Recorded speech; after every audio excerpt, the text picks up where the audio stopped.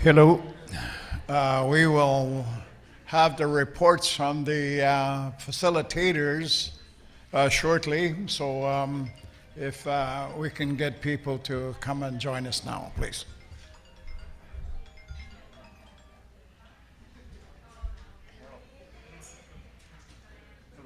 Yeah, they should, yeah, yeah.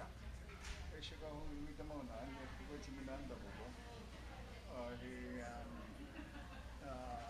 with the science group, with my unitary because it's.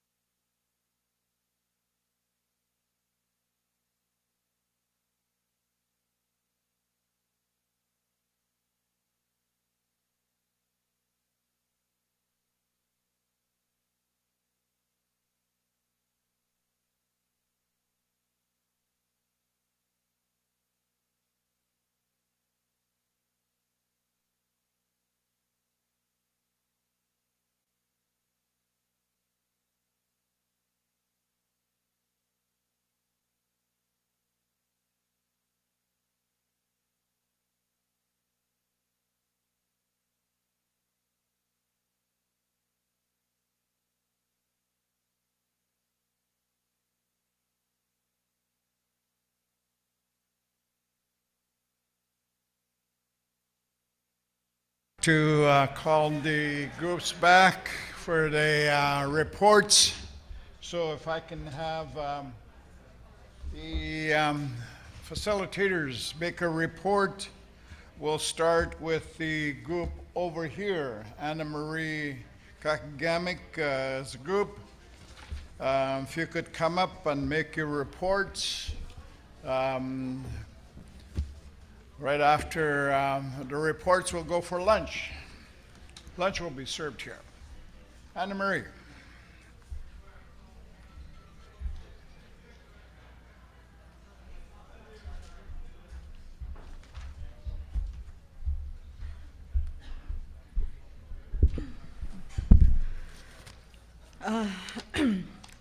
Wajar katanda kakno magayek. Ekwa gay non timangi ikanobataman nation gakotonan. Imagaki wanasikoyang ji kanobatameng. I can go into kitchen. What are the community priorities? Another one is one of the important key feedback that we got was take back caring for our own, and also have our own authority over the health care, and also quality of care from the start.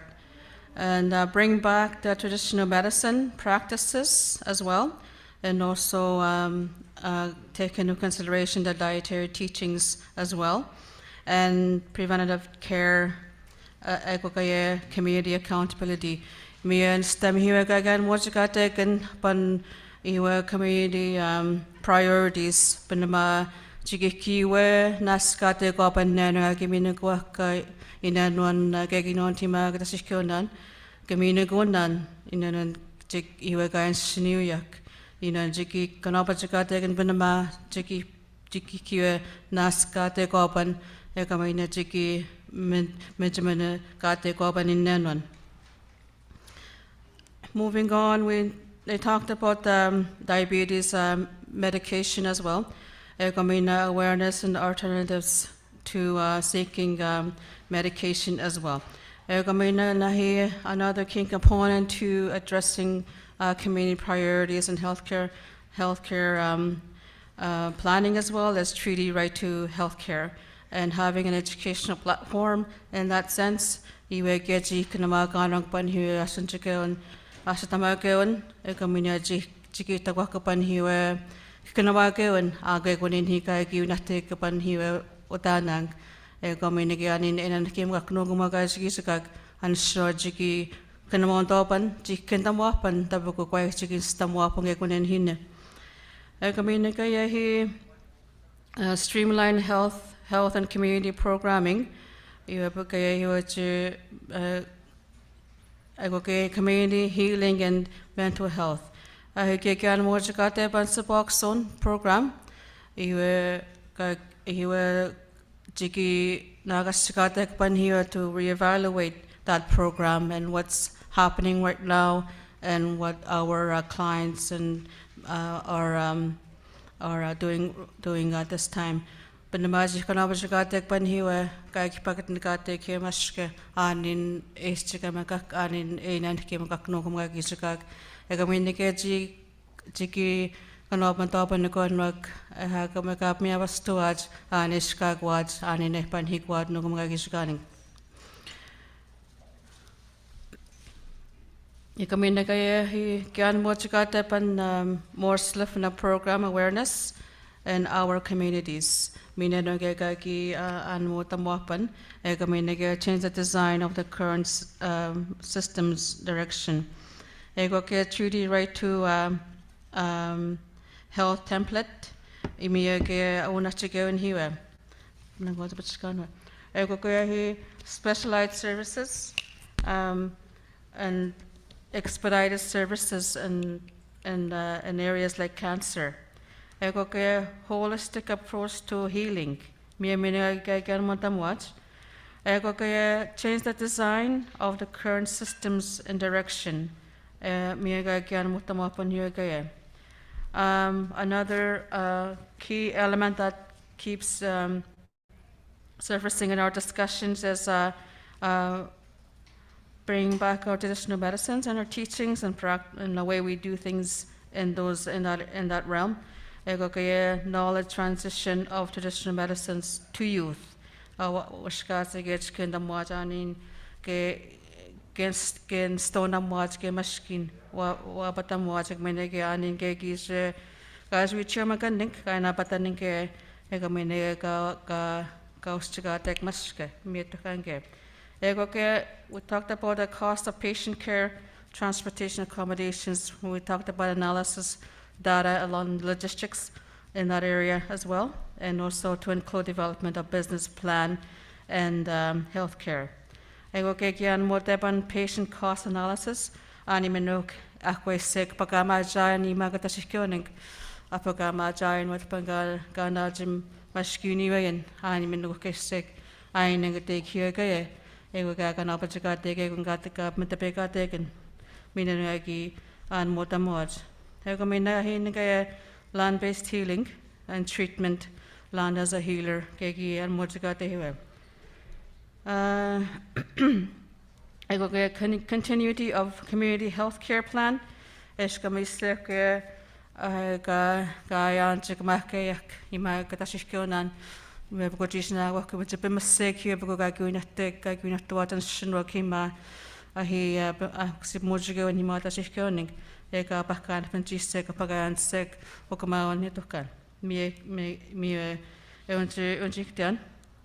Me have Memnuk Kakatian, mistake you pocket now, Katuna, Otayamuna. Okay, Opakusen. This concludes my presentation. You guys.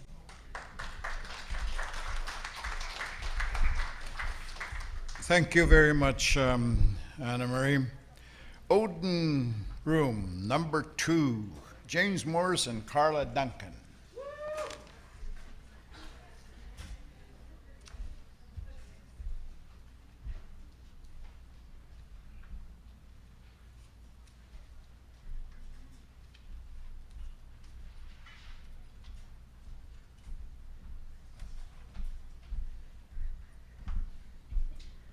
Hi, good morning.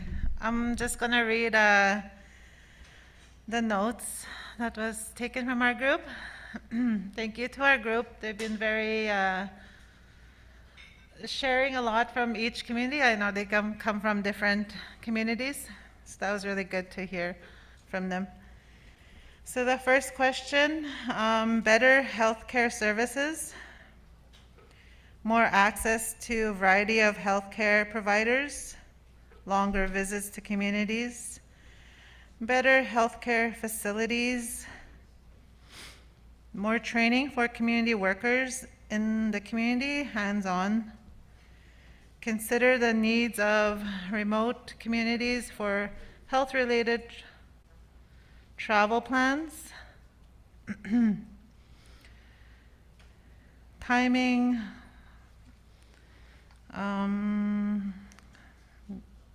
more funding, accommodations for healthcare providers, because there's hardly any rooms available for them, like to when they go visit communities. There's no rides, no accommodations, no space for them to do their services. Follow through on program objectives. Awareness of services available. So that's like we do have funding for a lot of these health programs, but we're not aware of the work plans and budgets or proper training for these new workers. Training programs for youth. Flexible program funding. Mentorship. There's lots of community workers that are already doing the work. They're the ones running all these programs. They're the ones living in these communities. And then for them to teach new workers or youth. More support for community workers. And then there's food sovereignty, food security, access to traditional foods, access to affordable food, food processing, retraining the CHRs, because many of them are mostly doing medicine dispensing, because that's their job descriptions are supposed to be like public health, like prevention services, but they're busy with the other part of their jobs. I added this part, community liaisons, space. So like to hire a community worker, not a temporary position, a good paid position. So you'll entice your community champion to apply. And then that main worker can be all our contact, because we do need your services and resources in the community, like all these health positions that are out here. And space, so like if SLFNHA could have a space for all these workers to provide their services, and like maybe even have accommodations in there. Advocacy for housing offices, because we have like Choose Life programs that like prevention is always overlooked. And like even our Choose Life program, they're just pushed to the hallways, and their stuff is always getting moved around. They don't even have space for their workers or to even do programming. Support for prevention services, for example, Choose Life. Support for community funding proposals, because we're always so busy with the crisis part or just everyday tasks of these positions, or not trained to do proposals. And so like if SLFNHA could support our communities to write up proposals for facilities for these communities.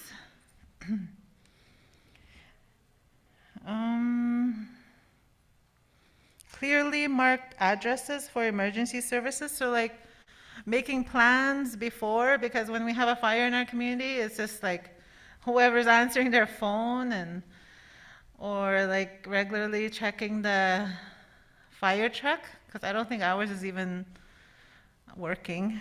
So stuff like that, like even like when somebody has a heart attack, like it's just a medical driver, and then it's like relief workers, and so like lots of people don't know where to call. We don't have those in place. Addiction support services.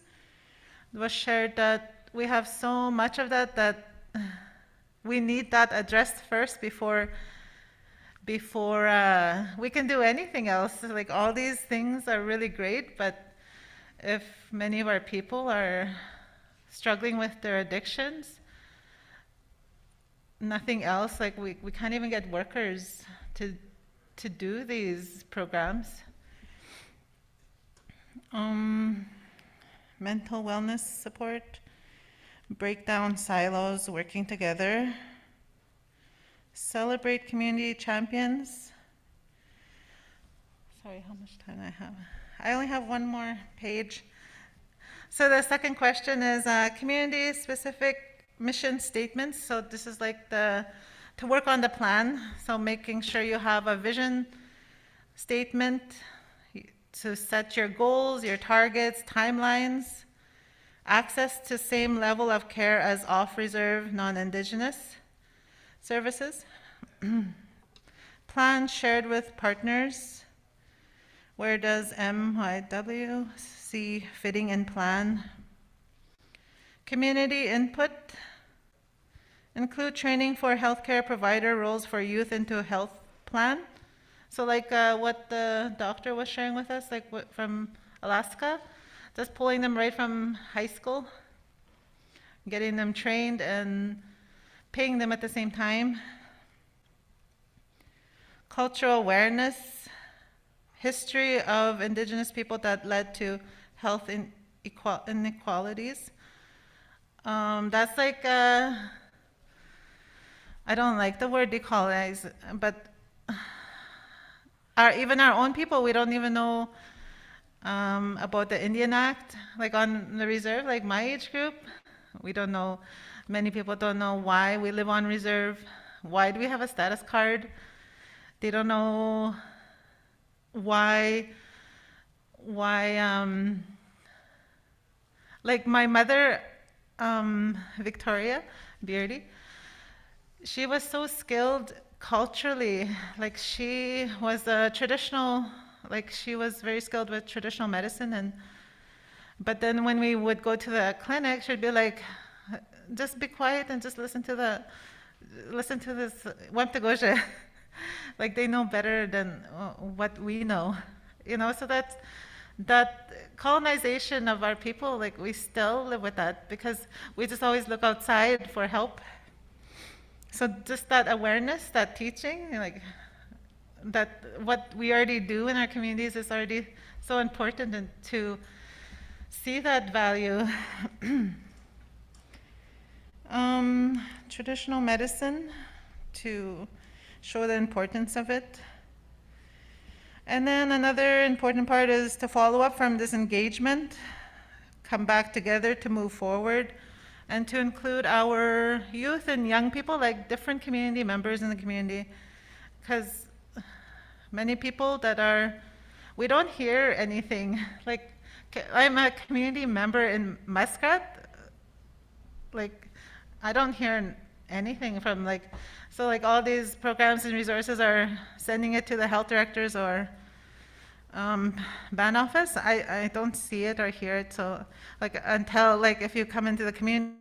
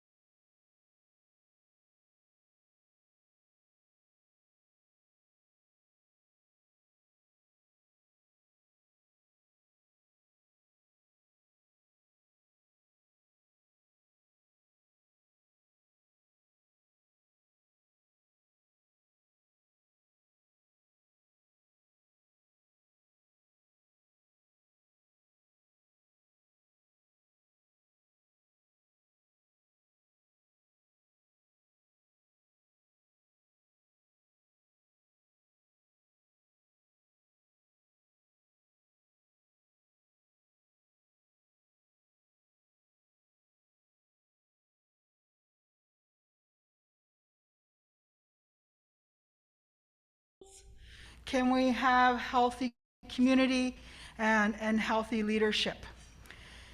So that was a big priority. Another priority was infrastructure. Generally, everything, housing, water, power, all these things need to be built up from the community. And then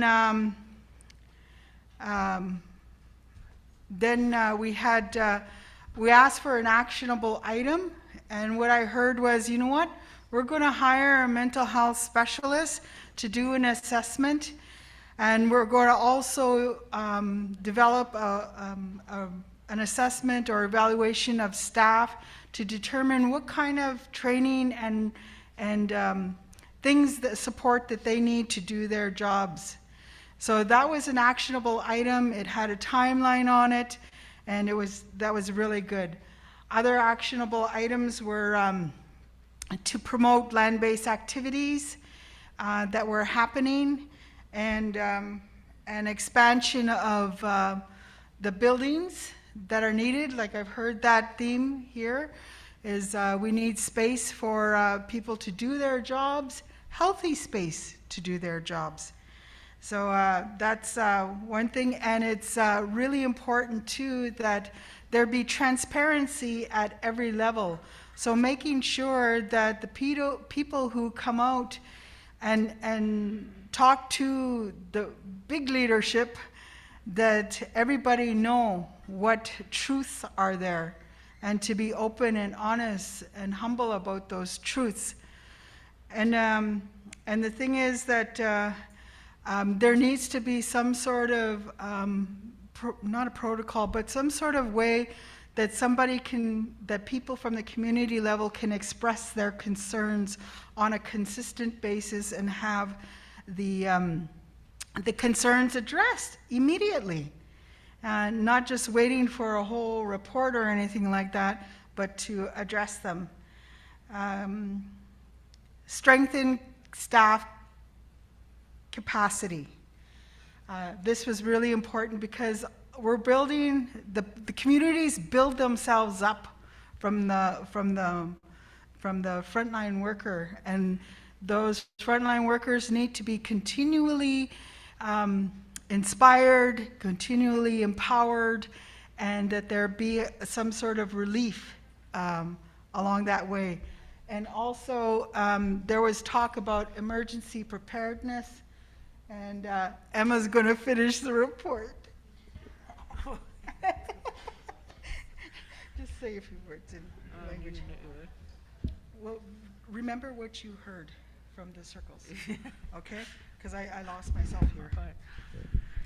Pojoaje rapangiwani ke sega ikitam.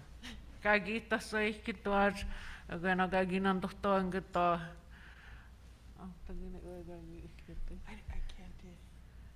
Iwe ina go bejig mawach kabe iga katashin tikatek iwe I addictions awya gayawach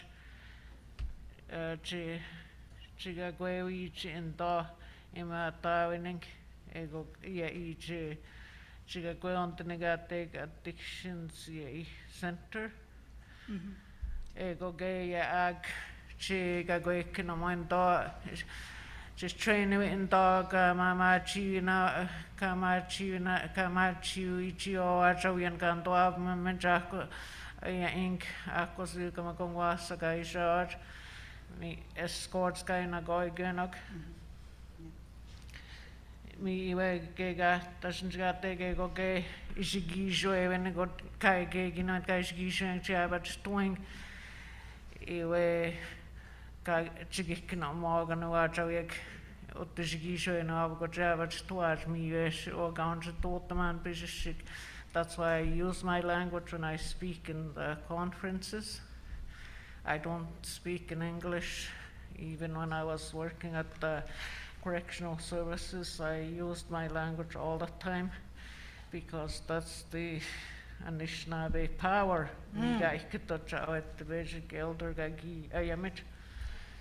And This is the actions. Egotash oe mina ki tashinjigate iwe ke gon mina chigwayan jiwa chiganog imata winen kiwet non kaya chigagoyan jiwa ega mina chigoshko winen da iwe gagi isik we covid gagi mia magak ke batso magayag skoatta gagi on chigibishi gagi on chigibako bo tinani wang chigagoy kwan china nang shigami no chigoshko inagan watch manishna bega watch English slated communities me iwe gagi watch Iguana gagi fisendo ngito ego ge kondoa koyang jento gikna umainto ganog uskatisag ag young parents kondoa koyang wet the jento gikna umainto an engage pam itizoj keshgana op mitizoj ma matsunang ego tashke chi egate bue kayag asam gagasing mashkikiu gamagun nawajtash chimishagin inuenanan to get the nakamigazoj ag mental health workers okay ag drug addiction workers get the nakamigazoj kawin kewino Kaunota, you know, even offices, Gamishanik, me, you guy Kitwatch. And, do we know what this is? Me, shame and the gok, or should be got there on and go get the strike Kitwatch. The Kima on Toby got there on a Washin Gomio non Pangi Gagi, Wintamang Gagi Kitwatch. Mama jish egionje kitang amigach.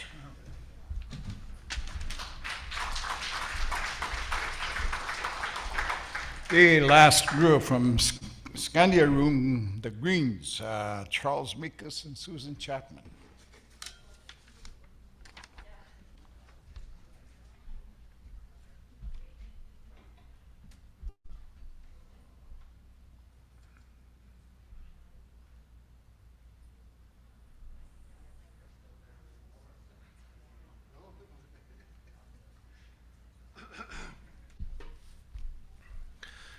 Hello, good afternoon. I think everybody's getting hungry, so I'm going to make this brief. Just so the participants of our group, so they got a name this morning. They just said, we're going to call ourselves the Green Party. And very quickly, that all of the information that we took this morning will be brought forward, but I'm just going to summarize. Okay. So the two questions. The first one was community priorities, and the gentlemen and the ladies that were in my group were very smart and very receptive to the community's needs, and they said it's very similar to yesterday's questions, right? I mean, yesterday's elicited responses. And the main one was governance, right? The health authority, health board in the community is similar to an education board, that they receive complete and utter support from Chief and Council on how to lead the health board and to have training on how to be board members, and share best practices with other First Nation health authorities.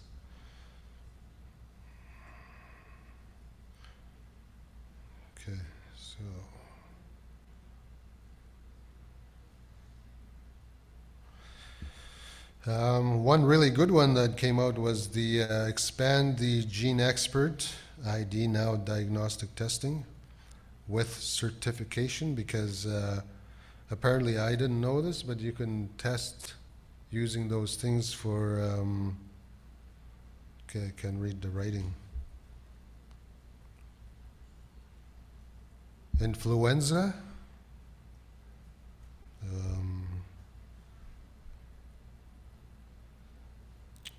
And other communicable diseases. Okay, so again, this dialysis thing came to the forefront, so peritoneal and hemodialysis services, including social work and case management. And we talked a lot about aftercare, right? A lot of these patients, there's all this reaction. We're reacting to the crisis management, and we should not be in that place within the community, right? And aftercare is very important. And this also came up with the Suboxone program for those who want to get off, right? They should receive a lot of aftercare support, right? You know, sometimes the reactive process is that there's a lot of support to get people, you know, off whatever opiates they're on. The same amount of time should be given an effort to give aftercare support.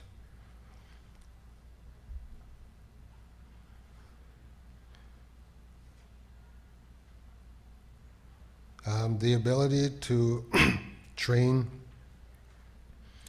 healthcare professionals and mentor them from the beginning of a health career, right? You could train a PSW and mentor them to become RNs or eventually a physician.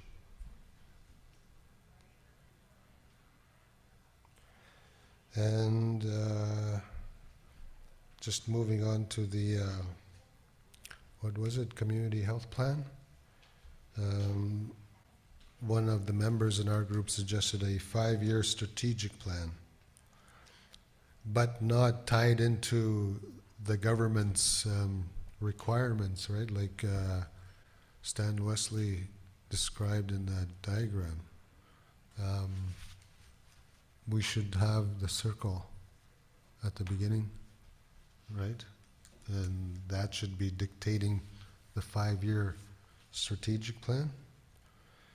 Data collection, stats, OCAP, the data belongs to the First Nation. Treatment facilities, family support. First responders, trained, certified, funded, right? And the main one was how how the government funds these contribution agreements, to have flexible funding agreements, right? When they get these contribution agreements, it's all fixed. Anyways, I had a really good group who were very knowledgeable about that. Enhance debriefing at the community level, right? When first responders, nurses, and community health support staff are the ones who are in the community holding the bag at the end. All these professionals come into the community and then leave.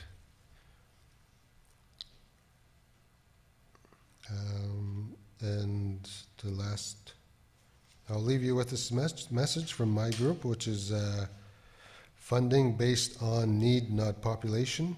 need to put these things into action. Miigwech.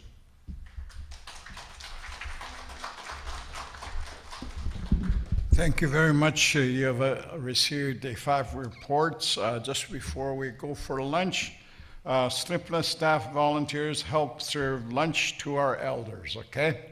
If we can do that. And also, all presentations will be available on SLFNHA website, www.slfna.com. As you are aware, someone has tested positive within our area here, and the person is in isolation. We should not panic about it, but the team has supplied the masks for everyone to wear as a precaution.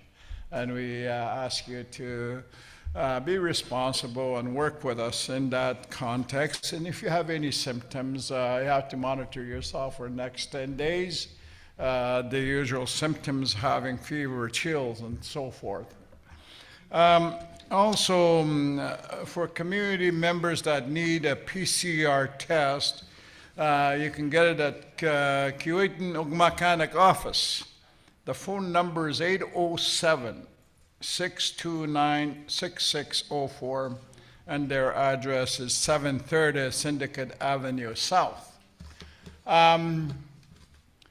During lunch, we have a special performance to be done, and he's going to set it up. And when he's finished setting it up, I'll introduce him. I have some information here. So, grab yourself some lunch, sit down, and while he is getting ready, and then I'll introduce him for the group. With that, let us break for lunch also.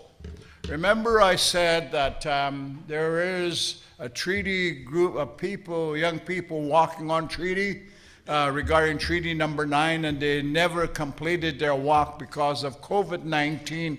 They now are wanting to complete their walk, and they're asking for support. So we'll just put this basket over here someplace and on a chair, and please make your contributions, donations to that effort. We'd really appreciate that. With that,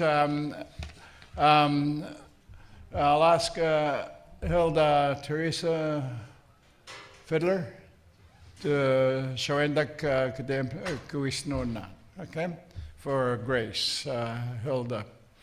Teresa Fiddler. When I get tired doing this, I start calling people names. And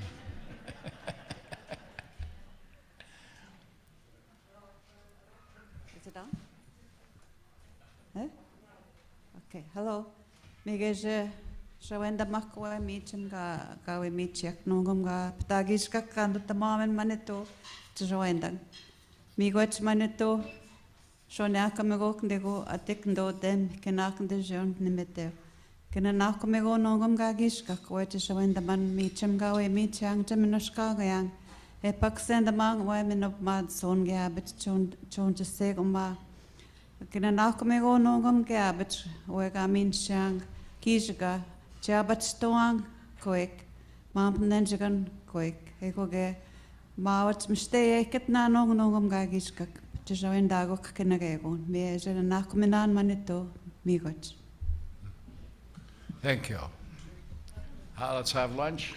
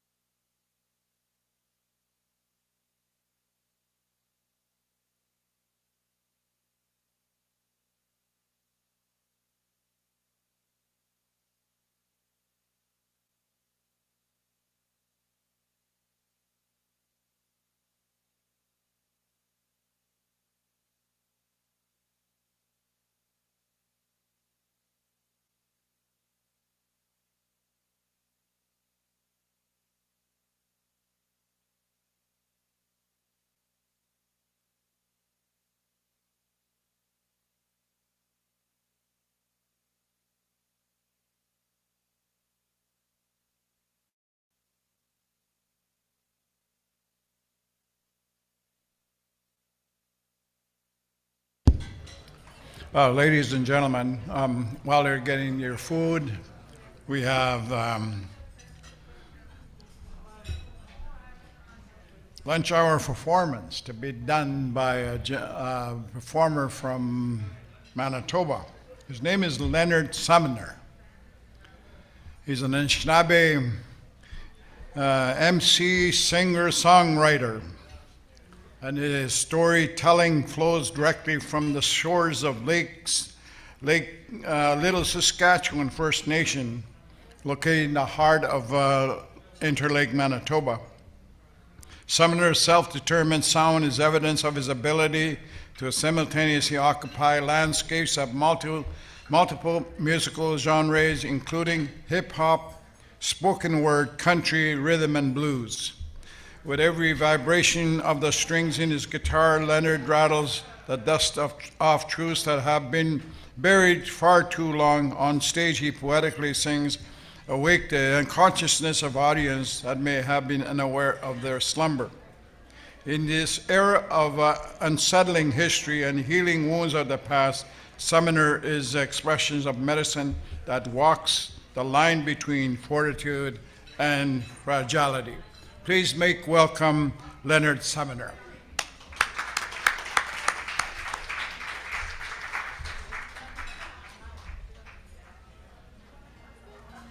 Check.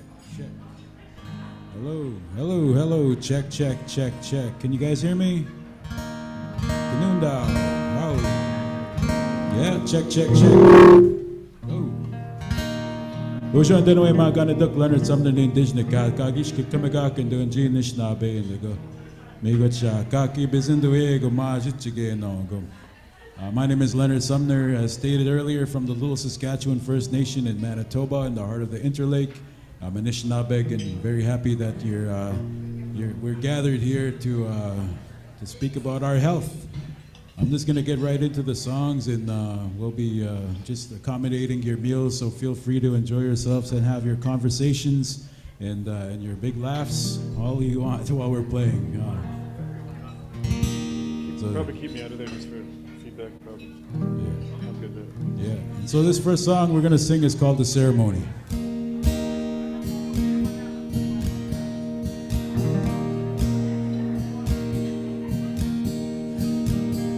Prayers up and tobacco down. Gave thanks for the ones that have come before.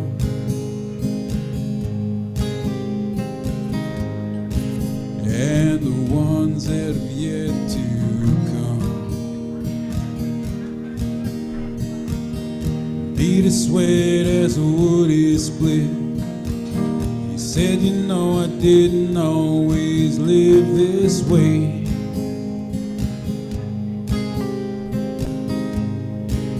Glad he found me when he did.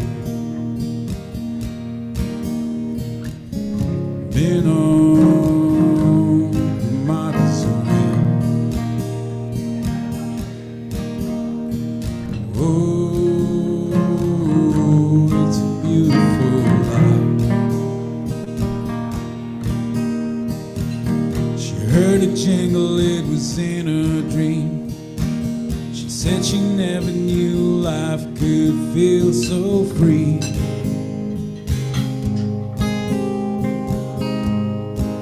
As it did when she felt that drum. And she heard that dress was healing, saved hers from a pawn shop in Saskatoon.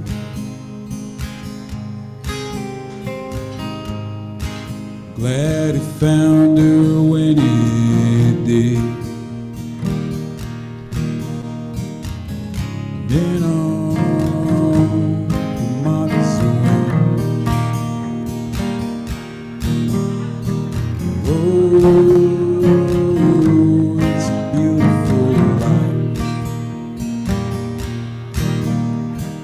Oh, it's a beautiful life.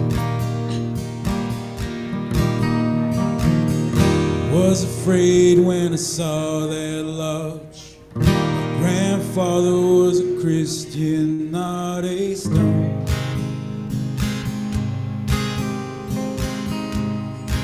That's how I felt till I heard those songs. He was there, felt it in my heart. Every prayer just needs a place to start.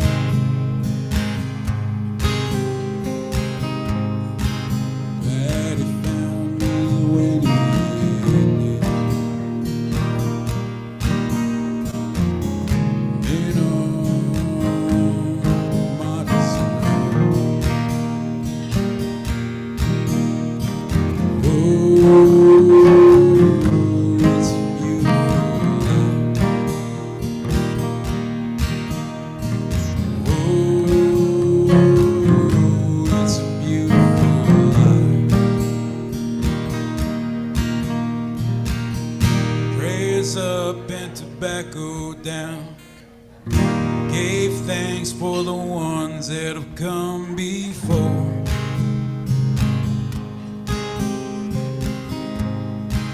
And the ones that have yet to come.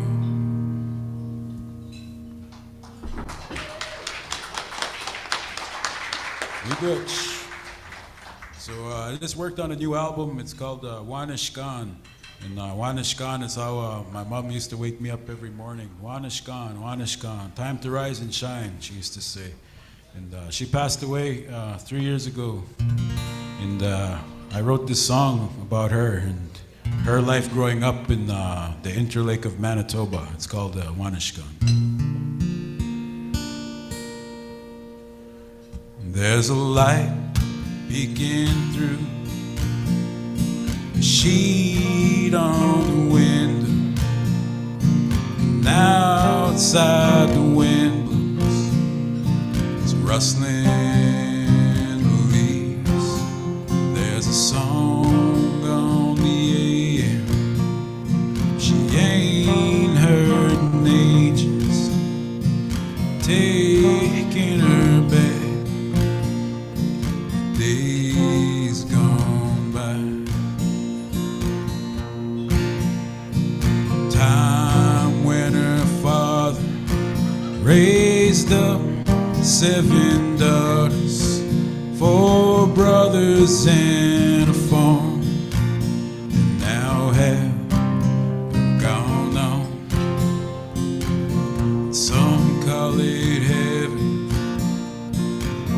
some call it home.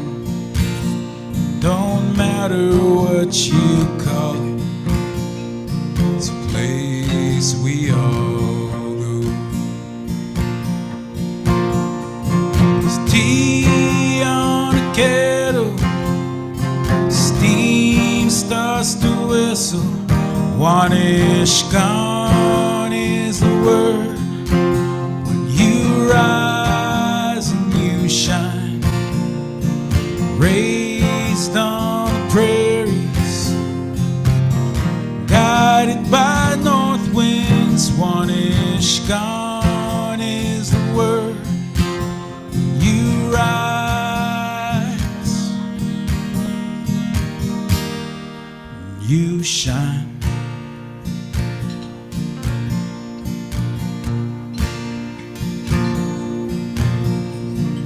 Praise we said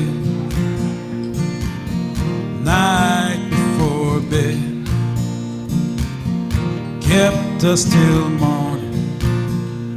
We open our eyes, there were songs on the air she ain't heard in ages, taking her back. Days gone by. There's tea on a kettle, steam starts to whistle. Wanishkan is the word when you rise and you shine, raised on the prairie, guided by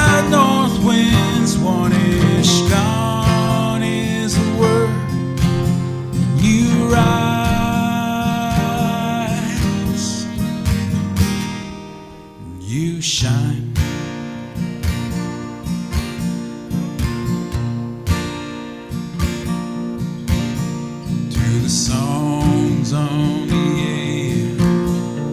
She ain't heard in ages, taking her back. Days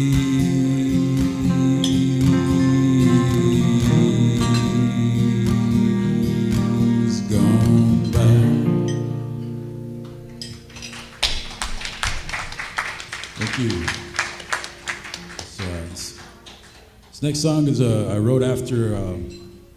It's a song about life and love, not like love traditional love song about you miss somebody. It's about getting hurt and forgiving and apologizing and owning up to your actions. And it's called Desert Rose.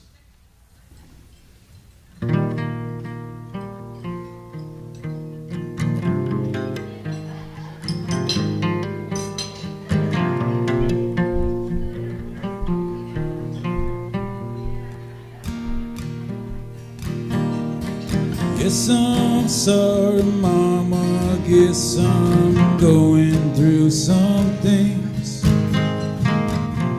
Let them get the best of me sometimes. Tried to put some time and space between this rock and old hard place. Pack my bags, traveled through the night. There are too many things I own. Where I sing is where I'm home. I still need to find where I belong. The road did hold some answers, but it never held the key. Lights don't always shine where you can see. The sunset was beautiful. The stars were bright, moon was full. It sounded like a song that said to me, sorry if I ever done you wrong.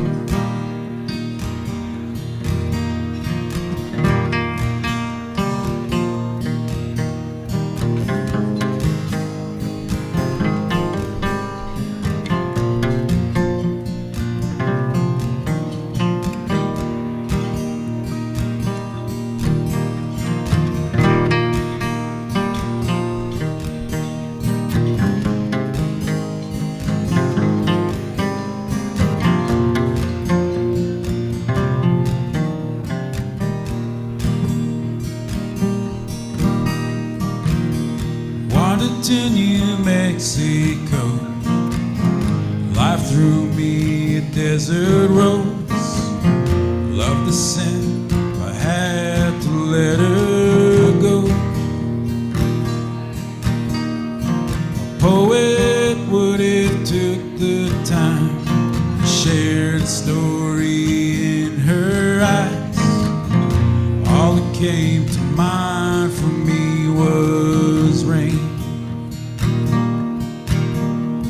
Sweetgrass on the rear view left my prayers on the land. I still miss the warmness of her hands. The sunset was beautiful. The stars are bright, moon was full. It sounded like a song that said to me, sorry if I ever done you wrong. Sorry if I ever, sorry if I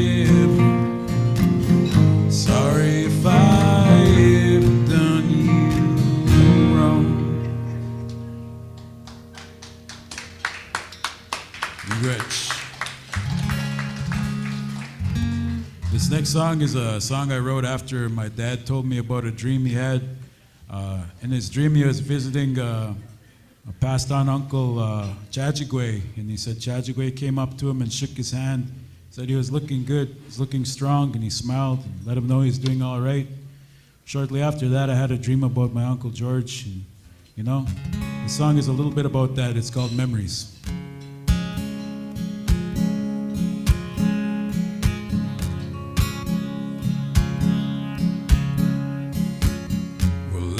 Funny how 10 years go by. You turn around and you blink your eyes, it's gone. And all that's left is a memory. Well, I remember when I was young, and how I wish time would speed up and now. All that's left is a memory. Dusty roads and a painted sky.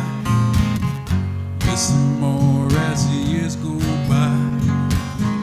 All the beauty of a simple life is gone. And all you get are the memories.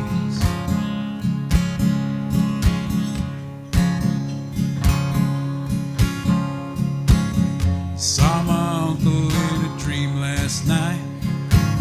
He shook my hand, he was looking fine, shared a smile. It's nice of him to stop by on me. Well, ain't it funny how we make these plans, knowing damn well it ain't in our hands, oh no. All we get are the memories. Store them all, some are locked away. Spend our lives looking for the key. Well, ain't it funny how the song can bring them back and flood your mind with memories.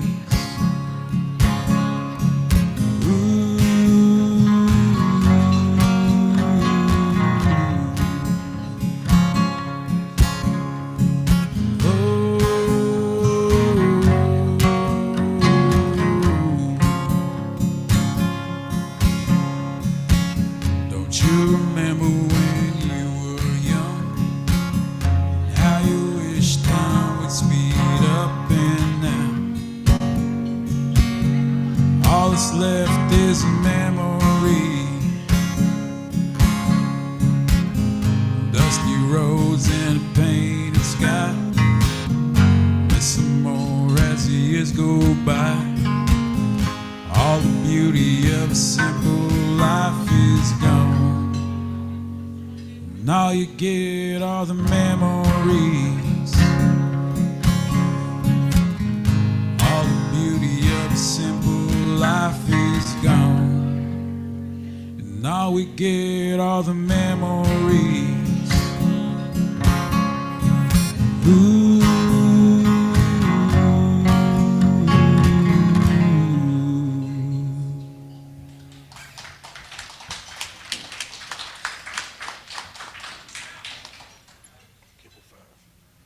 Thank you so much, Chimi Gwech.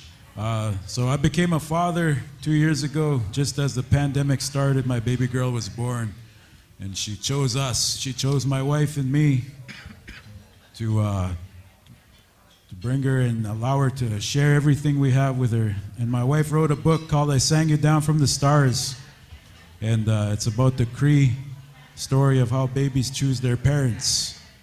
And this is a song about that.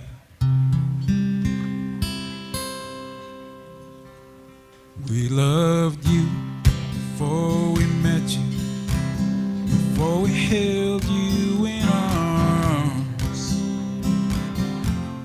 sang you down from the stars. No folks tell us that some babies make a choice. Who sings them down from the stars? Search the sky for your eyes, saw a shooting star that led us to a fluffy eagle plume. Summer turned to fall, gather what we sowed. You chose us as your first home. We loved you before we met you, before we held you in our arms. We sang you down from the stars. No folks tell us that babies make a choice. Who sings them down from the stars?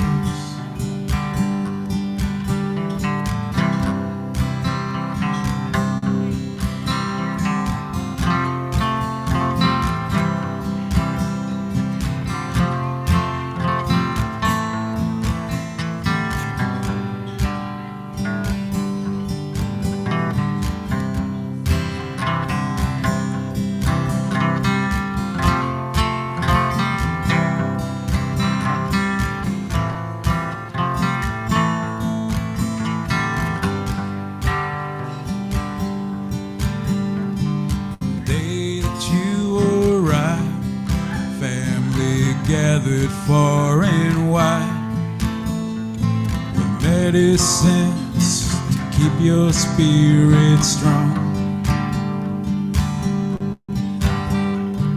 Among them was a stone from the land where we belong. We held you close, whispered in your ear. We loved you before we met you, before we held you in our arms. We sang you down from the stars. Old folks tell us that some babies make a choice. Who sings them down from the stars? We loved you before we met you, before we held you in our arms. We sang you down from the stars.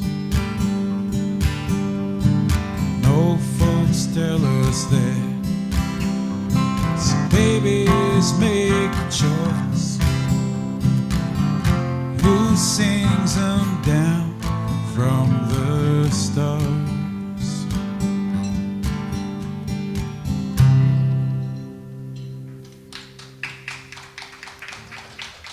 Miigwech.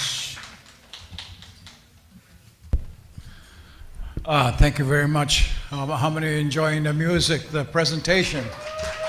Let's give them, they're going to do some more. And I just want to ask the people, as you're finishing your lunch and eating, I know the clattering of the dishes, but hold down your voices a little bit, okay? Anyway, we'll just continue. Appreciate the performance. So we got 2 more songs. All right, cool. Yeah, thank you so much. Yeah, I don't mind at all if you guys are laughing and chattering your dishes. I just came from a youth gathering and they were coming up and throwing garbage in front of us. So this is a lot better than that. That was your kids. Just kidding. We're gonna sing a couple more songs here. One's a traditional one and this one is not, but it's called The Best of Me.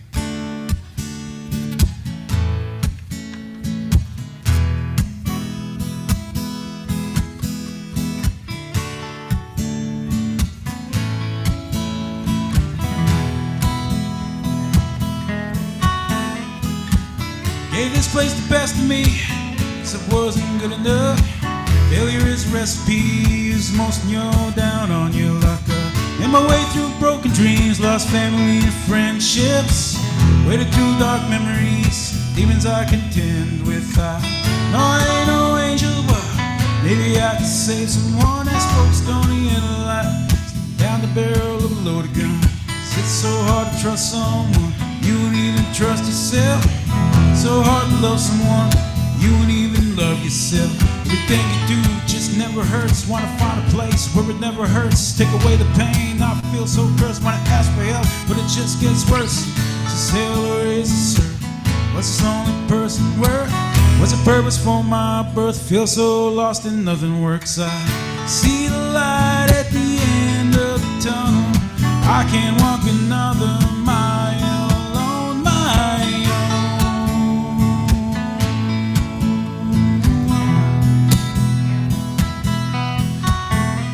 If you see the dark that I've seen in the struggle, you wouldn't walk another mile on your own.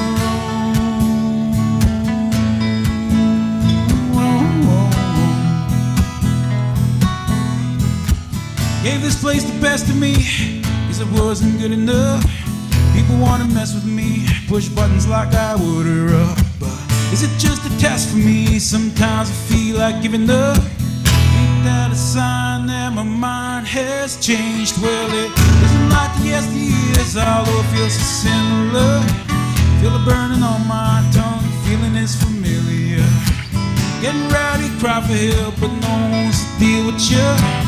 Ain't that a sign that the times have changed? I see the light at the end of the tunnel.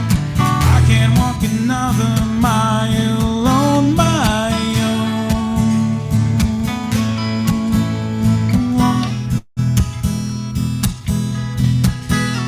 If you see the dark that I've seen in the struggle, you wouldn't walk another mile on your own.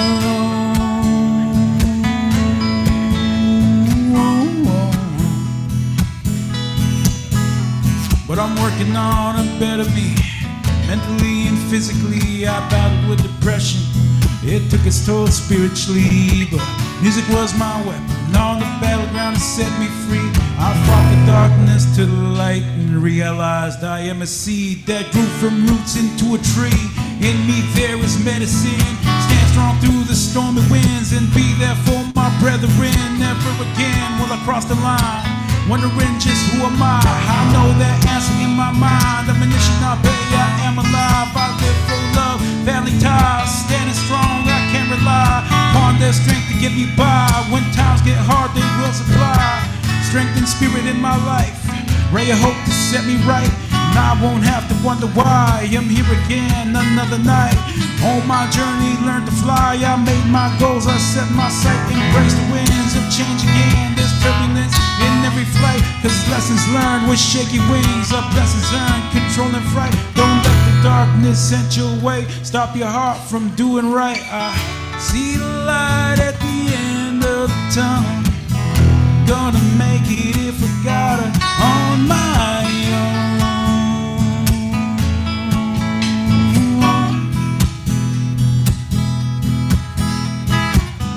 Seen the dark and I've been through the struggle.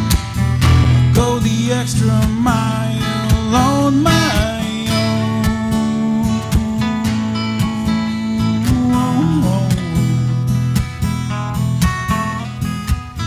See the light at the end of the tunnel. Gonna make it if I gotta on my own.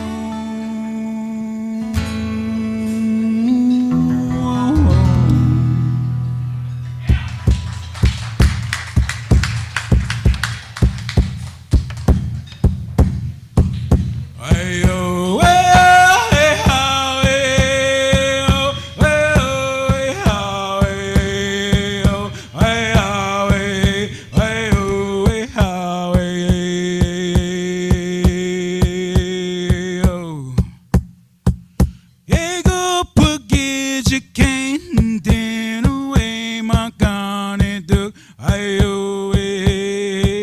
Ego, Ni jinishina begiduk ayo ayo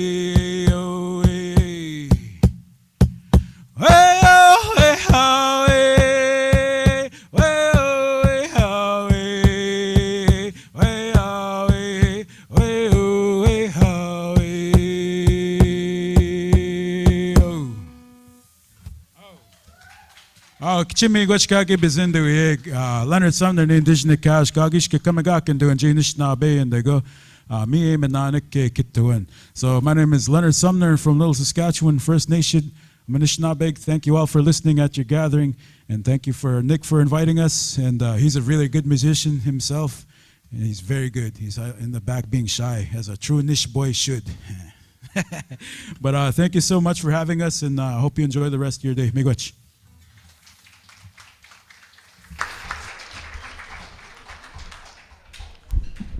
Thank you so much. We will be reconvening our action in about 15 minutes. So finish your meal and let's give another round of applause for our visitors this afternoon. That's really great. Thank you very much.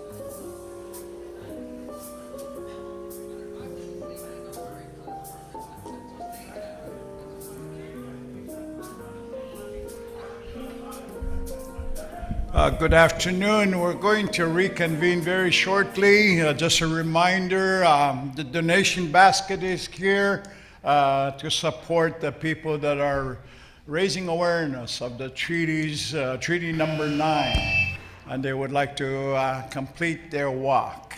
Thank you.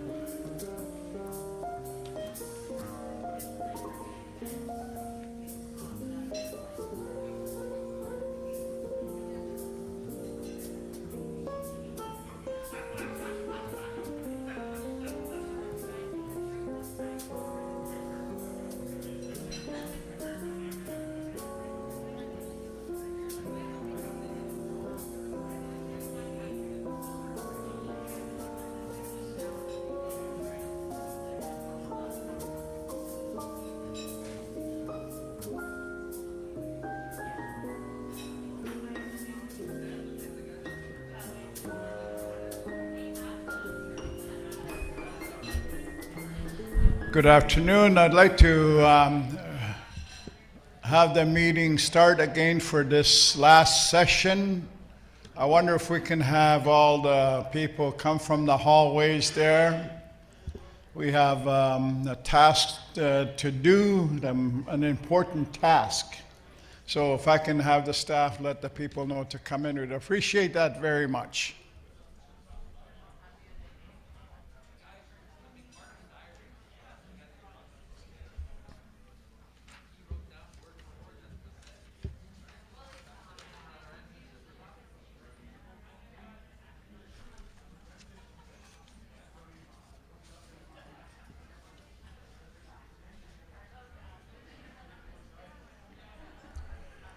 Just to let the people know, somebody lost a pair of glasses. So if somebody is bumping into you or you see someone bumping into the walls, let them know his glasses are here. And I have this strange furry looking thing here. Okay? If that's yours, it's over here.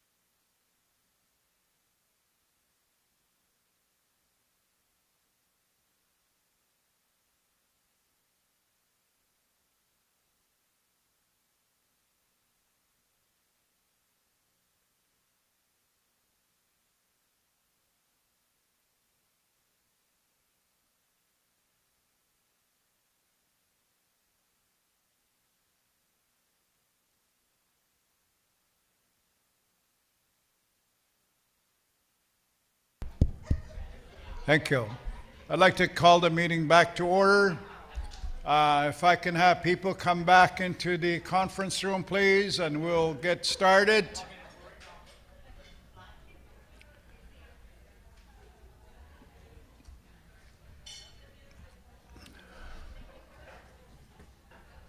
If I can get the people to return, we will reconvene and get a task underway.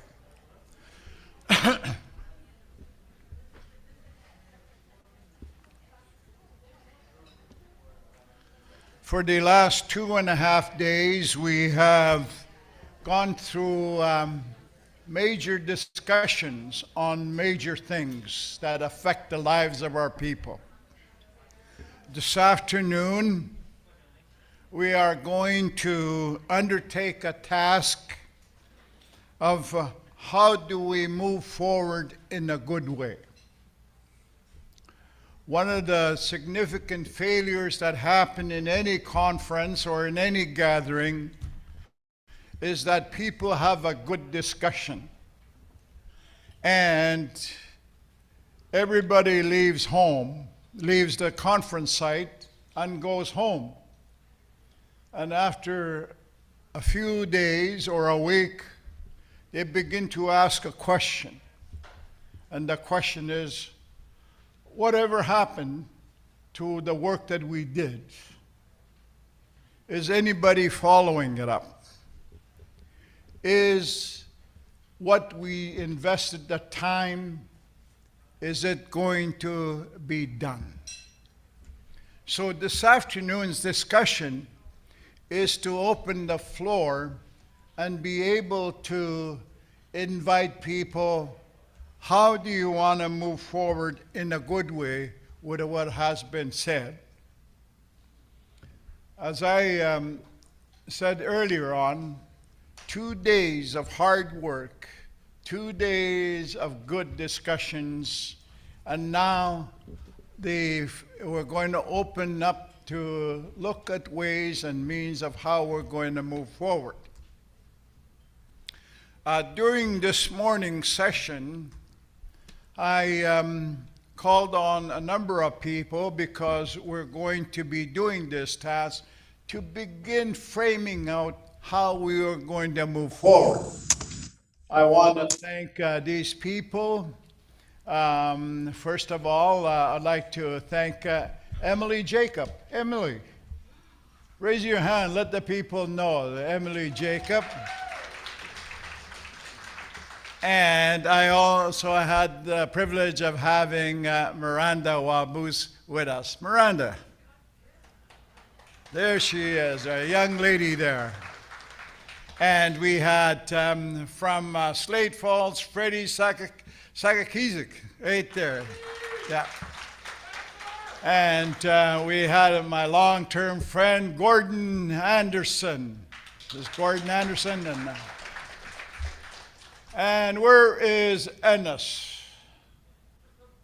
Ennis Fiddler, get him back in here. I told him if the people don't agree with it, that they should blame him for what's on the boom. And also we had Chief Cornelius Wabas from Webequie with us this afternoon. He mentioned that he has to be at the meeting this afternoon, but we were honored to have him with us as our group. And I want to say that each of these people took the time to share what was on their hearts of what was happening, and we're going to have that discussion this afternoon. And are we ready to put it up on?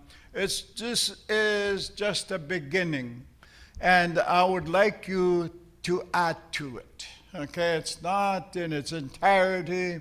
We want to open it up for the people to add to what there is. So I'm going to try and read it, what there is, says here. The next steps. We, the people, come together in unity to honor community voices, take control of our healthcare system by fundamentally changing and transforming the way things are done. We will move forward in developing a healthcare system that will work for our people based on our culture and values.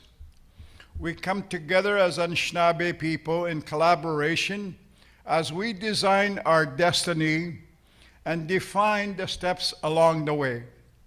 We will continue to assert our inherent and treaty rights to look after the health of our people.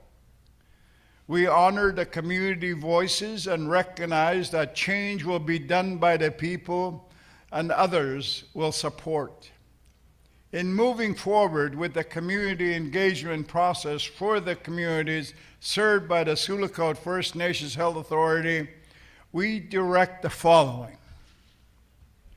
Coordinated engagement process with clear communication. Clear communication and coordination of various processes is essential to ensure the full understanding and participation of all community members. This process will be guided by elders to oversee the processes and pass on their knowledge. We direct all organizations involved in health transformation initiatives to coordinate and develop united community engagement process. Control of health and take back the health of our people. We must move now to take control of our health and health governance, including structural change of governance and management of the Sulakout Miniawan Health Center to reset the First Nations governance. We direct the tribal council chairs to take direct action to address this issue. We continue to assert our treaty and inherent rights over health to move forward in asserting control over our system and dismantle systems based on racism and colonialism. Ensure the Western health system is held accountable and that our members are empowered and supported through advocacy and navigation. Investing in our people. Change will be achieved by the community members and others will support. We all will work together to support careers in health, guide youth to achieve their full potential. Funding to support community workers to have full training and skill building is critical to achieving change and wellness. Holistic care, focus on prevention and healthy living through the holistic ways to ensure a full continuum of career based on Anishinaabe culture, values, and traditions. That is the beginning of a statement that arises from this gathering. We would like to invite people to make comments. We will change the statement as you contribute what you would like to see on the statement. Remember, we are moving forward to find in a good way. So we want to look at things in a positive way. We want to leave behind the negative aspects. The statement on this forward does not include the negative aspects of what has happened. You know, we want to look at it as we move as Anishinaabe in a good way, how our people are going to recontrol their health and take personal responsibility for such. And so this is something that we begin to look at. And I want to thank the people that met with the group this morning to begin framing out the statement. I would like to encourage people to take the time and add to it. If there's anything that you see, you said, this has got to be in there. You have the floor open that you can do so. And it's not about whether you're right or wrong. This is what's on your heart in terms of what you would like to see move in healthcare system, the things that we talked about in the last 2 days. So I'm going to have the floor open. The mics are on. Just take the mic or stand up or sit down there and just talk. And we are going to work on this process and see, and as we talk more here as a group together, we're going to see the development of the things that you say that we move forward on. So with that, I'm going to ask people to begin discussions on this. It does not matter. I want to be inclusive with everybody here. We are all together in this walk, whether you're a professional or non-professional, or whether you're indigenous, non-indigenous, feel free to be able to contribute to this moving forward discussion. So with that, I'll leave the floor open. During the I just want to encourage people, do so and don't be afraid to take the mic and speak. One of the things that I always know when I speak to a group of people and ask them for them, all of a sudden people go quiet as if they're eating, you know. So I want to encourage people, take the mic and we'll add to what's on your heart in terms of moving forward. Okay? Who is going to be first? Go ahead. Yes, take the mic there. The first table there. First table, yeah, there.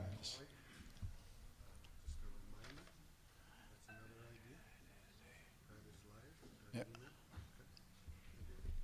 Yeah, go ahead. Over here. Yeah, just go ahead. It's on. Switch on top. Bonjour. There you go. Bonjour. I just have a question. I'm Francine Pellerin from Matawai. I'm the Health and Social Minomatsun Director at Matawai. My question is this going to be in a form of a resolution that you're going to be seeking? James and I talked about it. James, do you want to address that, or I can clarify it after? We had originally suggested that that we would get you delegates to pass a resolution, like we did that at the second suicide prevention conference. The delegates that were there passed the resolution on the issues that were discussed at the conference. So that's done before. I'm not really sure how well that worked. The second option that I discussed with Wally was for you guys to pass a resolution, like based on that, but state in there that we would take that to our chiefs to ratify it. So that's the second option. But it's up to you guys. Wally has a different option. The usual process is what James had explained and what Francine had said. You always pass resolutions, okay? And we have to adopt ways of our people. A long time ago, they never had resolutions. Go back to the clanship and how they made decisions. And whenever the people gathered together to make a decision, the clan's leader would have solicited comments and things from the people. And then he would call the people together, and he says, from what we have heard, we decide that we would do this. And once he had laid out what's going to be done, then the people would one by one stand up, demonstrating that they support. So because we're not structured to pass resolutions, once we have completed the document, how it's going to look like, then I will ask for a demonstration that the people here gathered by either standing up. If you don't agree with it, you just remain sitting where you are, okay? But this is a document that will be given to the leadership. This is what the people have said in this gathering because you people are the first of the 25,000 people that have begun framing out how should we move forward. Okay? So we'll do it that way. James? I guess in some chiefs meetings, they once started a process. This happened at chiefs meetings everywhere, because they were talking about the same process that our people used in their culture, where they didn't vote when a group of people or communities made a decision. They didn't vote on it. They didn't pass resolution. They did by what is known as consensus, that everybody agrees with what. But you have to develop what that decision is. It has to be clear on what everybody is agreeing on. And then everybody, as Wally said, everybody just indicates their approval that when they proceeded it. I've actually seen that at work in my home community when I was a kid. The chief called people together, and there was an issue that needed to be dealt with, and the head people sat at the front. They discussed the issue. Everybody had a chance to speak. And then at the end, the chief gave a general approval of what everybody was agreeing to. And everybody said, yes, that's what we'll do. That's consensus. And I think that would be a good way of doing it. As we say, if we want to make changes, there's two ways that we can make changes. We already have a system called voting. We can develop another system. I don't know what it is yet. Or we can use the system that we had before, because that worked for a long time. Good. Thank you very much, James. Okay, let's go into discussion. We're going to add or change what you have over here. And don't be afraid to say, well, I don't like this. You're entitled to say that, Okay, who is going to, yes, go ahead. Take that mic there.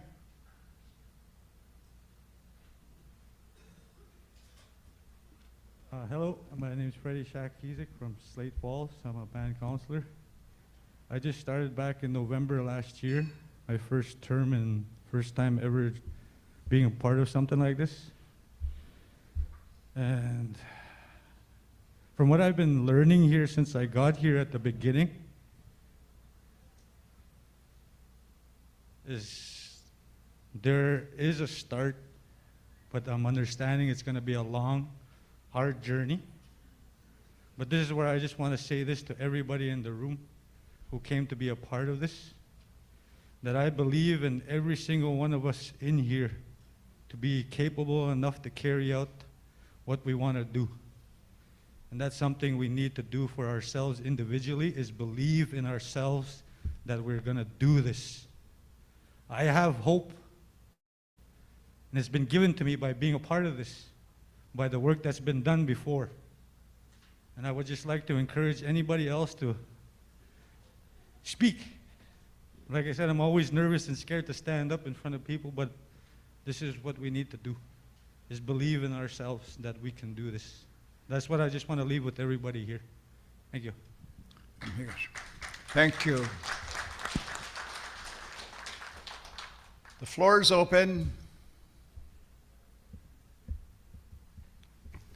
Am I on?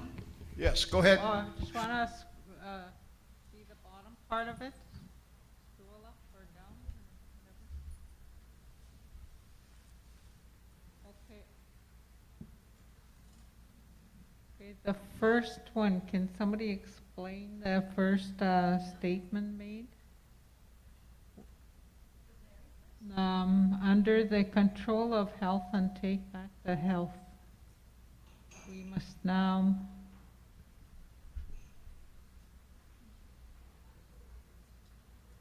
change of governance, it says, and I guess I just want to be clear and make sure that I understand, because it says there, we direct tribal councils chairs to take direct action.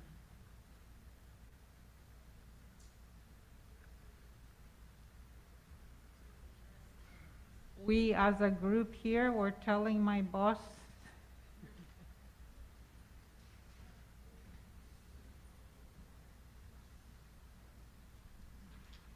What would you prefer?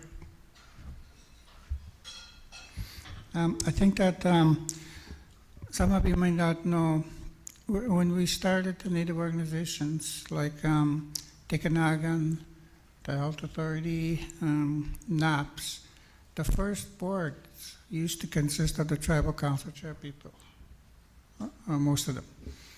And I think we did that to ensure that you had a lot of authority in setting up those boards. But then in time, once things got rolling, the tribal council chairman would step aside and then get community people to take the board. I think it's logical to assume or to think that if an organization is running into problems, you cannot, there's certain ways that we can do it. Like at the Health Authority, we use organizational assessments. When we have a problem, we do an organizational assessment, which details what the problems are, and we are given recommendations on how to fix those. But if it's a very political situation, as in the case of Minneapolis, I think one option is to ask the tribal councils to go back in and stabilize the situation with their authority. That's just one suggestion. There could be any others. So that's why I think that's why that's in there. Because the Health Authority, we work for you guys, okay? The board members on the board work for you, community people. You have the authority to tell them what you want them to do. Because Thank you, James. Further comments or questions? Yes, go ahead. Go ahead. Hi. There you Neen, Benama.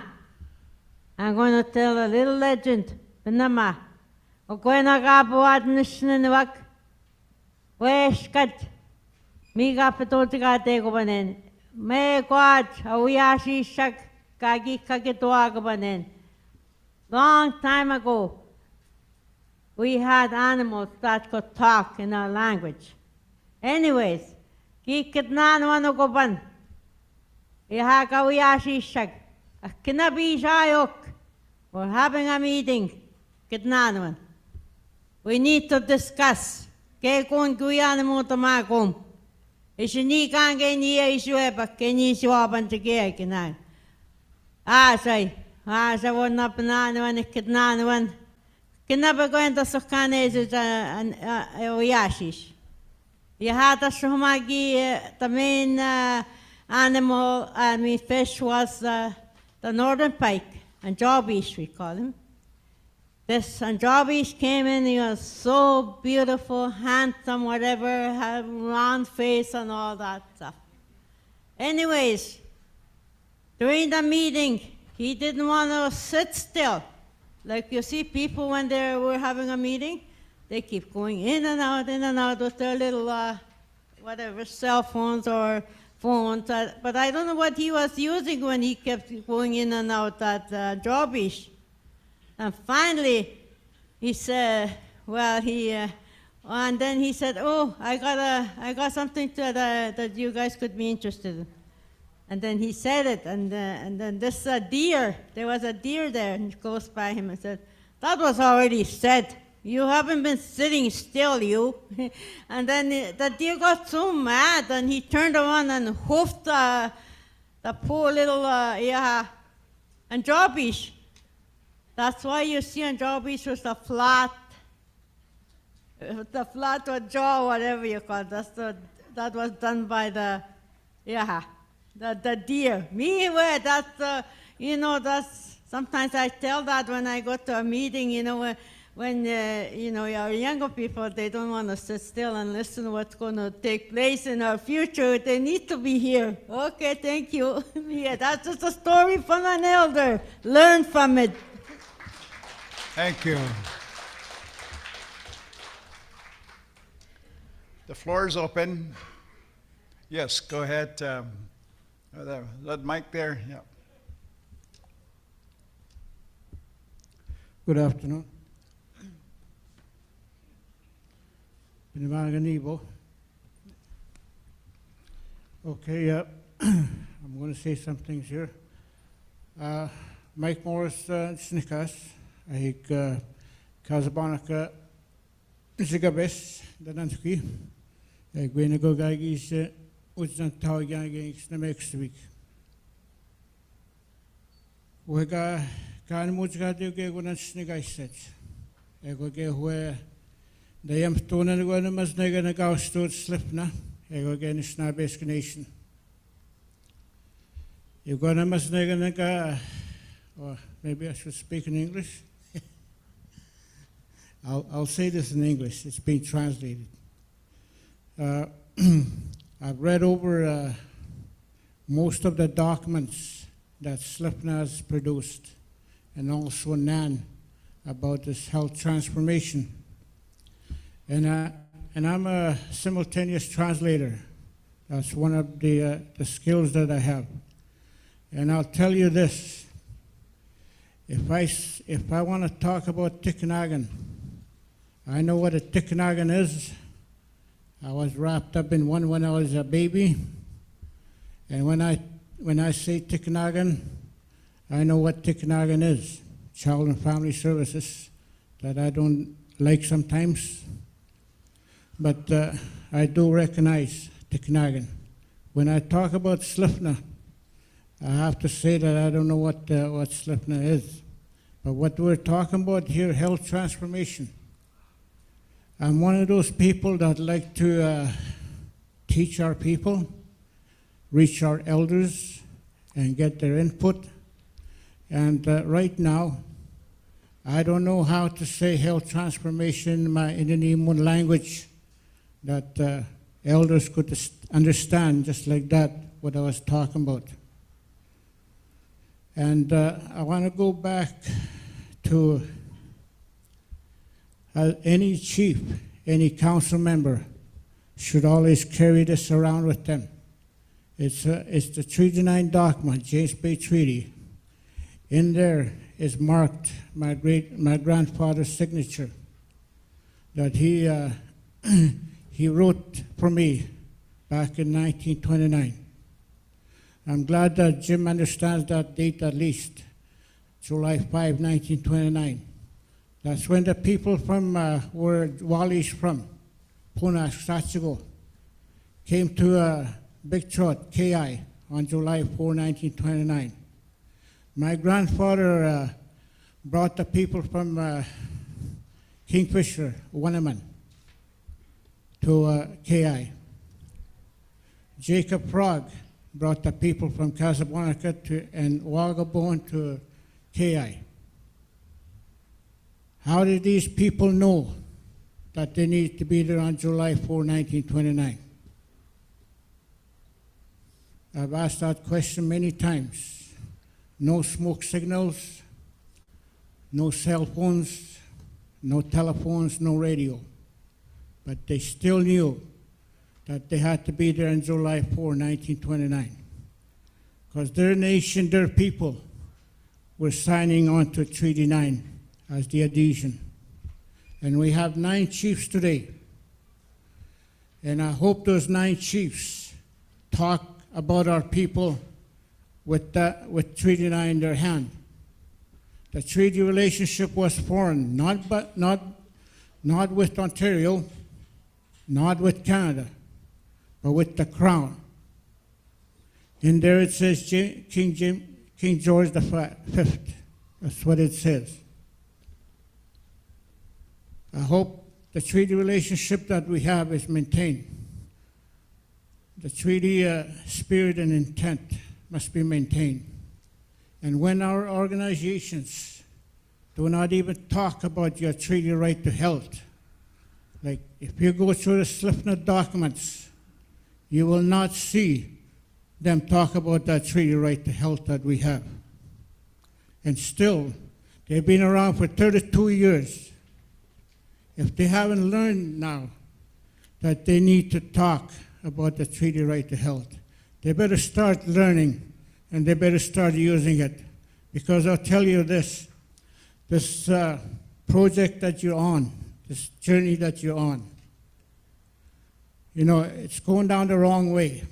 You're being led down the wrong way. I asked about this Dr. Douglas, that they want to be given this power from the government of Ontario. That's not what Treaty 9 says. That's not what the treaty relationship is all about. We don't have a treaty relationship with Ontario, and yet, if you read through the documents, there is mention of a nation-to-nation relationship that is talked about. And you put Ontario in there, you're really looking for trouble. And I wish, if you want to go down a good way, if you want to go down this road a good way, I would suggest to you, all of you that are here, you know, go back to your people, go back to your communities, teach them and teach yourself what it means to have your treaty right to health. Not just for today. My grandfather looked 7 generations down. I'm the 2nd generation. And I see my great-grandchildren, they are the 5th generation. And from that 5th generation will come my 7th generation. I want that 7th generation to get the same level of service that I get when I go to the hospital, when I go to the clinic. And the job that we have is to make that service better, that health service better. You know, and if you read through the documents, you will see that there is one line in there. That SLFNHA's job is supposed to put a hospital in 1 or 2 of our communities. Where is that work after 32 years? Are we getting that close to getting a hospital in Casablanca? I'm just kidding. But, you know, there are things that have been forgotten by SLFNHA. And I don't know, and I don't understand this move to Thunder Bay. I was there in 1990 when talk was happening about SLFNHA. And one of the things I do remember is we want SLFNHA to go to our communities. We didn't say that we want SLFNHA to go further away from our people. We wanted them to go to our communities and strengthen the capacities that we have. If you look at our communities now, we don't have that capacity. We might have the programs, we might have the staff, we might have the dollars, but by God, we don't know what all those services are supposed to do to benefit our people. And that was SLFNHA's job. That was the job that we gave them 32 years ago. I have the health portfolio in our community right now. And I'm told by the assistant health director that we have 46 staff. And I don't know what those 46 staff are doing. But by God, I'm going to make sure that they know what they're doing by the end of 2 years. That their job is to help our people in the community. And the thing that's going to take place is this community prevention.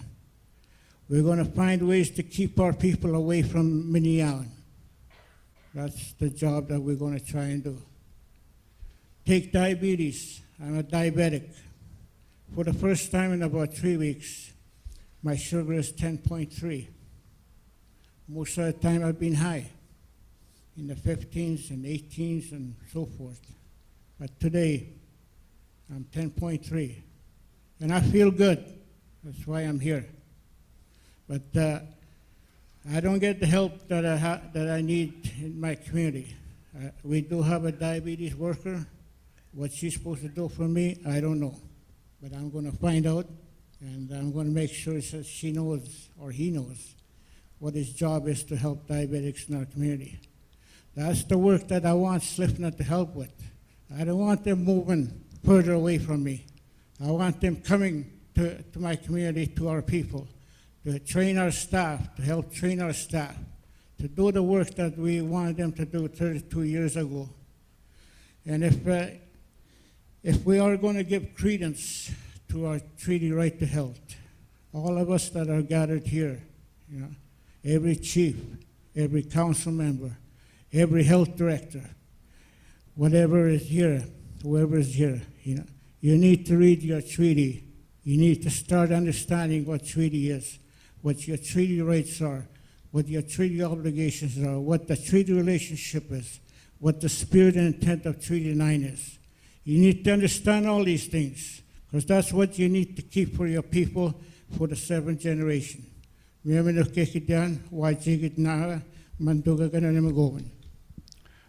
you very much, Mike. So from your presentation, we have to address Sulakot First Nations Health Authority, okay? What is it? So they may require a name change, so that's one of the things we need to add to there, okay? The other aspect of it, you know, we have on the statement, we will continue to assert our inherent and treaty rights to look after the health of our people. So that's the thing that has been said on a number of occasions in different groups, that treaty rights are not to be left out of the equation of health delivery. It is a treaty right. So the other thing is from your presentation is that SLFNHA, you know, sort of invest into community capacity for us to be able to handle and manage our health services, okay? Any other discussion? Any other comments on it? Feel free. It's not going to be a debate on anything, you know, okay? I'll just pick up, yeah, go ahead. The mic over there.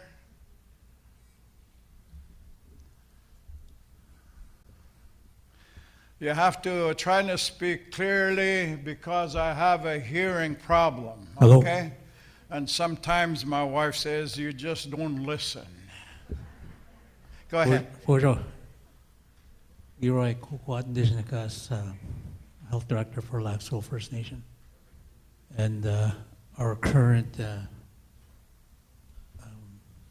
we're currently with the Grand Council's Treaty 3. I was just wondering,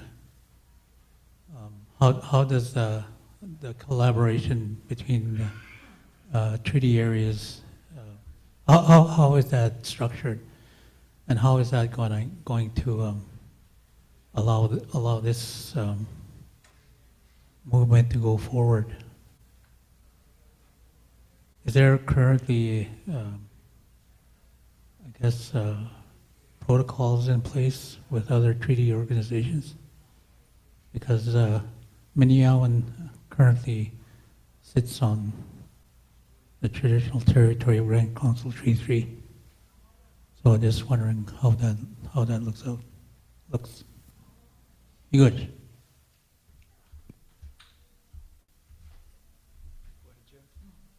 Thank you. So what we're dealing here is lines that were drawn by governments. There was an area called the Sulakot Zone that was an administrative unit that Health Canada used, and their office was in Sulakot. Now the zone also included Wabagoon, Eagle Lake, Wabuskang, and Lac Seul. So, and the same thing applied later on with another two group of communities. One was the,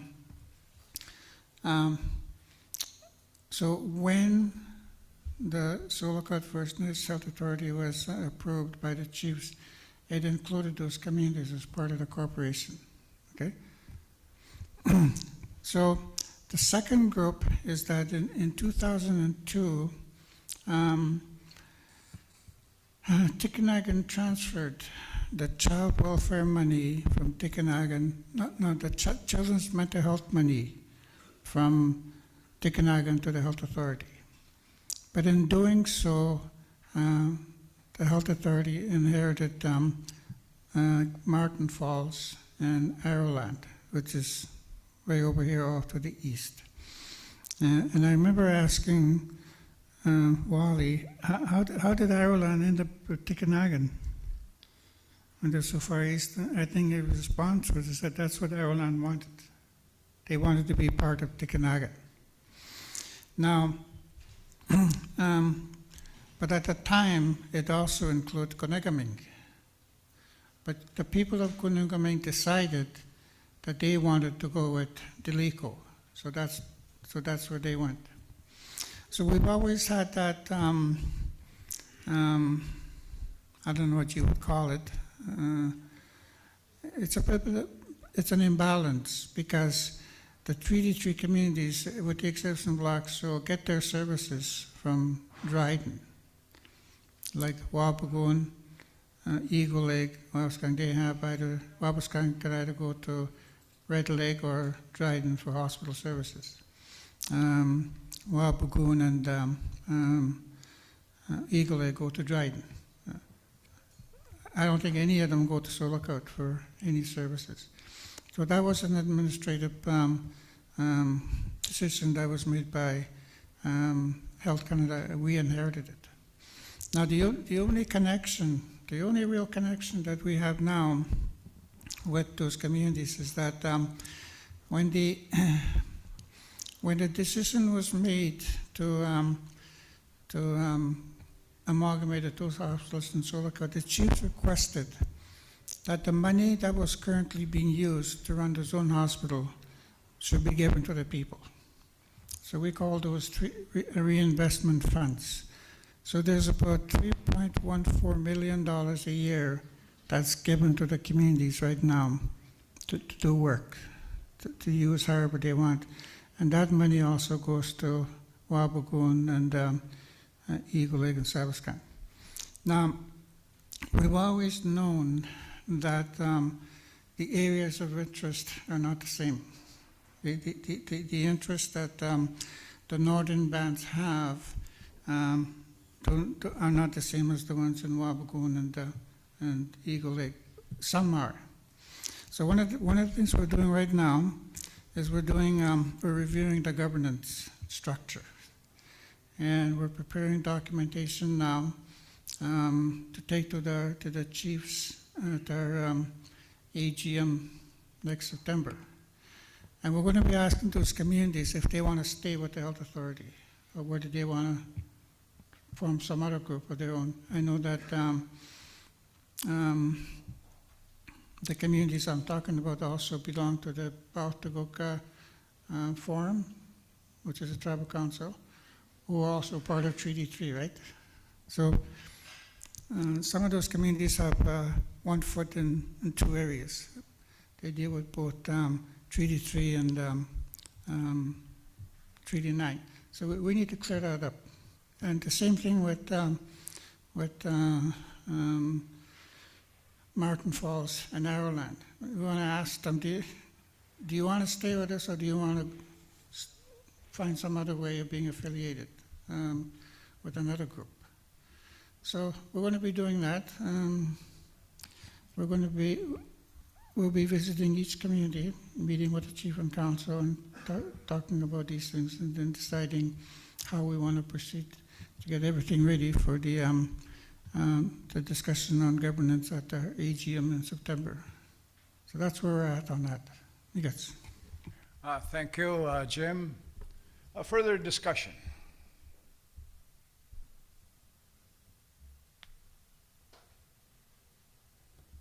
Go ahead, Jethro.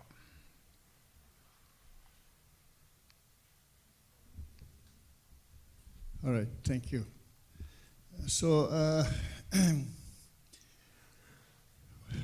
from Wendigo Tribal Council, we have in attendance communities from Satchko Lake, Round Lake, Cat Lake, and Slate Falls. And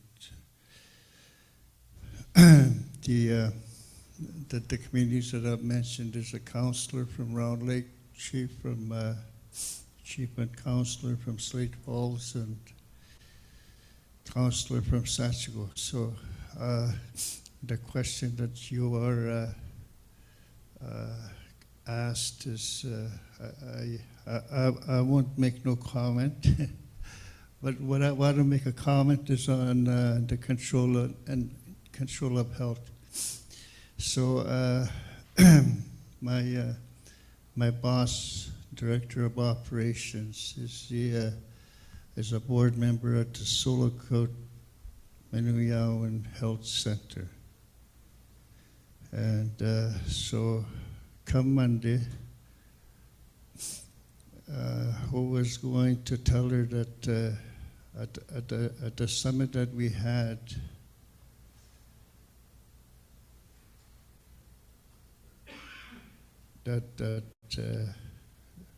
is it me that's going to tell her that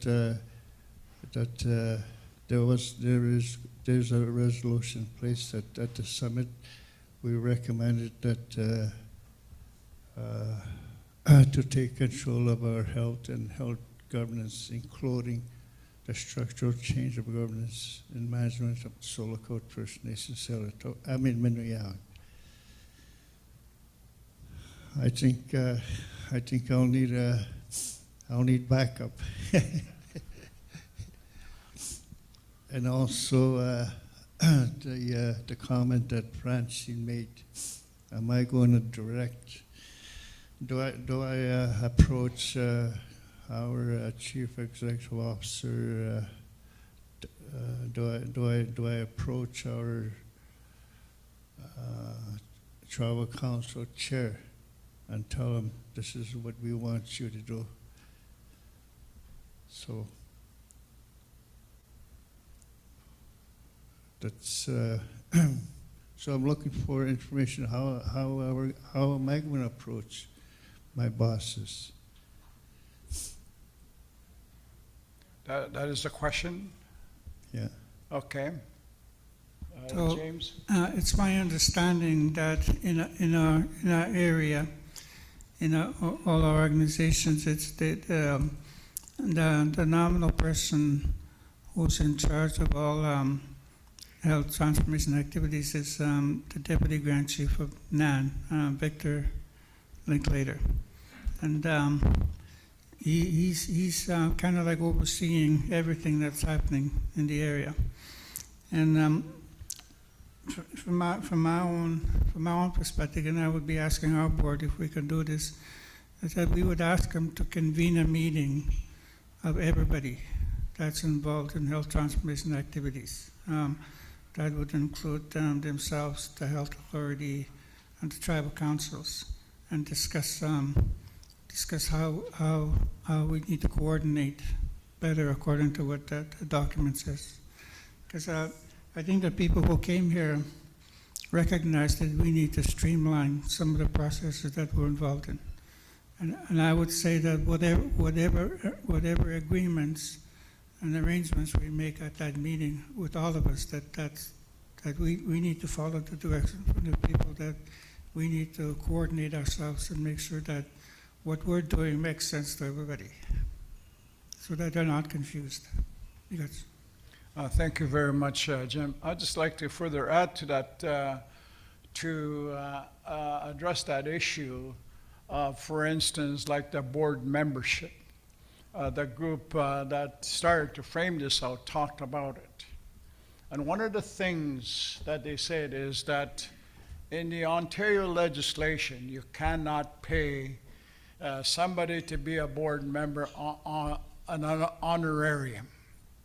So our people that come down from up north spend 3 days or sometimes 4 days to come, have to leave their jobs, not get paid over here, come over here and not get paid to do that.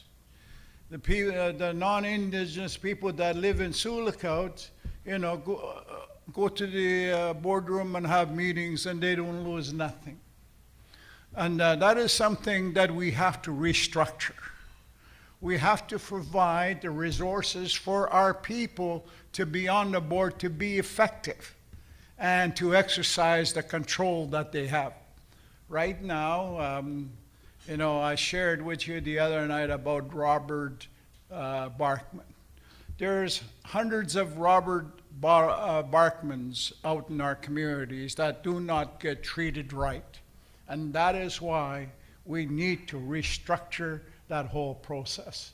So, it's not so much as to criticize anybody, but how do we make it better? And that is what we're asking the tribal council chairs to be able to begin to look at it, how to make it possible, how to make that change.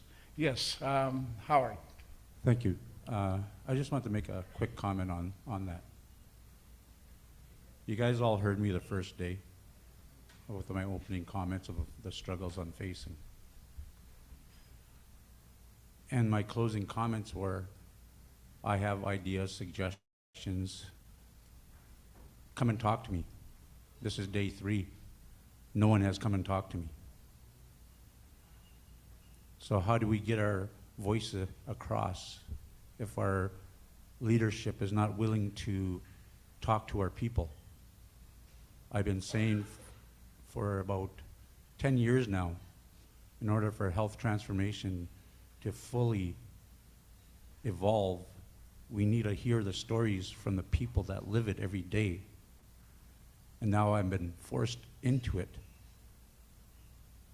And yet no one comes to me.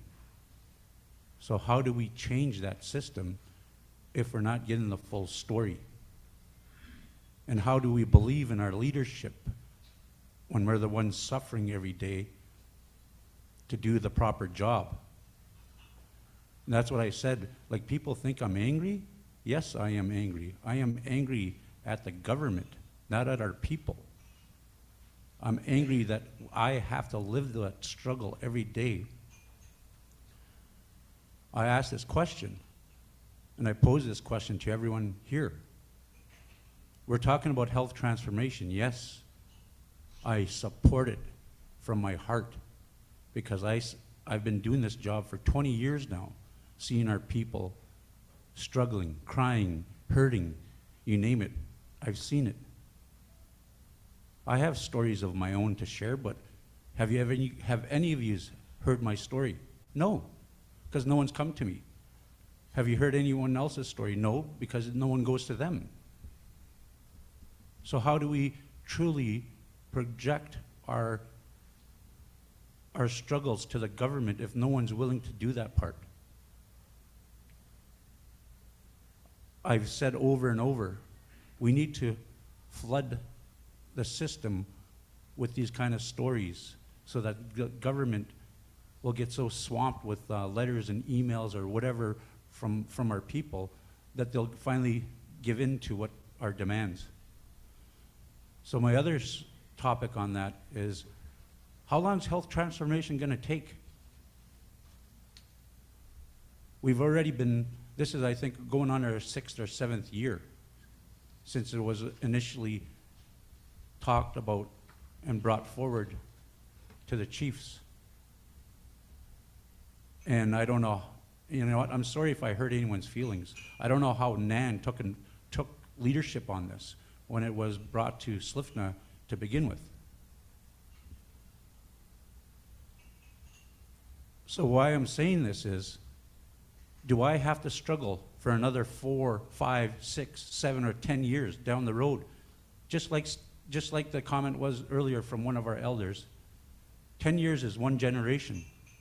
So do I have to suffer for another generation before I see change? So one of the ideas I got from Saul Mamakwa was, ask SLFNHA to pay for your health care and then send that cost back to the government. I know our tribal councils can't do that because we run on a budget and we'll go in a deficit. But would they rather see our people dying at home or in hospitals or whatever? you know what? We have to put that accountability back on them. That's the way I see it. And to do that, we need to work together, all of us. When I do this job, I am so thankful that I work at Shibogama. Shibogama has taken me in as one of their own. And I'm not even from there. I'm from a Matawa community, which is Airland First Nation. And I honor the chiefs and the council members of all those communities that have taken me in. And that shows commitment. That shows our strength in our people by them taking me in. They didn't have to do that. So that's what I'm saying for us here today. Just because we come from a different community, different tribal council, we are all one people. And if we stand up as one, we will get our way. But we cannot keep on doing this on our own, separately. Thanks. Thank you very much, Howard. What I pick up from Howard's presentation is that we have to examine alternate health support systems, that we don't wait for another 10 years, that could be done immediately. So we have to examine and do those things, okay? Wally, Yes. if the word direct bothers some people who are here who report to, maybe we could change it for request. Rather than saying direct, we say request. Okay, there will be a change on the wording from direct to request, okay? Yes, way back over there, and after that guy's finished, I'm going to call up Stan Wesley to wake you people up. Go ahead. Yeah, I just need a clarification. Based on the last SLFNHA Chiefs meeting, I know there was a lot of discussion about this particular task. Now, as far as I recall, I know that, I don't know if there was a resolution to the effect of that. The reason why I'm asking is if there was a discussion and also if there was a resolution that was tabled, it should have indicated exactly what the goal was, what outcome would come out in terms of what we're doing. I was just wondering if there was such a resolution or not. I heard Wesley, Chief Wesley, and I believe I heard Mr. Morris, Chief Morris. At that time, there were some other chiefs that spoke to that. I don't understand.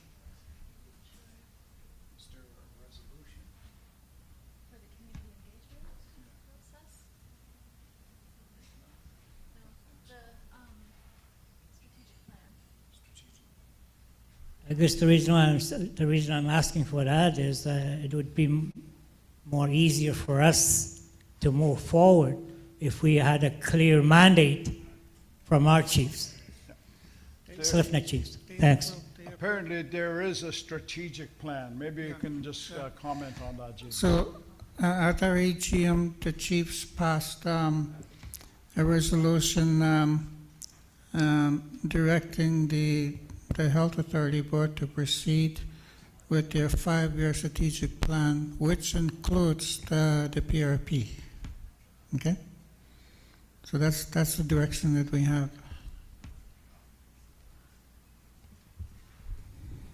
Thank you very much. Stan, come on up here and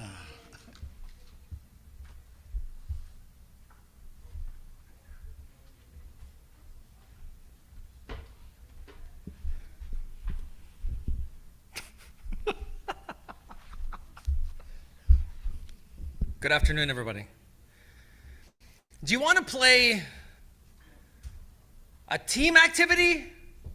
Do you want to play something to win a prize? Or do you want to do both in about 5 minutes? Okay. So this is what we're going to do. I have a game here, and I want to give away a game. So someone's going to win this game, and everybody has a chance of winning this game. So how do you win the game?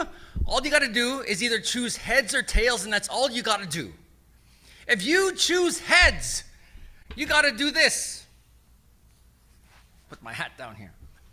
You got to do this. Okay?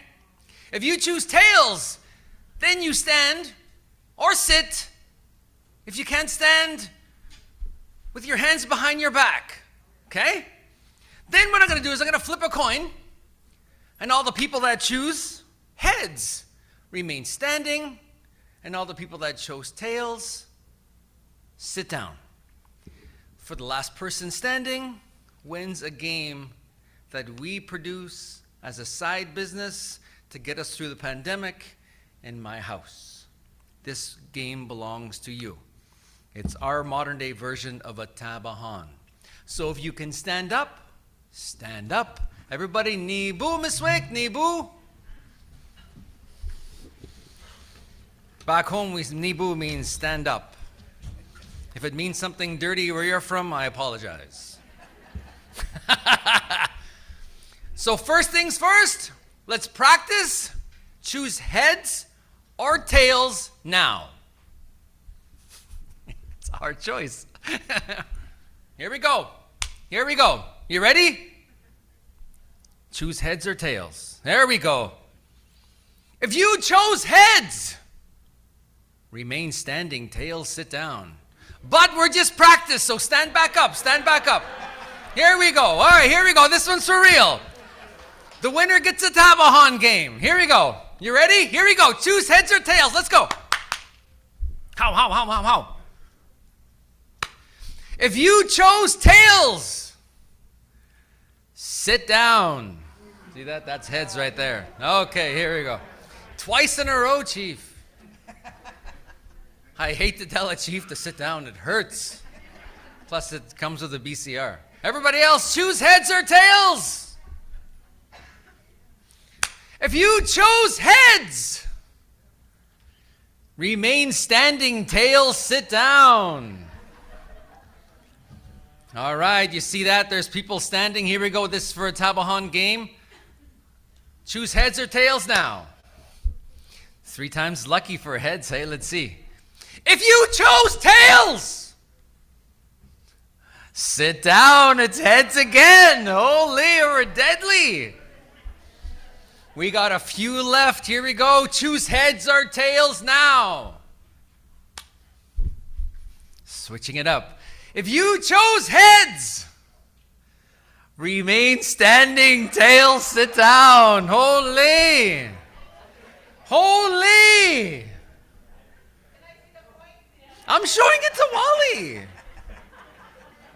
Choose heads or tails now. Are you still, you're out, right? Okay. Choose heads or tails now. Here we go. Okay, Auntie. If you chose tails, remain standing, heads sit down. We have 2 people left right here. 2 left, right? 2 left. Yeah, just 2. Yeah, just 2. She's not. She's out. 2 left. Here we go. Choose heads or tails now. You can look at each other.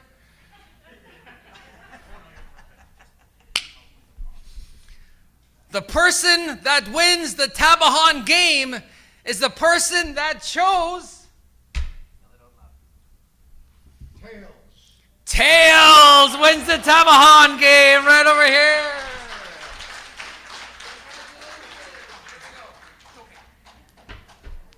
So let's do something while you're sitting.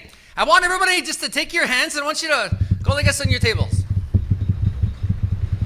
Oh, very good. Now I want everybody to go, "Arr!" Do that now. Okay. So I want everybody to bang on your tables again. Okay, good. And at count of 3, we're going to howl. 1, 2, 3. Okay. So what we're gonna do is we're gonna go on a wolf pack run. Okay? A wolf pack run. You're gonna hear the wolves come in that door over there. All right?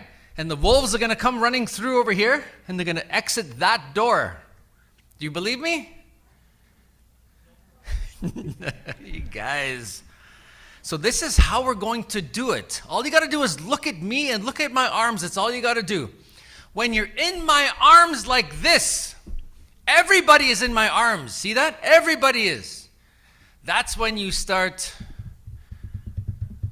to run by knocking and banging on your tables.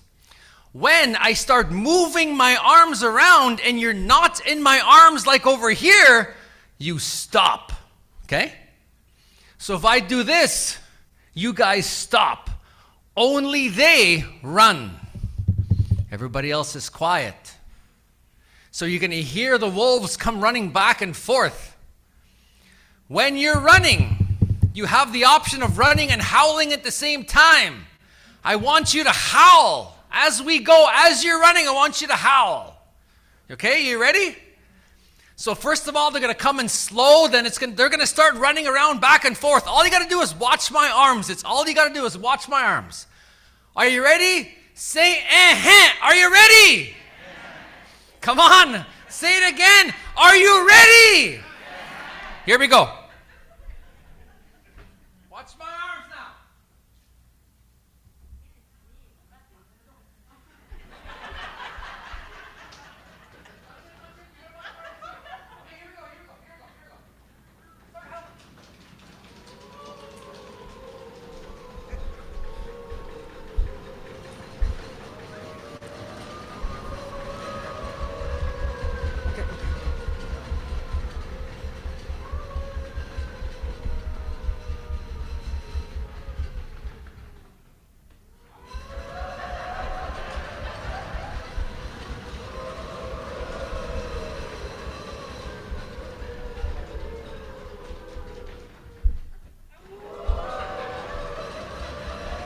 Louder, come on, I want to hear it.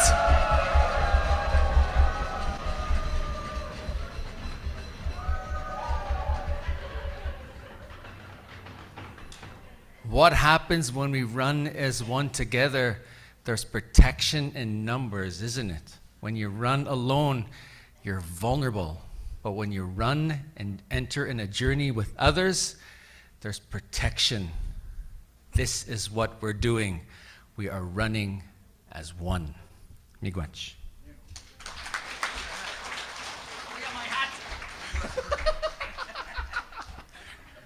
Miigwech, everybody. Thank you very much, Stan. Wake us up and get us moving here. I'll be howling later on. Anyway, let's get back to the discussion. Your comments are welcome. We'll start to change the document a bit. We have about 40 minutes to continue to work. So the floor is open. Don't be afraid to make suggestions. That's why we're here. You're not here to be criticized. Yeah, go ahead.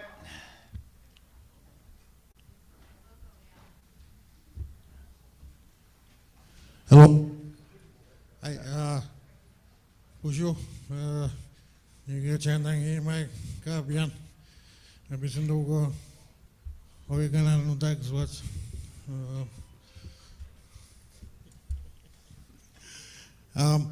It's an honor to be here, be a part of this team, be a part of this group with Health Transformation. My name is Michael Loon. I'm from Sight Falls First Nation. Just wanted to say my late mother was a long-term employee of Silicon First Nations Health Authority, and she was a doer, and that's what I like to think of myself. Somebody who likes to do things. I like this workshop, and I like the opportunity that I had a chance to voice my opinion as well. Moving forward with the health transformation, just wanted to say that the work that we've started, or the work that has already started, and the work we're carrying out today will help to achieve the goal of transformation. It will ensure that our future generations will have the authority to enact policies. It will ensure our future generations will have guidelines, be able to measure access. It will allocate resources. It will establish service standards that are accountable to our communities. Having said that, just by continuing to work together, we will continue creating strong, healthy, more vibrant communities, all our communities, now and in the future. I just want to thank the drum, the elders, and chief and councils that are here, and all the leaders, our frontline workers. Miigwech. Thank you very much. The mention of the resources and the allocations need to be looked at. The floor is open. Yes, go ahead, Chief. There's the mic.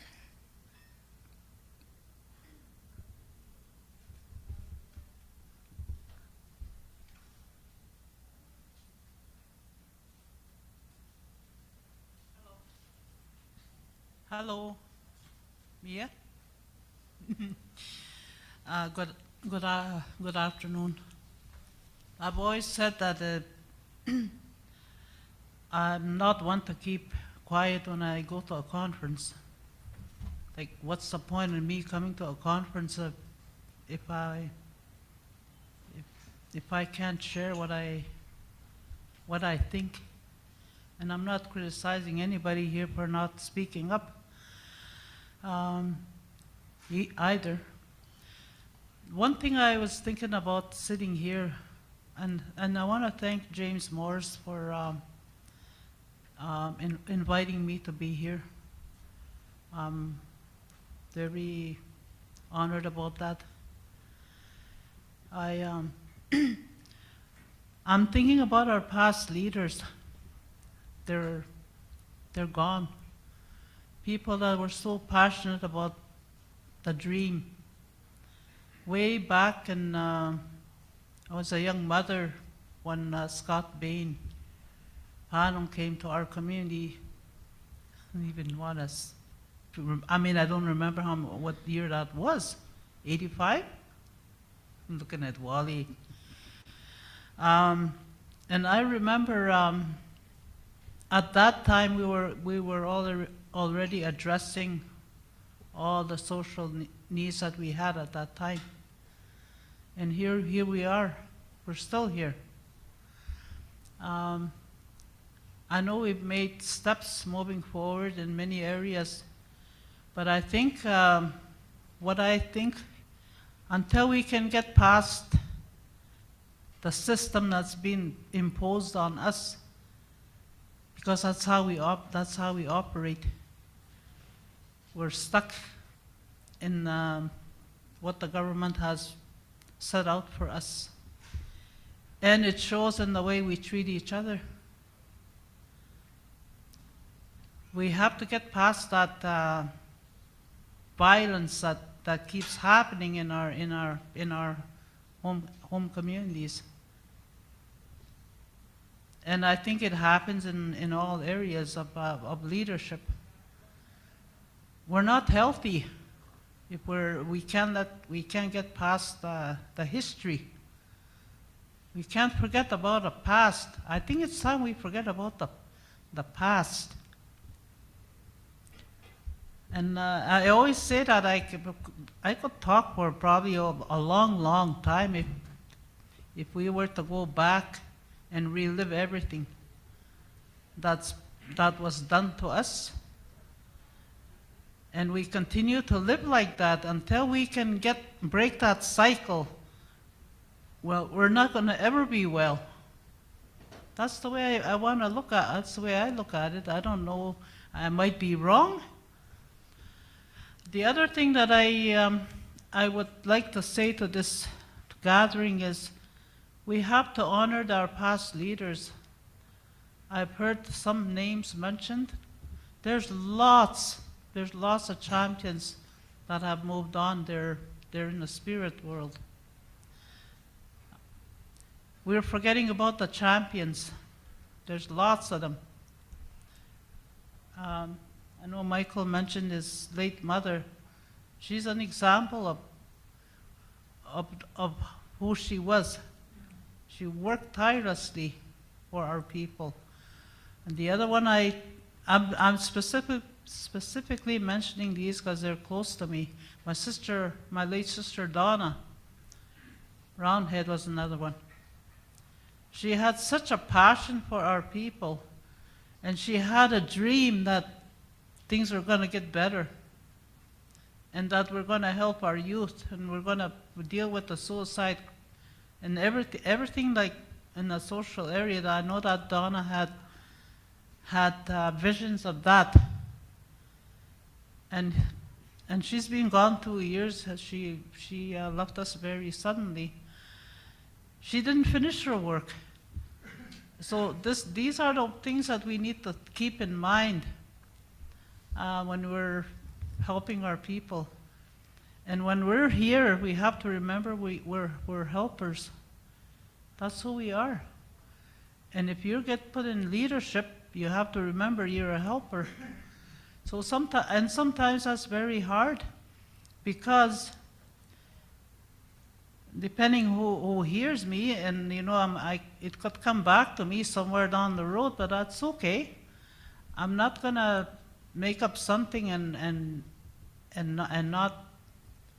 we have to, when we put ourselves where we are, then we have to do our part. I know we have lots of work. I've been on actually been in various meetings with James Morris and his group. We're trying to improve the healthcare system. We even went out of our way to have meetings. So we need our leaders to stand up with the organization. Let's figure out how we're going to move forward. Mia, miigotsi. Thank you very much.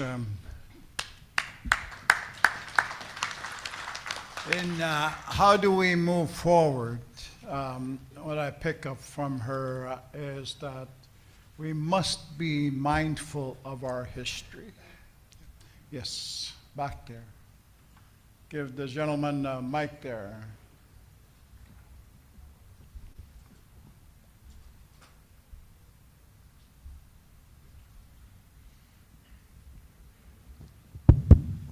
Kaya puso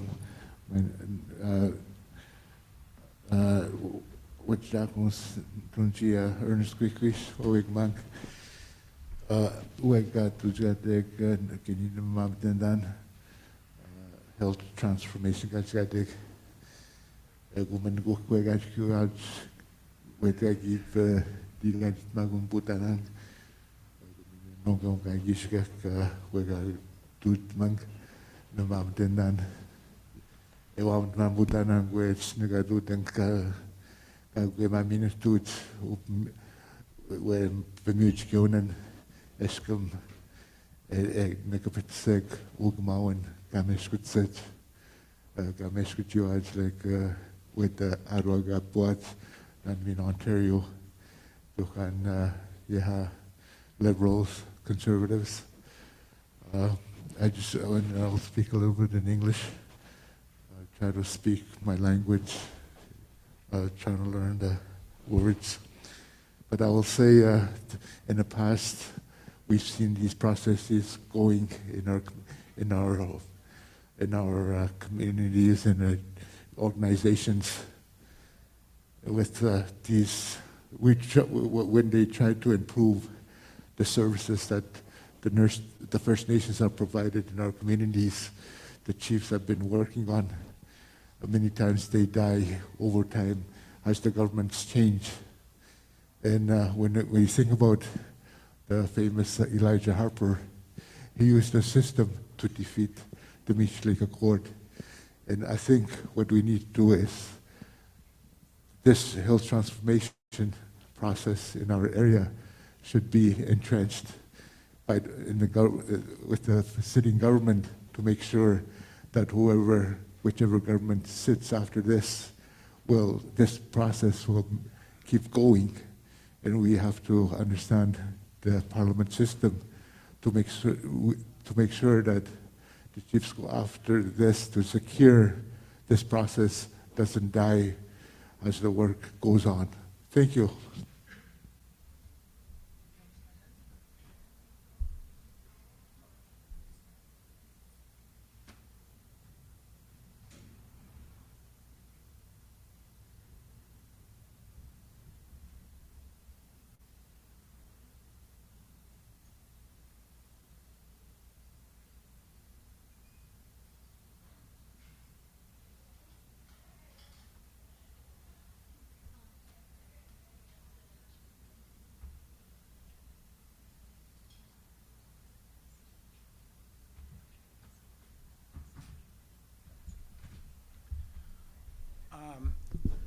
We really missed a lot of it because you're muffled.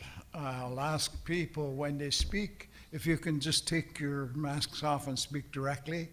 But you know, the thing that this has to be an ongoing process in the changes that we are seeking, okay? I'm going to put somebody on the spot here before I recognize you over there, because I was approached by one of the people here, and he shared with me something very profound that that we need to include. I'll call upon Jerry. Maybe you can share what you shared with me.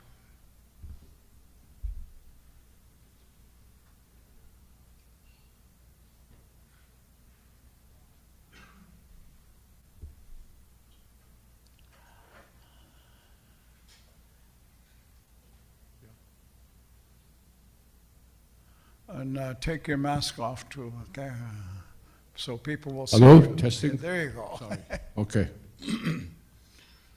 One of the things that I mentioned to Wally was that,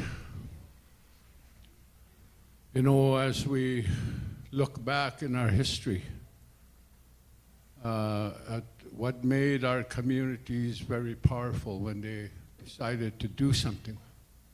Nandagawi's Tigewach.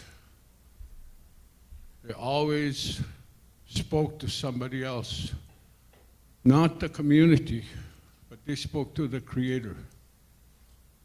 And they asked the Creator, Jason, help me.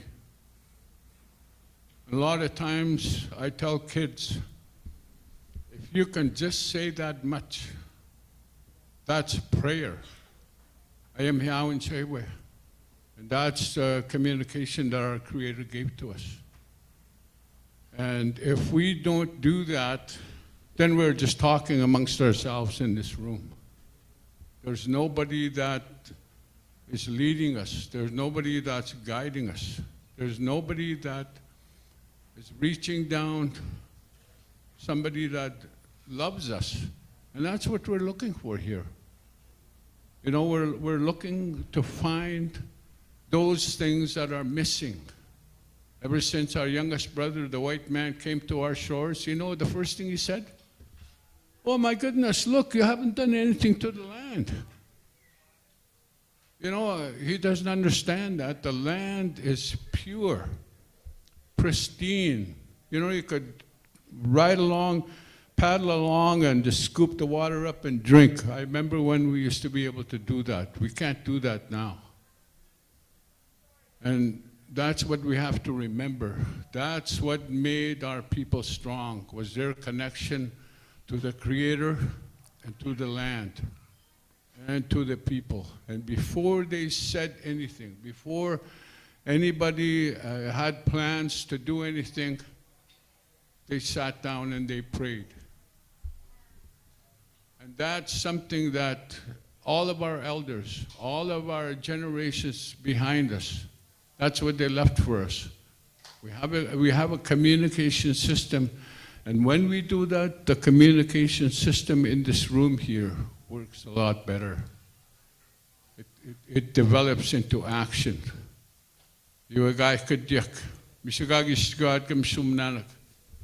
decided to do something after they prayed, and then they did it. And that's how we have to do it. Because when we have the Creator working with us, the Creator guiding us, there should be no fear. And that's what happens to me when I don't pray and I go out and do something. I'm very afraid, you know, what if they don't understand what I want? So we can't forget that. You know, because if we don't do that, then we're just in this room, whatever's happening in this room, that's all there is. There's nothing else. And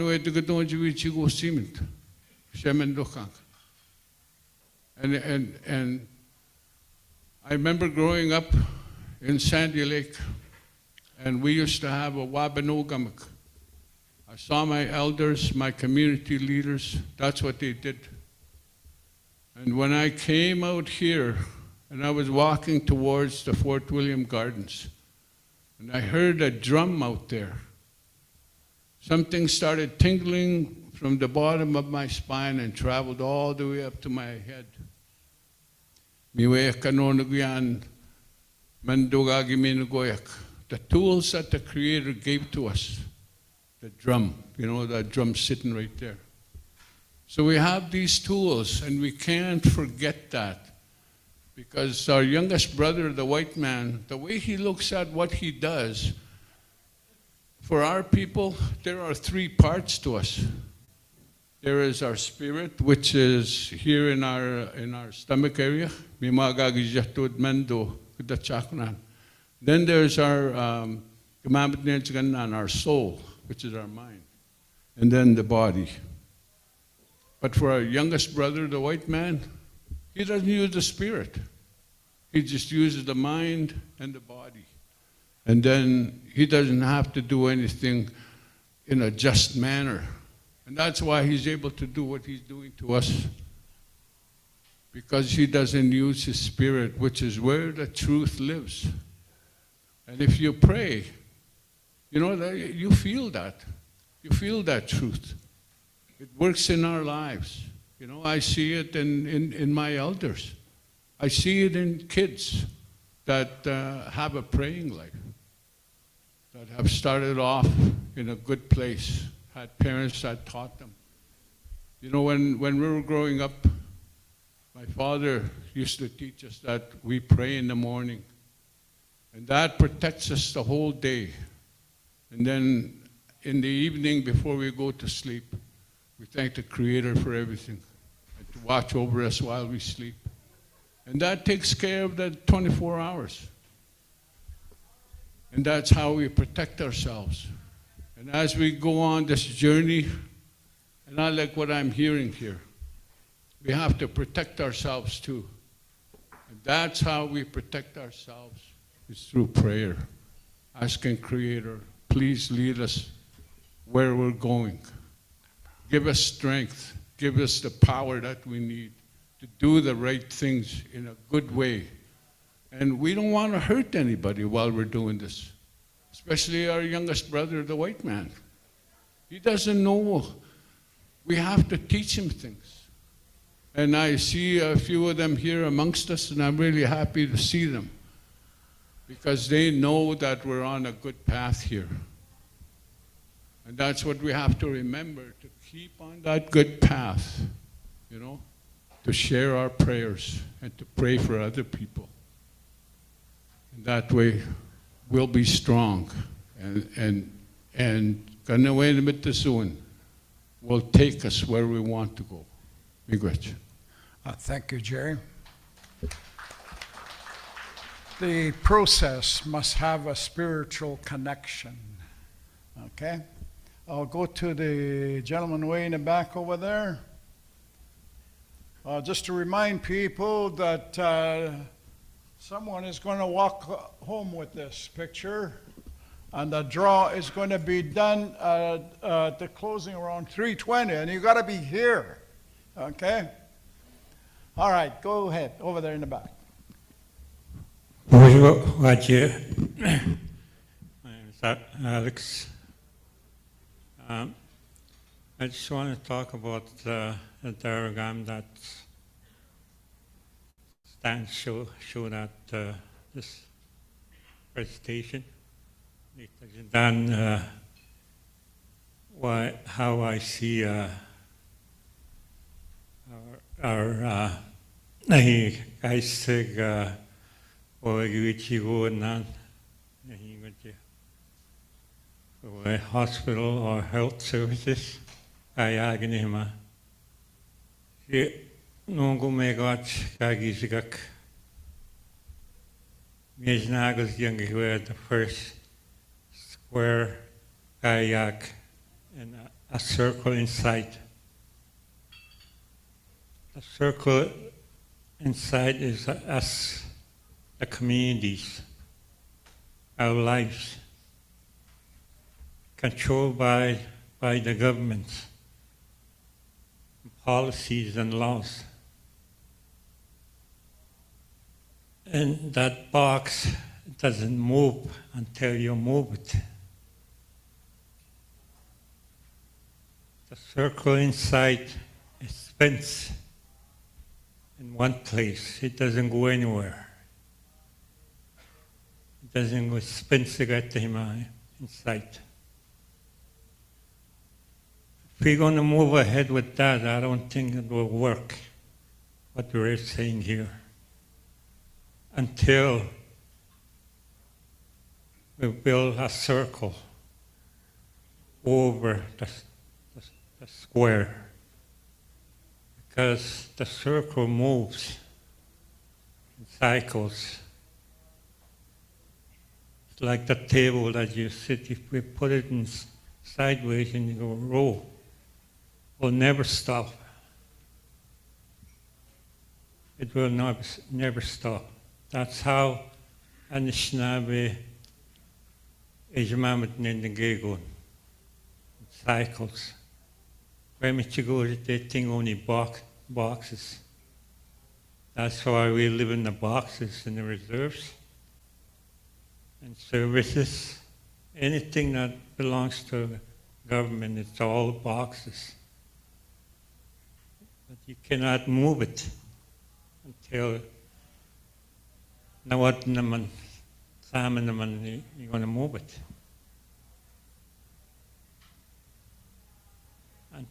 Until you build that change, make changes, I think you need to change that more into moving forward. That thing will give us to move forward, that circle, kayak, like Jerry said. It will give us that protection, because the Creator made that for us. He gave us that as an Anishinaabe. So,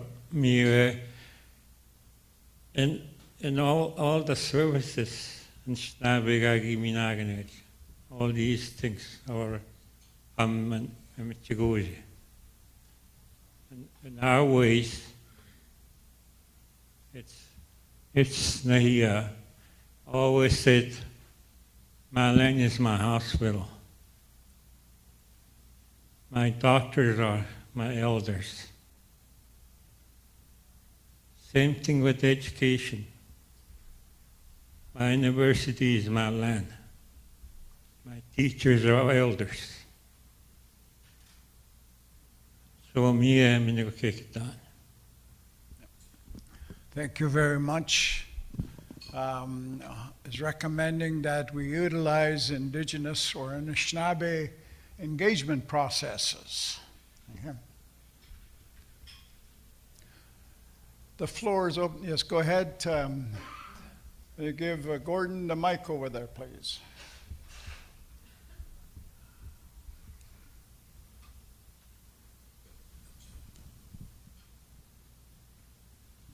What you?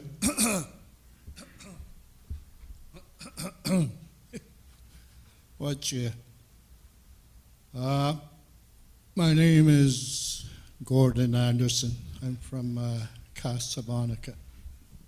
I work for the Tribal Council on a short-term basis. I used to be very active in meetings like this before. I used to be a chief in my community for quite a number of years. And I've heard meetings on health issues and other issues that we are still dealing with today. And one of the things I just wanted to expand on from what Jerry Solanas said is we're talking, a lot of us don't like to hear anything religious in a meeting, because these are political issues that we are dealing with.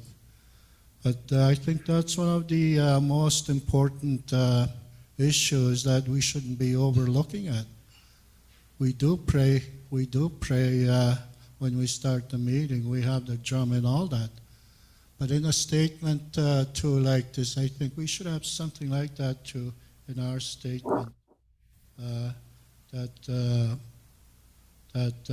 will lead us in a way to make things happen.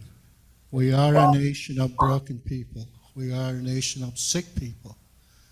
Through all the things that we went through colonialism, Indian residential schools. You know how it is with sick people. When they start going their journey, how long do they make it? Because they're not getting the healing that they need. I think we need to have more faith in our Creator that we can do this. When I think about health transformation, because that's what I'm working on right now too, in the tribal council. When I think about it, there's a story in the Bible which reminds me what we are trying to do here. There's a story there where it says it's talking about Jesus, and it says he missed one person out of 100 people that he was leading. There was one lost person. So he gave those 99 people up, and he turned back to look for that one lost person that's not there, until he brought him back. I think we are on this journey too, in healing, like in the health of our communities, in the health of our people. I think we need to think that way. We need to think that way, is to look at this individual and bring them all together, bring them all up, so they can be with us in this whole group. We can't just leave. We have to make this work, is what I'm trying to say. We have to make this work for our communities, for the youth, and for the elderly people in our community. Yeah, I just wanted to bring that up too. I'm getting elderly too. I used to, when I was younger, much younger, I used to be around meetings like this. Thank you. Thank you very much, Ennis Fiddler. And then I'll go over here. Okay. Yes, it's not clear to me on the statement who's going to do the follow-up for all those things. We've seen a lot of times in meetings when there's a lot of directions given, a lot of requests given, a lot of demands given, but nobody knows who's going to do it. I think we need to identify either at the front or at the end.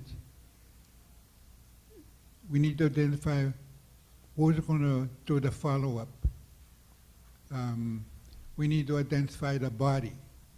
If it's the Solokot First Nations Health Authority, let's say that so that they know the things that need to be done. Otherwise, we're going to lose all this stuff in a shuffle somewhere along the line. We just need a clear identification of who's going to do the follow-up.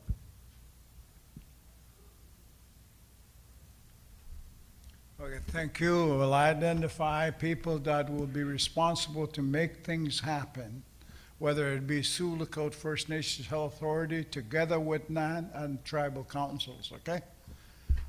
Yes, over here. Got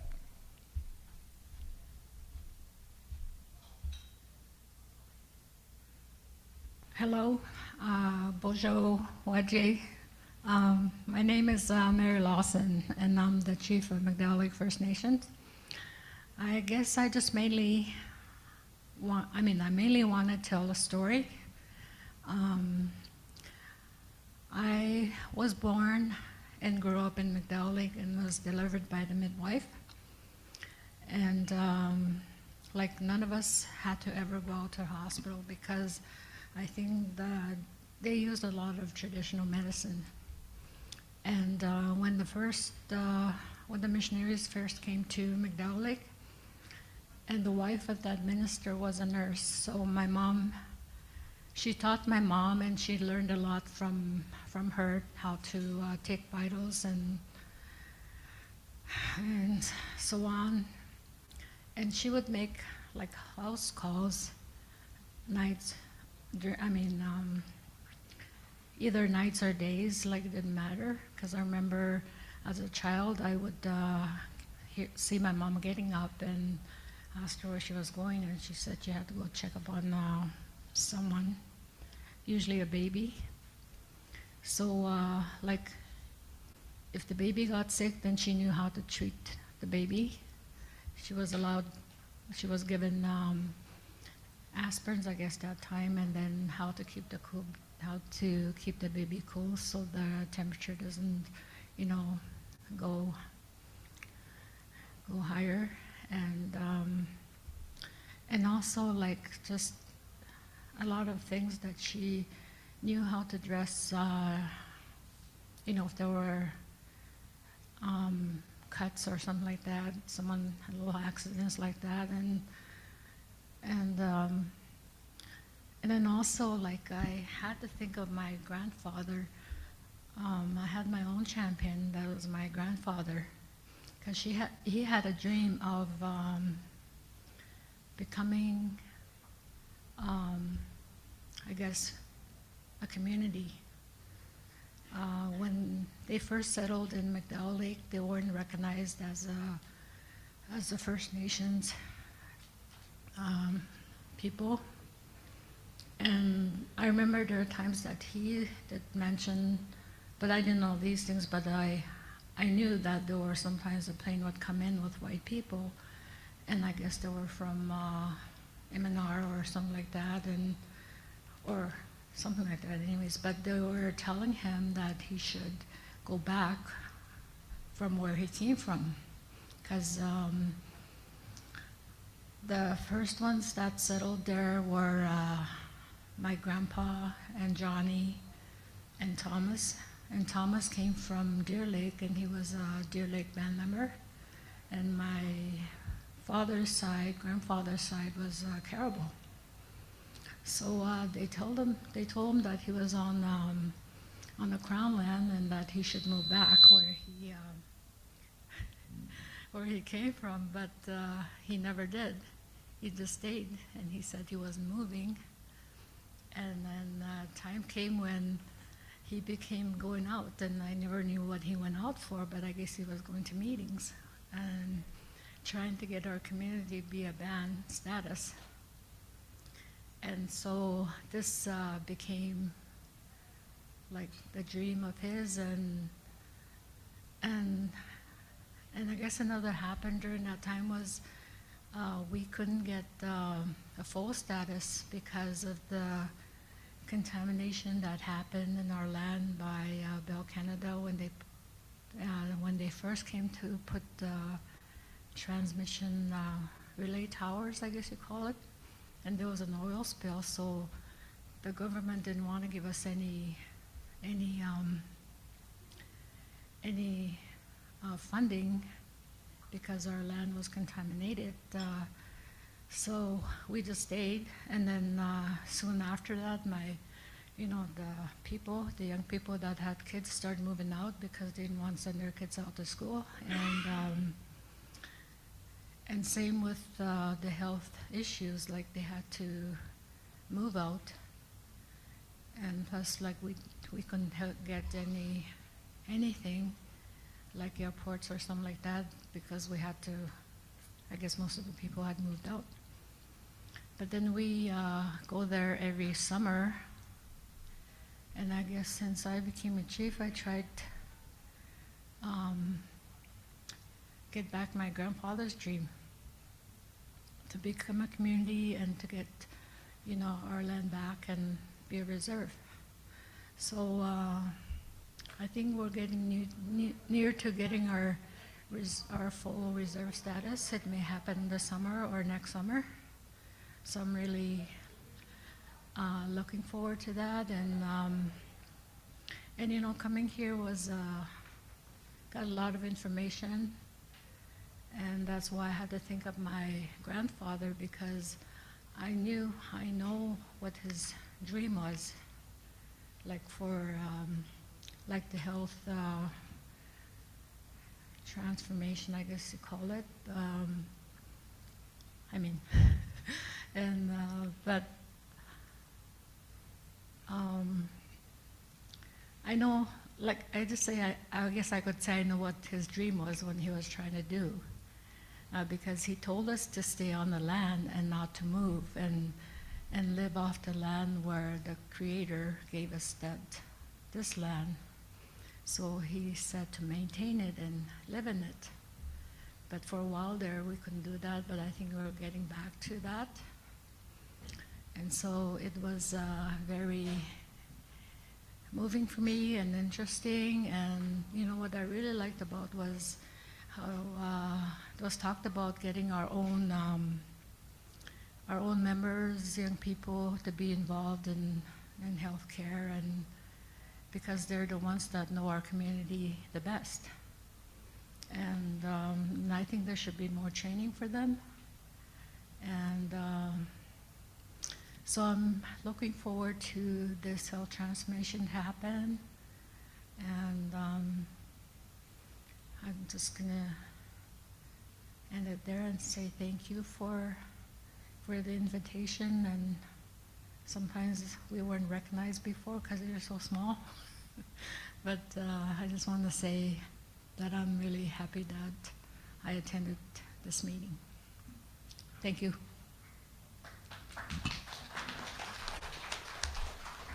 Thank you very much.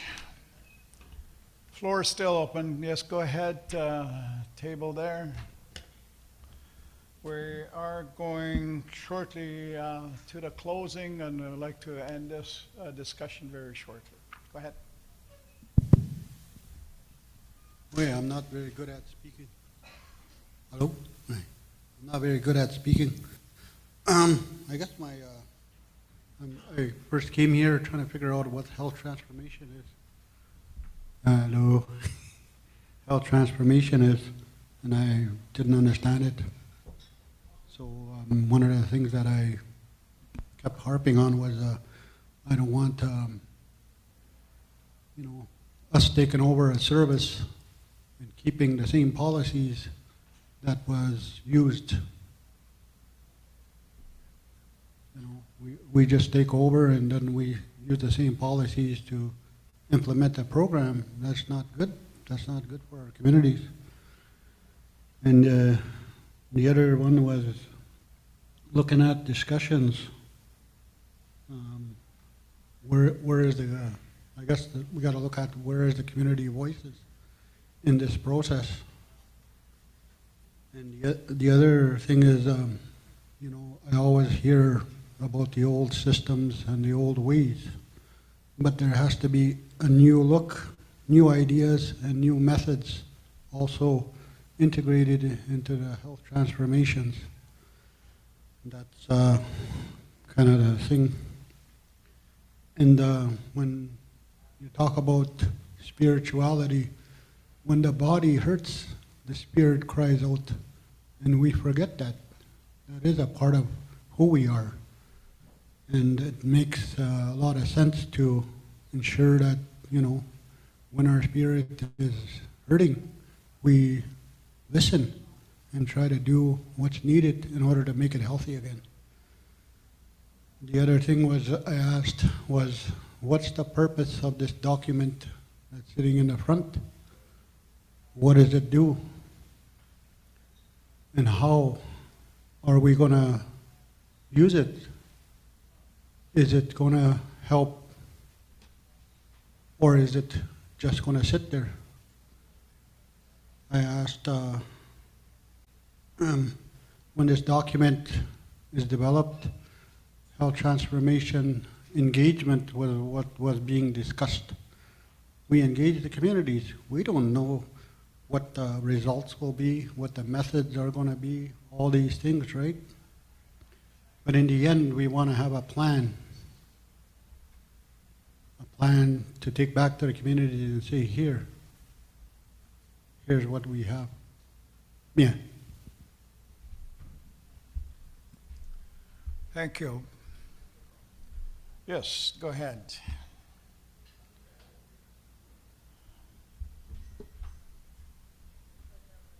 Oh my.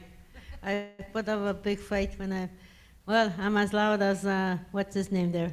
Wesley. Yeah.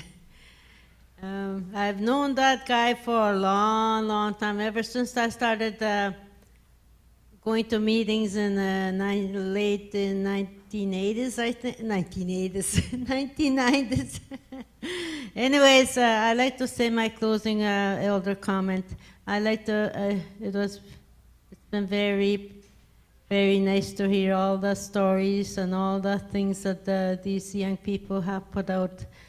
And I am very hoping that, they continue to work hard and come up with everything that needs to be done down the road to make our families healthy, our communities to be healthy. That's one of the things my late sister wanted.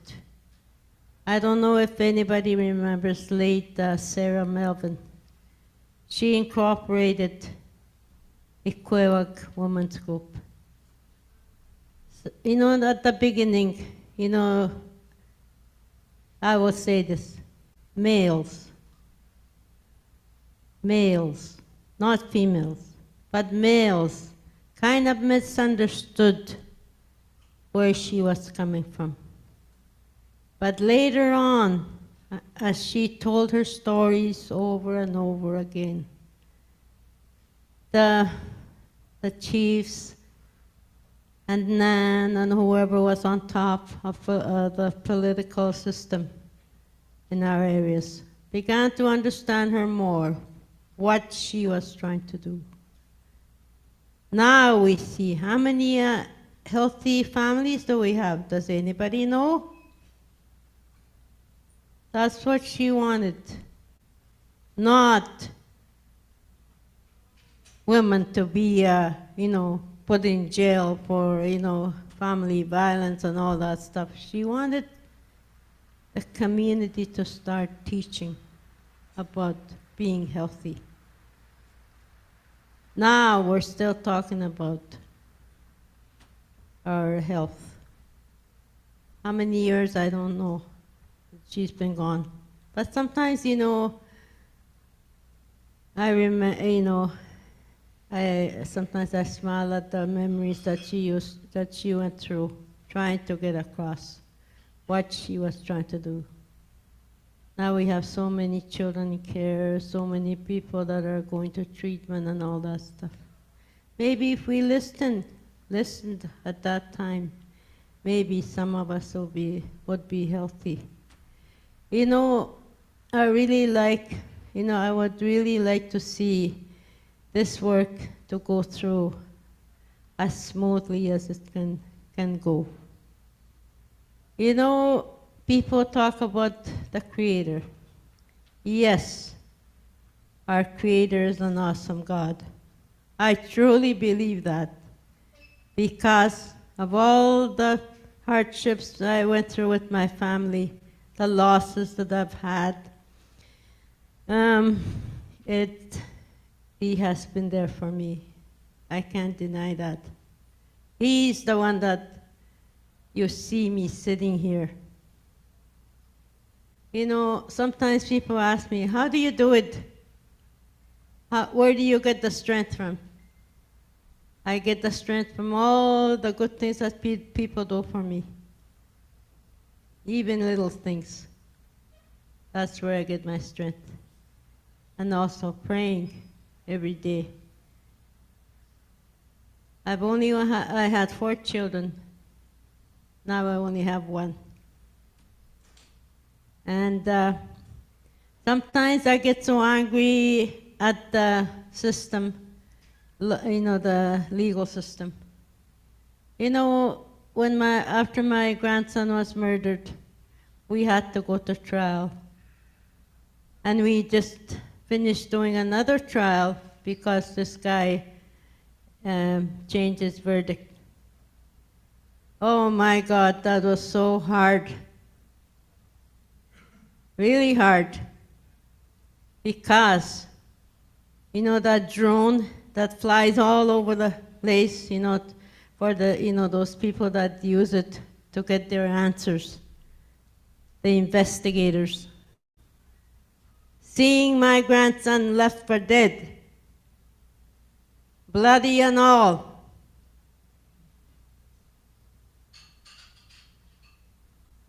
That was too much. Too much that this legal system put you through. You know, it was really hard on me because I heard his sisters crying, his mother crying, and this guy sitting in front of us behind the glass, the guy who did it. How would you do? How would you do it? Sometimes we felt like going over the glass and hitting him, whatever. You know, that's how it is. You know, when you want to be a perfect citizen, I would say. But we need to work together. I had all the supports that we needed at that time. Thank you. That was good. She was there, my cousin here, and a few of them, police officer was our friend, and Lockie. Everybody knows Lockie McFadden. He's been there ever since my grandson was a little boy. So that's why he was there too. So anyways, I like to see. I don't like to, you know, for us as family, when my late brother was murdered, Barney, we never said anything bad to the other side. But this was getting too much. Somebody killing my grandson. But we remain silent. We cannot undo what has been done. But for you, we have to move. I have to move forward. We all have to move forward in order to help our people. For the longest time, I've been there. For the longest time, I've worked with people. Ever since I was 16 years old. Now I am 72 years old. I've been with people, working one-on-one, side by side. Even today, tomorrow, I go back to the school, sit with the kids. And the Lord says to us all, He is equal. You know, He thinks that we are all equal in the eyes of Him. We're all equal. Nobody's higher, nobody's low. So for us, you know, as people, as human beings, we all fight. We fight every day. And that's not good. No wonder he brought in COVID. COVID, for me, I have seen for people to come together, to love together, to respect each other more, and to be closer together. Let's do that. Let's do that in this line of work. We need our people to be healthy.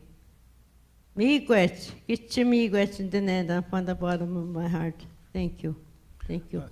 Thank you very much, Emily. Much has been said today. Much has been said since we started this gathering. And there are things that are recorded. A report will be made on this thing. And I just want to go over the, yes, there's a mic, please.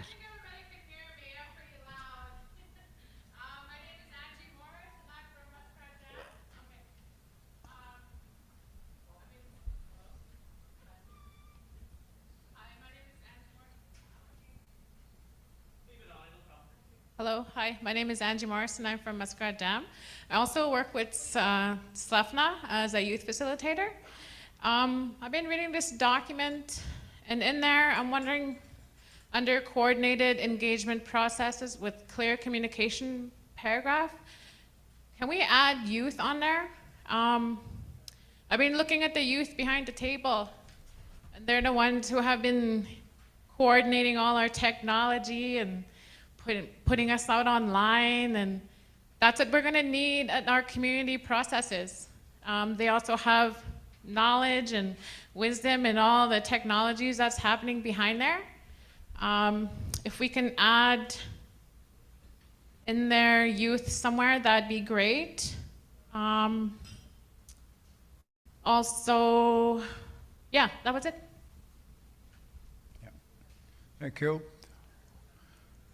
It always happens when you're ready to close, everybody wants to talk. Go ahead.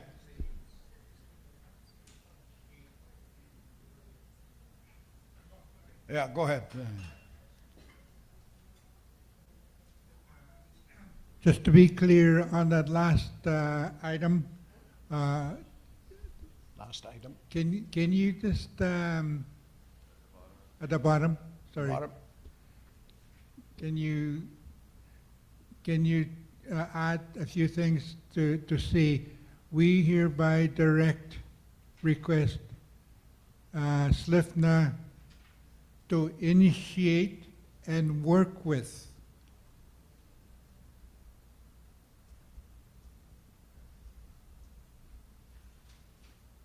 and then tribal councils and all that.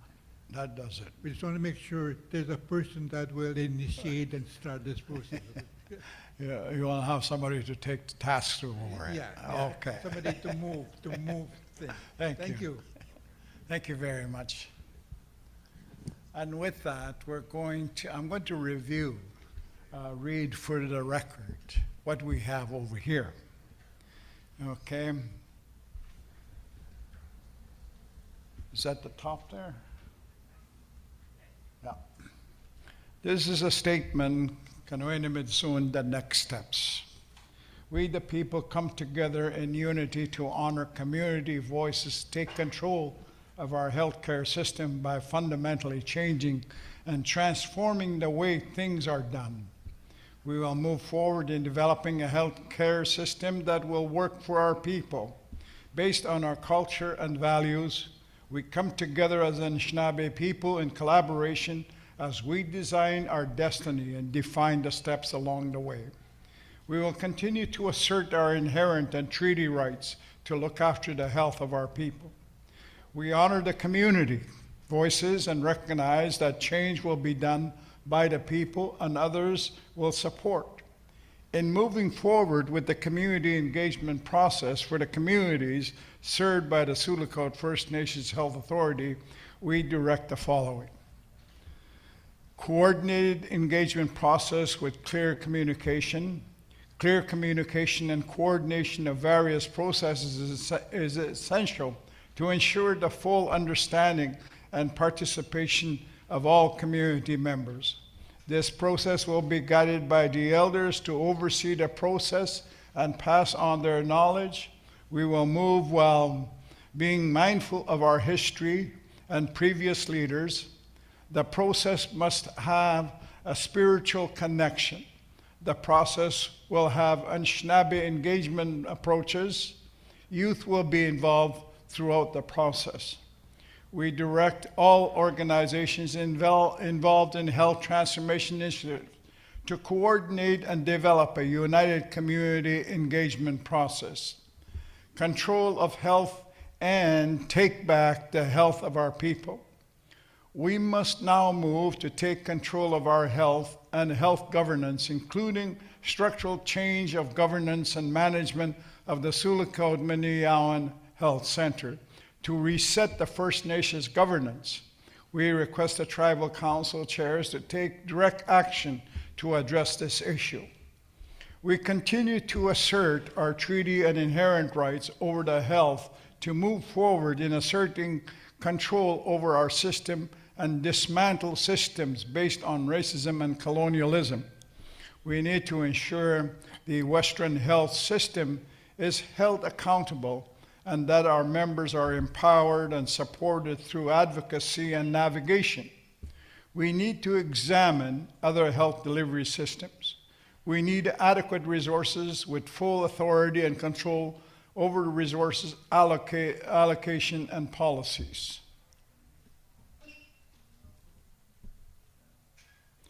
Ensure community members are aware of the services that are provided by SLFNHA and that the name and other terms used are based on community concepts and terminology. Investing in our people, change will be achieved by the community members and others will support. We all will work together to support careers in health, guide youth to achieve their full potential, funding to support community workers to have the full training and skill building is critical to achieving change and wellness. Holistic care, focus on prevention and healthy living through holistic ways to ensure a full continuum of care based on Anishinaabe culture, values, and traditions. We hereby direct SLFNHA to initiate and work with the Anishinaabe Eskimo Nation and tribal councils to coordinate on the implementation of the above items, allocate action items and resources, and report back to the members. That is what we decided to talk about this afternoon, moving forward in a good way. People have spoken in the last few days, and now today that is what we have heard, and that was what you have said to be done. I'm going to ask people, is there anybody here that you have a problem with what there is on the statement? Yes, Mike.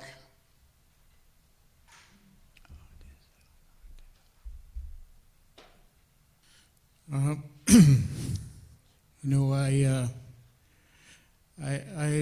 made my statement here, based on what I work with, and I want to go back to July 5, 1929. Today, right now, there are 9 communities that are part of the adhesion group. There are 9 chiefs. And if you acknowledge the reality, those 9 chiefs are divided into 3 tribal councils. And I understand enough about the relationships to know that a house divided like that will never heal. There is no way to heal when you're divided like that. Treaty 9 is very important. It gives us our treaty right to health. If you allow a nation that signed Treaty 9 in 1929 to be divided into 3 parts by a non-native government policy, you will not heal. Your people will not heal. Like Gordon said, we will always be sick if we let that continue. I want to say that to our people, to our chiefs and council members. For those of us that belong to the 1929 Treaty Group, we need to come home. We need to be together. We need our homeland back. We need our family back. We cannot have our family continue to be separated like that into 3 parts. It will never work. It hasn't worked and it won't work.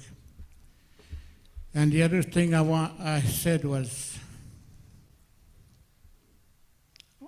Canada is not our treaty partner, and Ontario certainly is not our treaty partner. All of you that want to be chiefs or council members, look at the Canada Act, and it will tell you that Section 91 says this is what Canada can do. Section 92 says this is what Ontario can do. Ontario does not have the power to enter the treaties. Canada did not have the power to enter into treaties until 1932, 2 years after Treaty 9 was passed. And that tells me that Canada and Ontario are not treaty partners.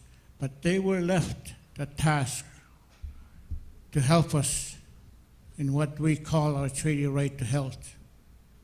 But it does not give us the right to put what we call our treaty right to health under Ontario's laws. And that's what SLFNHA is working towards. That's a very dangerous process that they've initiated. Section 77.1 is what they're using to have Dr. Lloyd as our MOH. But in order to get that status, you have to put yourself under Ontario law. You have to put your treaty under Ontario law. And that should not be allowed. That cannot be allowed. But it is part of SLFNHA's plan. And when we say this, that we hereby direct SLFNHA to do that, that is part of what we're directing, what SLFNHA is doing, what they've started. I raised that point with SLFNHA.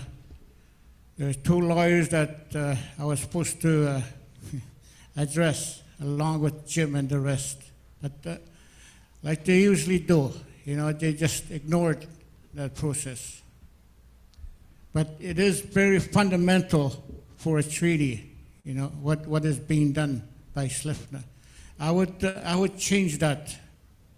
I would change that. There is something called Solacot Chiefs Committee on Health. I believe that that committee has chiefs from all our communities, from all of the tribal council areas. Those chiefs must be the ones who protect and enhance our treaty right to health.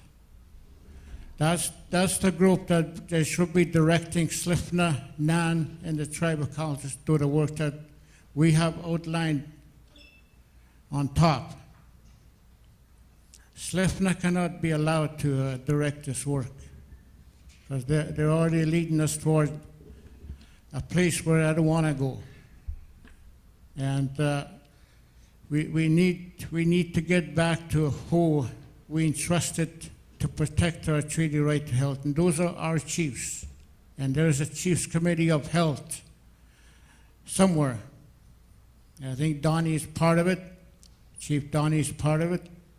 They should be the ones that we direct, that we ask, that we direct, that they request that the work be done by all the 3 other groups. And for me, the rest of it sounds good. I was sort of mistaken by that governance will be reset by structural change at Minnehaha.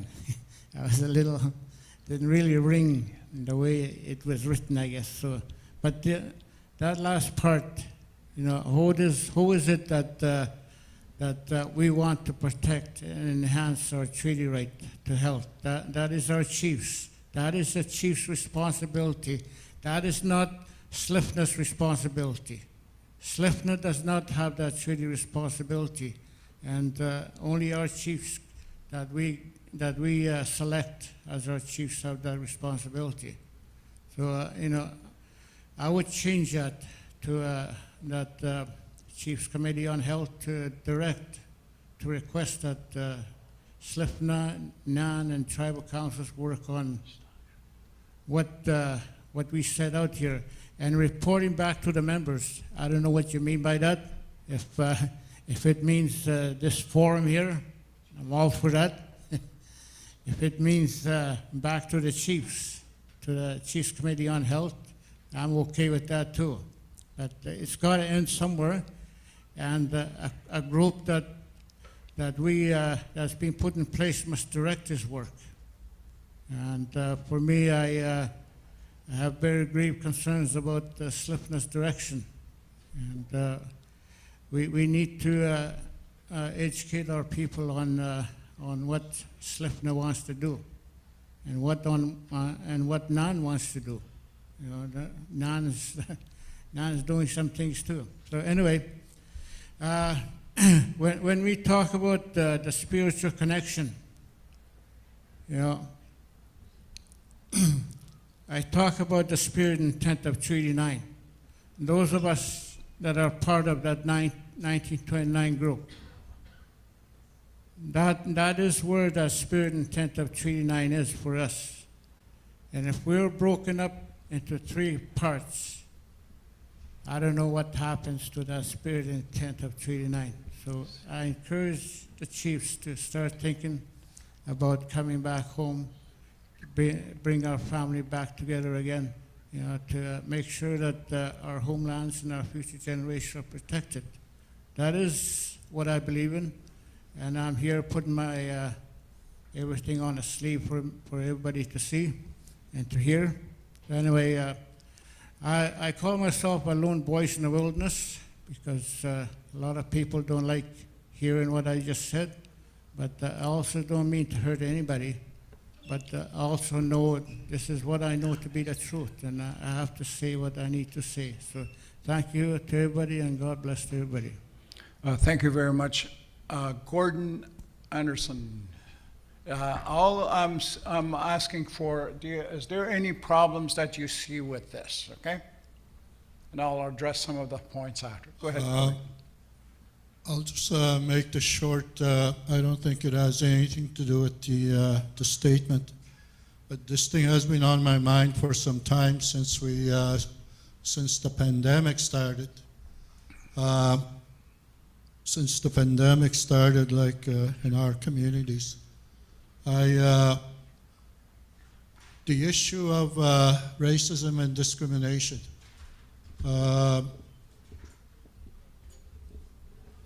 During the pandemic in our communities, like in my community too, I lost my sister through COVID.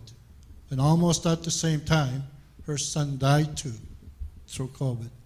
So I lost my sister and my nephew almost at the same time. One of the reasons why my sister died was she went to the nursing station. She went to the nursing station ahead. During her visit at the nursing station, they had an argument going on with the nurse. The nurse saying that this is like what we keep hearing. You're not sick. You're okay. Take Tylenol or something. All those things. But there were some other words that were used that my sister had to leave at that time. When she got worse at her house through COVID, she didn't want to go back because of the nurse being racist, providing racist remarks towards her. I told her to go back. I don't know how many times I went to see her to go back. And I think this needs to be dealt with not only through SLFNHA. Like SLFNHA can do a resolution when they have the chiefs meeting at some time to deal with this issue in our First Nation communities. We need to deal with that. The chiefs need to deal with that in their communities. It's affecting a lot of people. That's why people are hesitant in going to the nursing stations, that are hesitant in going to the hospitals because of racism and discrimination. We need to deal with that. And we need to deal with that through what we're doing through here with this project. I just wanted to bring that out. I was angered. I am still angered through all that. I don't know how to deal with it because I lost two of my relatives. One is my sister. The other one is my nephew. Thank you. Thank you very much. Is there any other comment regarding what's up over here if you're not happy with it? I'm just going to get a consensus on it. Yes, go ahead. If you can point out exactly what you need to have done. Go ahead. Hello. I can't really see what's on top there, but on the part where it says will ensure community members are aware of services. I'm just wondering if on top of that page there. I'll go right to the top. Yeah. It just says that community members are aware of services. I was just wondering if there could be something that says that they can also provide input instead of just being made aware. Okay. Did you hear me? Thank you.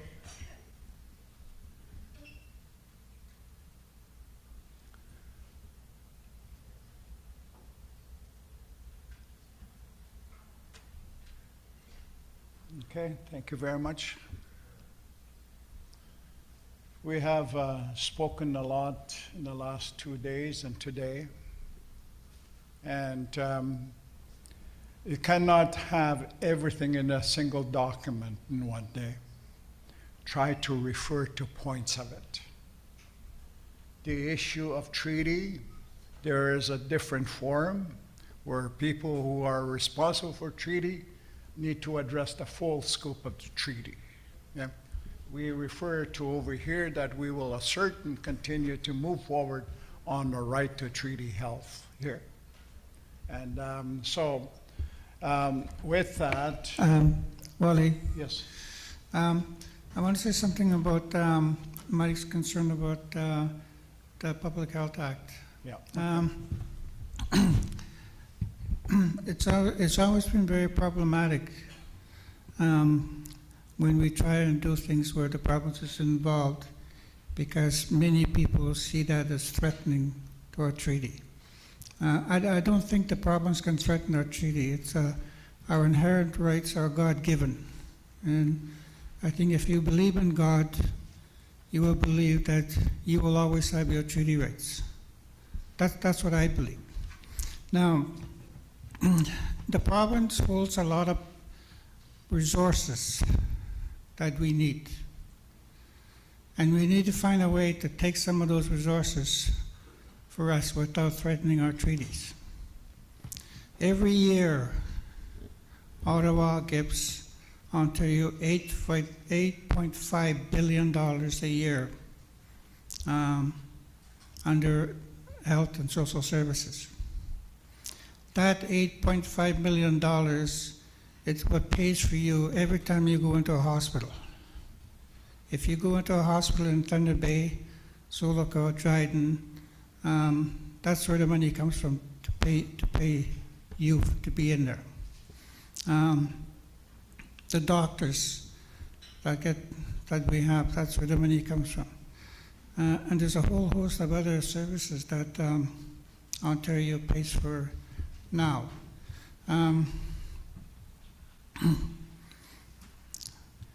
But the biggest problem that we have is that the services that they have, if they don't want to help us, they don't have to.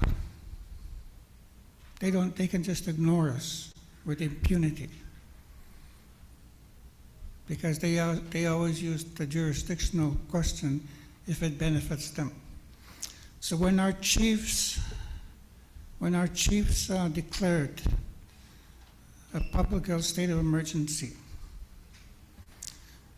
we went to Ottawa, the public health office of Ottawa, if they could help us and also declare a state of emergency on the reserves, and they said no. Why not? Well, the provinces don't want us to do that. So when we had a summit in Ottawa with the federal provincial ministers, I asked Dave Williams, the public health officer of Ontario, the chief public health officer, if he can declare a state of emergency on our reserves, and he said no, he couldn't. So there we were, nowhere. Nobody is respecting us. They only use that to benefit themselves, and they work together. In a municipality, when a mayor declares a state of emergency, a whole host of programs automatically kick in right away for the province to provide monies to the municipalities. When a province declares a state of emergency, there's a whole host of things that kick in place and the federal government to provide services to the provinces. For example, if we want to use the Army services, the province has to declare a state of emergency in order to release Ottawa to use Army services, like to fight floods and stuff like that. But it does not include First Nations. We're left entirely out of it. When a chief declares a state of emergency on his reserve, it really doesn't do anything. It doesn't kick anything into place. And one time, when one of our First Nations declared a state of emergency because of fires, forest fire threatening her community, she wanted to evacuate her communities. So I went to a meeting, the emergency meeting at the town, and the mayor came inside beside me. He walked in and he signed a state of emergency in that town. And that allowed the provincial government to pay for the people to be evacuated into that town. So we have nothing. All these protections that everybody else has, we don't have them. So when COVID hit,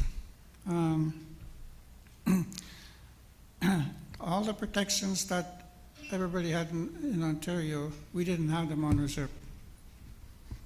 For example, when the provincial government issues orders to force people to wear masks and so on, they had the power to use the police to make sure people obeyed those laws to protect society. And that if they didn't, then they could be charged. In fact, some people were charged. They were fined, I forget how much, quite a bit of money if they didn't obey the laws. We didn't have that on reserve. So one of the suggestions then that Mike is talking about was to temporarily use Section 77 that would have allowed the chiefs to order our police officers to enforce masking and so on. Well, the pandemic is over. That's not going to happen now. We're not going to go after that law anymore. So, and just to set the record straight, the health authority will, on its own, will never tamper with your treaty rights. That's something that only the people in the communities and their leadership can talk about. The elders that we've worked with, not just from our area, but from across them, have always been very clear. Don't screw around with our treaty rights.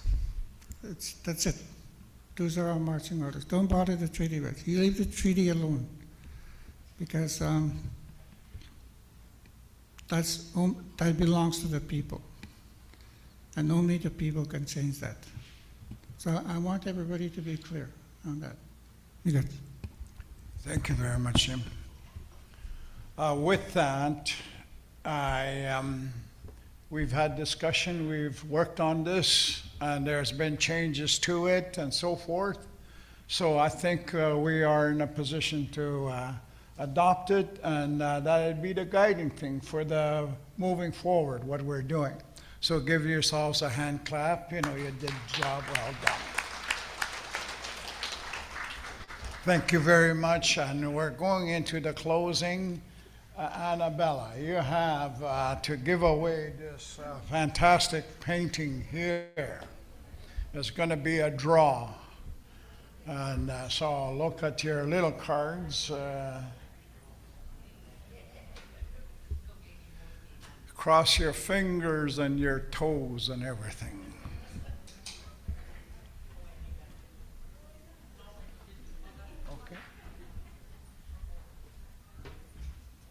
Mangas yap wajagat kakanagat na ekwa ginan tamanapan na kinagat omin kuya ke kun ay tapako mix untuhkan ekwa and everybody we felt that it was a good gesture to provide you an opportunity to win something as a door prize. So we have given out surveys this morning, and a lot of you have completed the surveys and submitted your tickets as well. You only got a,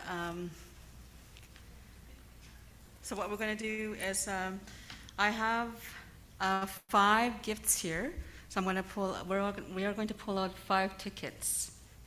These are the tickets that you were given this morning. Okay, this morning. Okay. And you have still have time to bring it here. I know we may have missed a couple.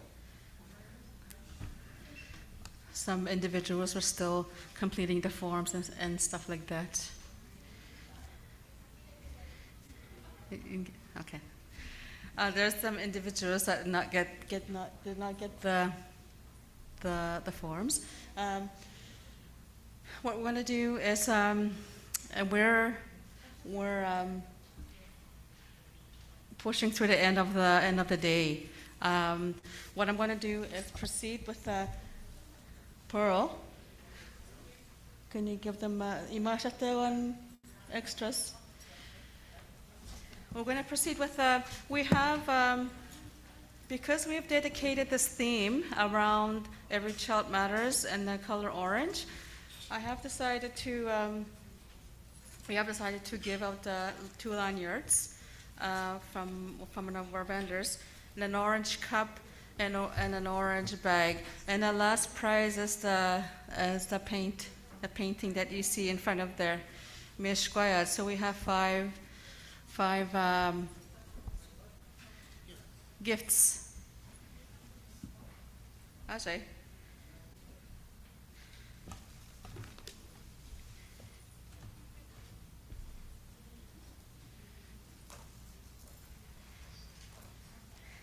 That's the non tenam say kashkanam yan. Kashkanam yeah. Okay. I want to ask James to do the first draw for a lanyard. Since I'm going down, I'm going to call out the number. Then sinabi am nigan.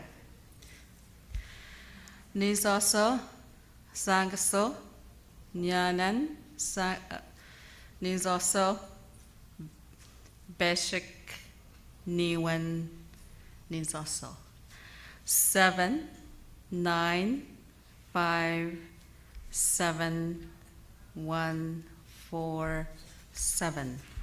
Mia. What the? Bishan.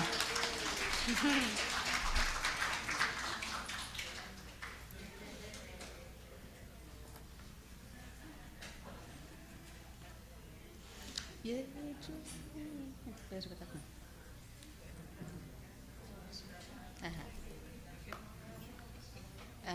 Okay. Miigwech.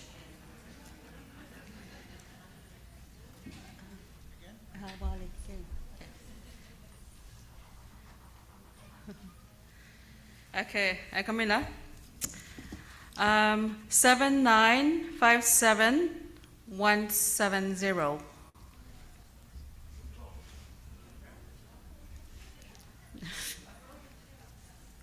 Yeah. Pitun.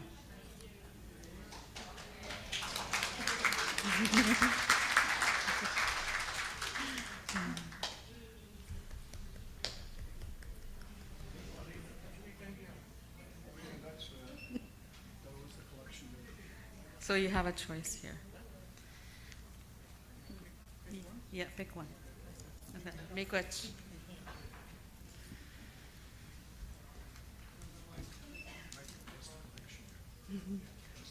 Well, I'll get Wally to do the last one.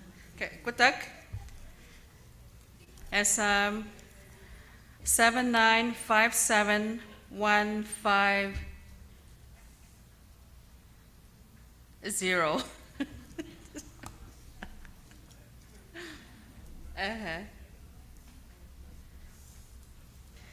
7957150.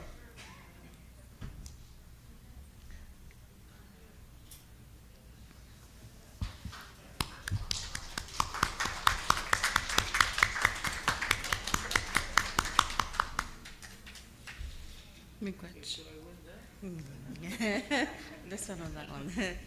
And the last one is I'm going to buy a push for the painting. Okay. 7957141.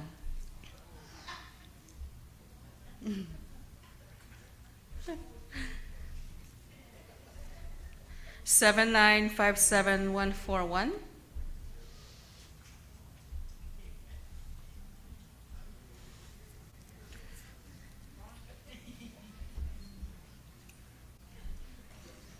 Oh yeah. No? I'll choose the next one. 7957183.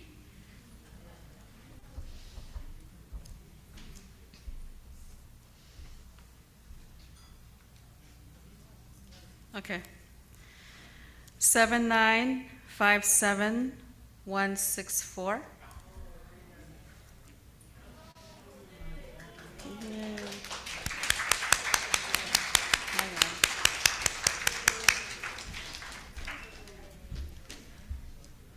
And we'll do the final draw is the painting.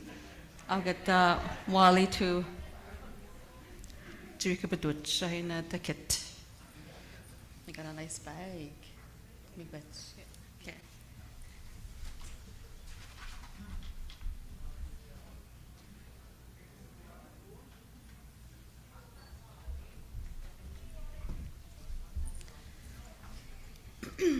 That's 7957192.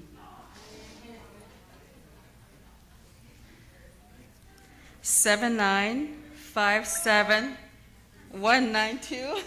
Bingo.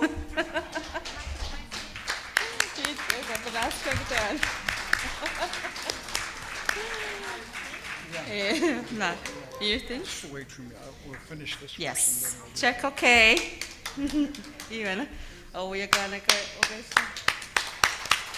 Francine Pillarin is our grand prize winner. Miigwech, wachakatanawa. Thank you very much, Anna Marie. Charlie, we have another draw dealing with the Hospital Without Borders. And we're going to make that fast because there's 5 $100 credit cards.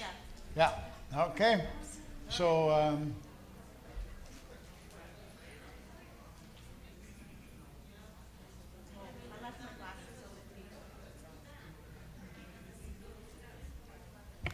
Okay, she left her glasses on the table, so I'll read the numbers. The number is 090032. 032. There you go.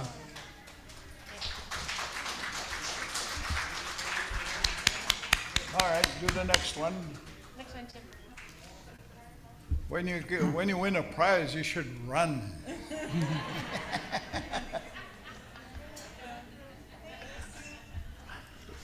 Okay, the next one is 090019. 019. Hey, over there.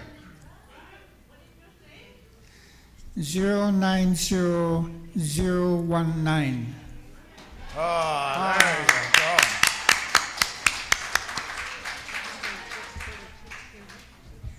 Okay.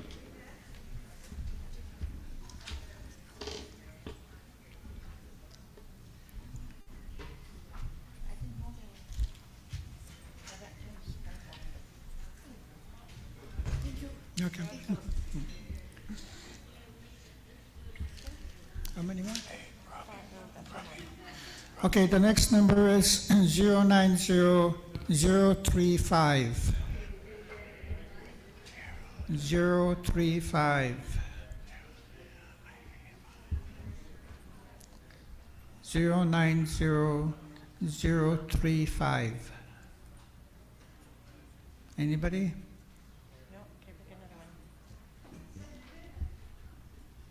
Okay, okay, pick another one.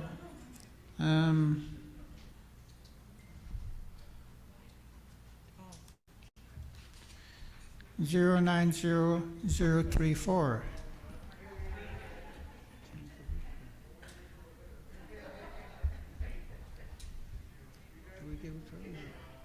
I can hold on to it.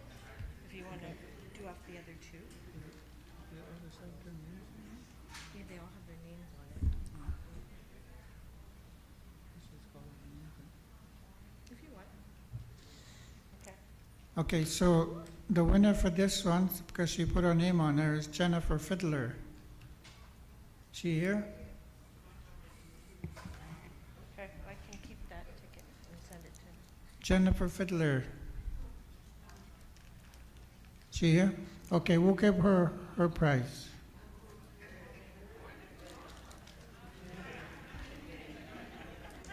And the last one is 090021. 021.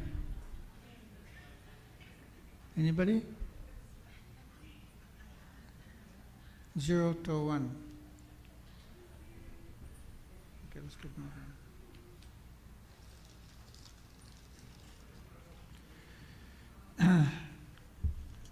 Okay, last one, 090030. Hey, Mike Long. Hey. They got one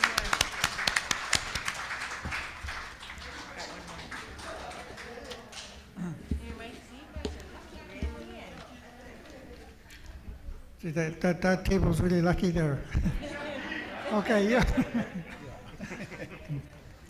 Okay, the last one, 090033. Oh my God! There you go. Come on down.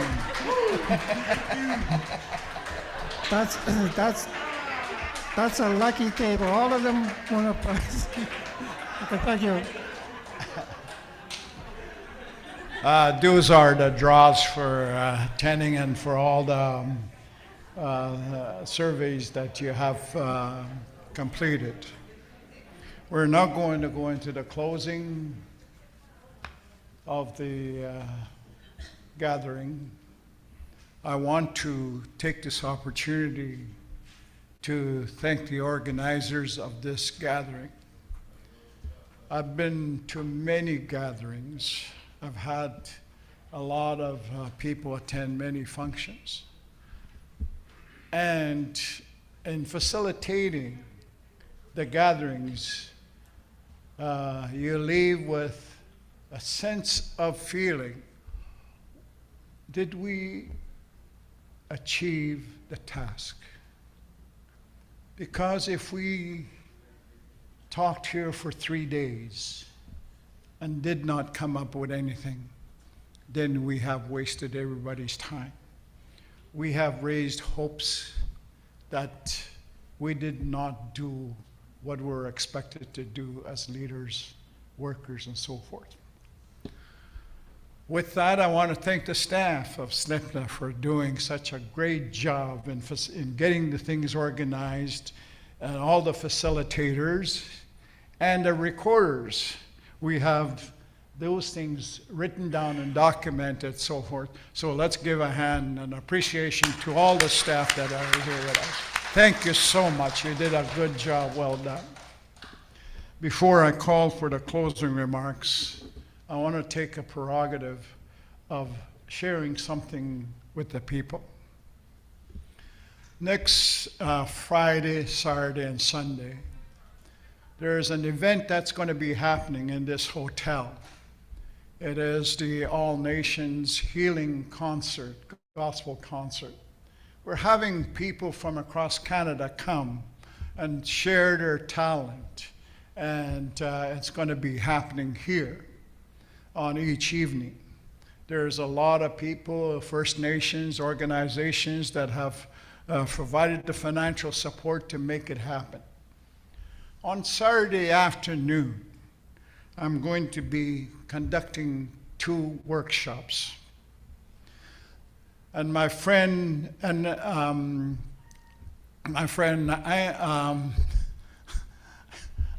the guy's name. I work with him so much. Roy Thunder will be conducting 2 workshops. He will be conducting 2 workshops on that afternoon on addictions. Yeah? He's got the background into it and so forth. I will be conducting 2 workshops on the impacts of residential schools. This workshop will be done from a church faith-based approach. People think, well, he goes to church, so he doesn't hurt. The theme of the workshop is the pain that will not go away. And it's going to be done in 2 sessions. And I would like to invite each one of you to, if you get a chance, if you're here, to come in to be part of that workshop. I'll share with you some of the things that happens, and people think, well, he goes to church, he doesn't hurt. Yeah. And I wanted to share with you about the pain that just will not go away. Yeah? That's one thing I want to make an announcement about. The second one has to do with the young man I visited in Sulakaut. He comes from Santiago. I saw him as a young kid last time I saw him. And now he's in the hospital. This is the gentleman I talked about the other night, that where the doctors have found 4 spots of where he's got cancer in his body. The doctors have made a report, and the report is true. Okay? There's medicine, and there is a part in us that we have to exercise, and that is our spirituality and our belief. And I want to invite each one of you to be part of this. And that is on Sunday evening at 7 o'clock. I'm calling for a special prayer for that gentleman. 7 o'clock on Sunday, wherever you are, whatever church you attend. And if you're not at the church, remember him on Sunday at 7 o'clock. I'm asking Tom and the people here to do likewise. You know, we all make choices. I get invited to attend church at the Roman Catholic Church places, at the Anglican, Lutheran. I go there. And I go there because I get an invitation, and what they do is that doctrine. I respect that. I don't criticize them. Why should I criticize Tom and these people? Because they have the drum. That's the choice they make. And I asked them on Sunday at 7 o'clock to do what they need to do to pray also. I ask each one of you from your heart to desire that there will be something supernatural that will happen so that the young man has 5 children and his wife. Yeah. And we need to be able to look at, yes, there is medicine. Yes, there is our spirituality that we exercise. So I'm asking you to do that. I've asked a lot of people in different places, different churches, to remember that young man on that day. If we set our hearts to do that which is right, it will have a response. So with that, I want to thank you for the 3 days of being here. I've enjoyed myself, and I know I can leave this gathering. Yes, we did good work, and we are moving forward.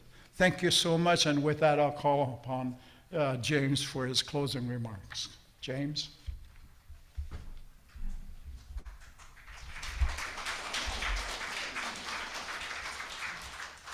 Thank you very much.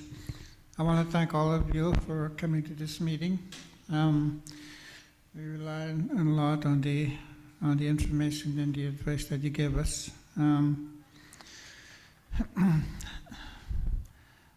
The only thing that comes into my mind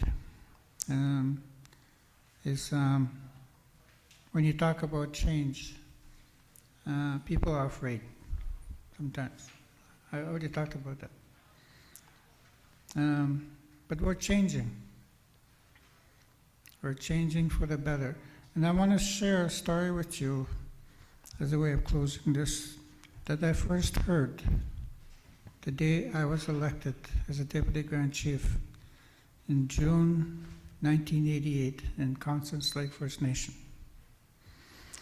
So Bentley Chicha was the Grand Chief, Charles Fox, me, and the late Belma McKeesick from Kiwawan. We were the 3 deputies. And at that time, they used to have a feast on the second day, the day of the election. In the evening, a feast, and was also to swear in the executive. And they usually asked one of the elders to make the keynote speech. So at that time, they asked the late Fred Plain. He was the regional elder at that time, working with the Chiefs of Ontario. So when he got up to the front, he said, when I was asked to speak tonight, he said, I didn't know what to talk about. I didn't know what to say. So he said, so I went for a walk around the community. And I remember seeing him wandering around the roads, and you'd see him, he had his hands behind his back, he'd be looking at the ground and then going on. And he said, the only thing that that I could think of was a caterpillar. a caterpillar. That was all I could think about. You know, the caterpillar, and you see them, they're kind of ugly little things, he said. They have hair sticking up, they're all kinds of funny colors, and they wiggle around on the ground. You know, not very pretty. Kind of like us, he said. Sometimes we're not very pretty. Sometimes we drink and fight, and we argue, and we're poor. But one day, that caterpillar will climb up a tree, out onto the branch, and he'll hang upside down from the thread, and he'll spin into a pupa. That's what he said. And then he hangs there. He hangs there for a long time. Doesn't look like anything's happening in there, he says, but there's a lot happening in there, he said. And one day, out will emerge this beautiful creature with wings, multicolored wings, beautiful wings. He'll spread his wings, get them all dried up, and it'll fly away. That's us, he said. Someday, we will be like that again.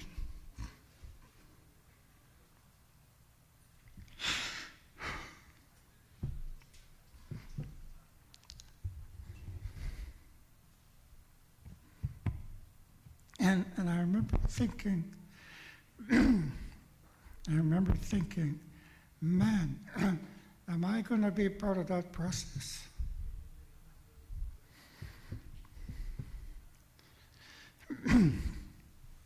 And he made me so happy.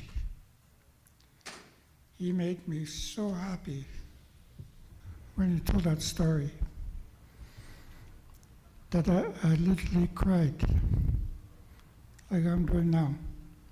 That's how happy I was. Because that's what's happening. It's not a fast process. It's going to take time. But we are beautiful people. And we're slowly getting there.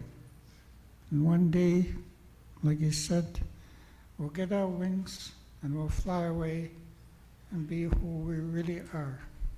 And I want to leave that with you. I want to leave that with you because that was, how many years ago was that? 88, 98, 2008, 18. Over almost 35 years ago, he told me that. And that story has as much impact on me now as it did the day I heard it. And I want to leave that with you. Okay? Don't ever forget that story. That's it.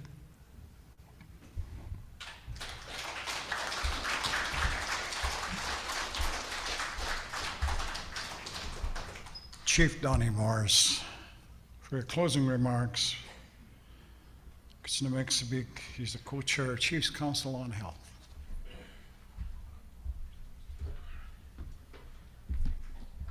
I almost started howling when Jim went like that. I got emotional too. And I guess there's a lot of jobbies that have not come back. So we lost a few jackfish. I was told there was 150 of us in this meeting when it started. So the 150 of us that were here, we have a job to do going back, where we have to tell the other 24,850 people, this is our plan. This is what we want to move on. I had the privilege of one time listening to a person saying I was very sick, I was told, and treaty right to health was not an option. You needed help right away. So these are the things we have to look at, taking over programs to make things work. to make these programs work. And as we're all from different communities, but listening to our sessions, we all have the same issues. And I think that's why we're all invited here for just one moment. Whether we want to spread our wings and fly away, or do we want to climb up this tree and make sure we make that tree grow? How do we want to shape it? How do we want to shape our health system? That's the goal right now. How do we want to shape it? How are we going to decide moving forward? As I feel there's no turning back after this document is presented to the 25,000 people. And as a chief, I would say I don't think I would want to be put in that position, but rather I ought to be one of the 25,000 people to be part of that voice and not be looked at as a chief and this is what we're going to do. This is how it's going to be done. Let's get all the information first. Let's get everybody on board. I listened to the doctors, Donna, and was it Lena Ray? They touched on their experience, and they're from different areas. And those experiences they touched on, it didn't. I mean, it's us. No matter how far away we are, they are. We all face the same issues. And I think at one time or another place, we may have been impacted by the same thing they talked about. And now I'd like just to say, we have a journey to do. We have a journey to follow. And let's do it together as 25,000. I know it can be done. And once this group, we got to spread it, spread the news, spread the concept of what we want to do to make things change for our communities and I guess municipalities too. Religion was discussed. We cannot look at one individual as who's white and who's Indian. We gotta treat everybody the same way. Whoever thought we would have colored people in our community? We have colored people. We even have colored children too as band members. So how did that happen? God works in mysterious ways. We have to acknowledge they are people too. We as a people up north, everybody in our northern region is our people. And I'd just like to say that too. It was a pleasure being with each and every one of you. I forgot to mention, my name is Donnie Morris. I'm from Kishnamik, and I always say, go koko is do them. Mia, mandogo shenmuga.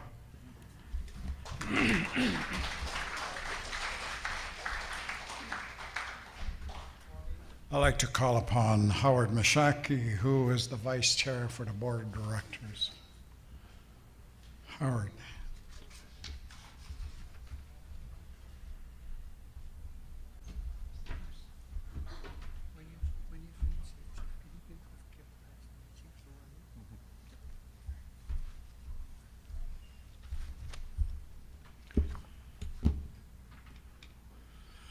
Thank you everyone for coming. I'd like to say thanks to all the presenters, participants, and SLFNHA for organizing this conference.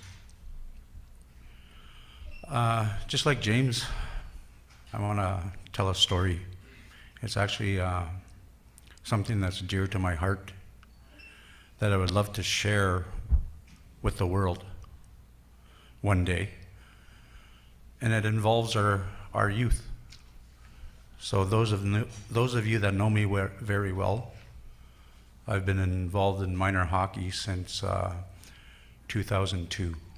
I started out in IP1, and I went all the way to coaching nationals. From that, I won a silver and a bronze medal, and I had the joy of having my son on that team one of those years. But that's not what I want to talk about.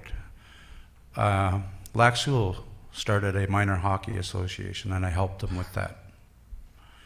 And one year, for 2 years coaching midget, we had an all Aboriginal hockey team. And we came here to Thunder Bay to the Elks tournament, and we won it. And our championship game, there was 3 minutes left in the game. The referee threw the other team off the ice because they were calling our kids names, and there were 2 fights broke out in the game. But the reason why it had so much of an impact on me later is I always try to find meaning behind things that happen in our lives. So when Jeannie had her stroke, I had to live in a motel for the first 3 months. And the motel owner where I was staying started talking to me about hockey. And then he starts talking about the Elks hockey tournament. And the very first year it was incorporated, he said he picked up 2 First Nation boys from Fort William First Nation. And the tournament committee came to him, he said, and said he had to remove those 2 boys from his team or forfeit the tournament. So he had to let those 2 boys go. It's funny how things come full circle. 30 or 40 years down the road, an all Aboriginal team wins their hockey tournament. I would love to tell that to the world, is that it doesn't matter how much you put us down, we will find a way to rise. And the other part that plays or hits my heart for this story is after my son was murdered, one of the girls on the team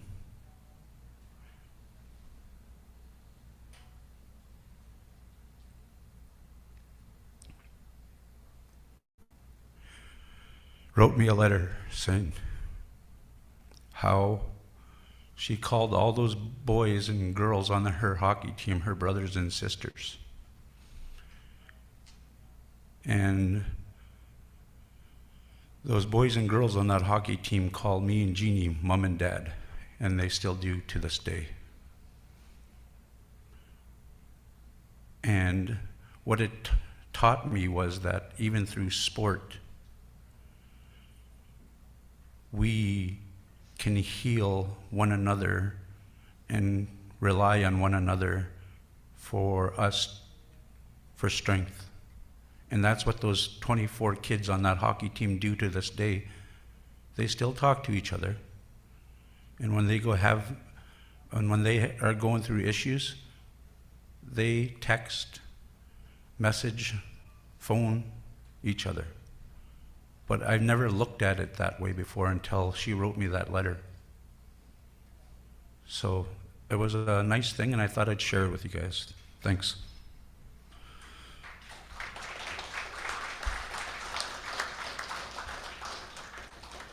So what did I take from this? Well, I encourage people to come to me with their ideas, their comments, their concerns, and their suggestions of how do we make this better for our people. This is new to me as well, being a chair.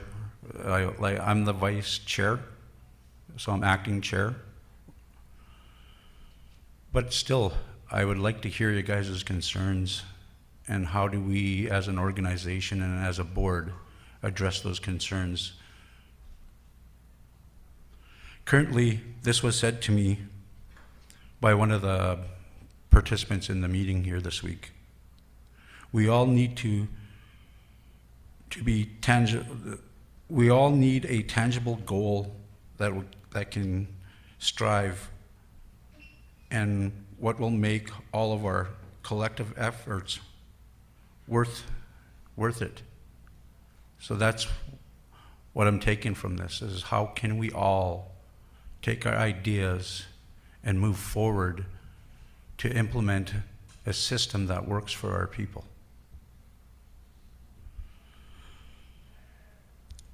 One of the things I did learn, and a little bit disappointed, seeing how I've been on this board for 3 years, is I didn't know, people didn't know what SLFNHA was.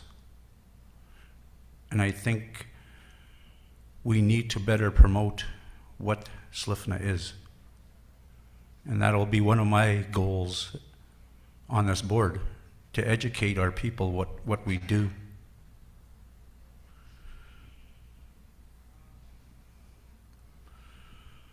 One of the things I can say about myself is I don't do this for recognition. Like I've said before, I've seen our people struggle for too long. I do this so that we don't have to.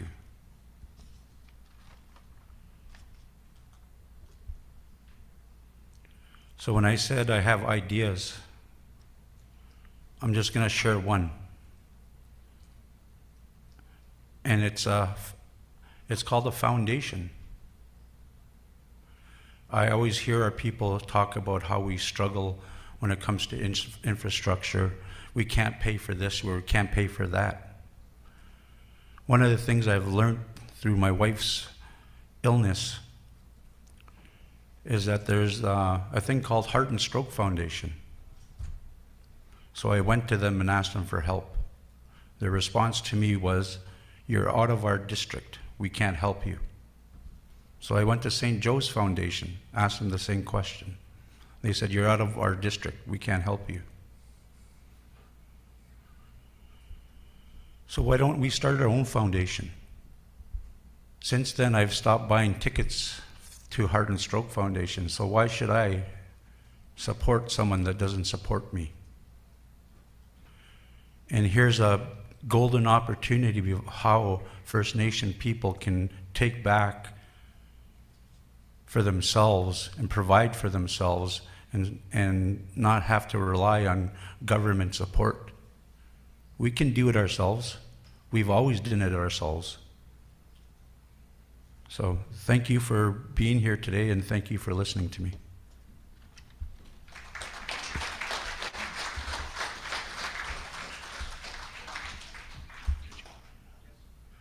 So I have some gifts up here for the chiefs. Donnie?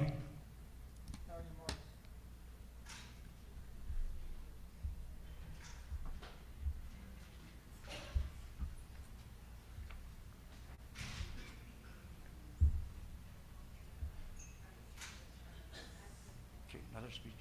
Sure.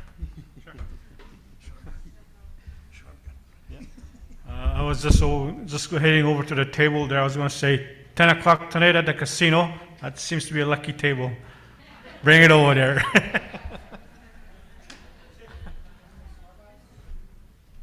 Cornelia Swabas.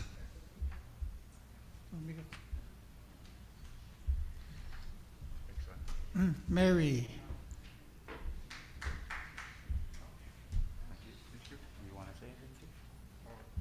Mary, third chief.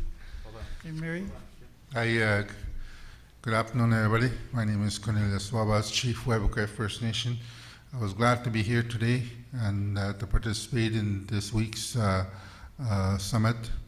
And I think we made a lot of progress, and we put in a lot of input in what we want for our First Nation communities in terms of health services. Thank you.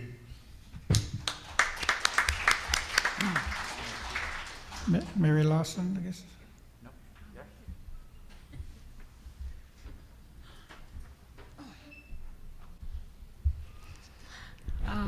I'd just like to say thank you for your recognition, and I'm proud to be here. And there was a lot of information that was given, and some of them are new to me, so I've learned a lot, and thank you again. Neva. Yeah. Chief Warren Crane.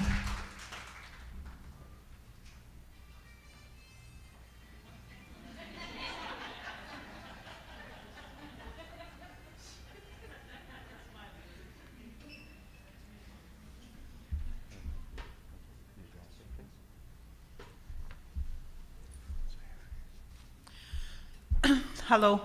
I was so so glad to be here this week with all our teams in place, all the work that we did together. We're gonna move forward. Thank you.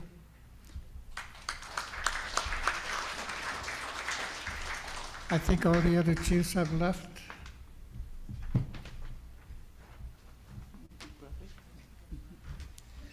Are there any chiefs left in the room? I think they've all left. Okay, Wally, thank you. Thank you very much. Thank you very much. And with that, I'll call upon the drummers.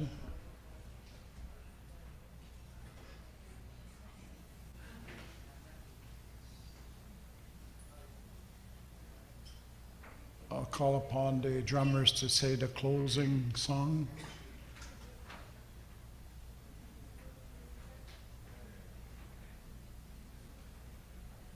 Yes, Mike.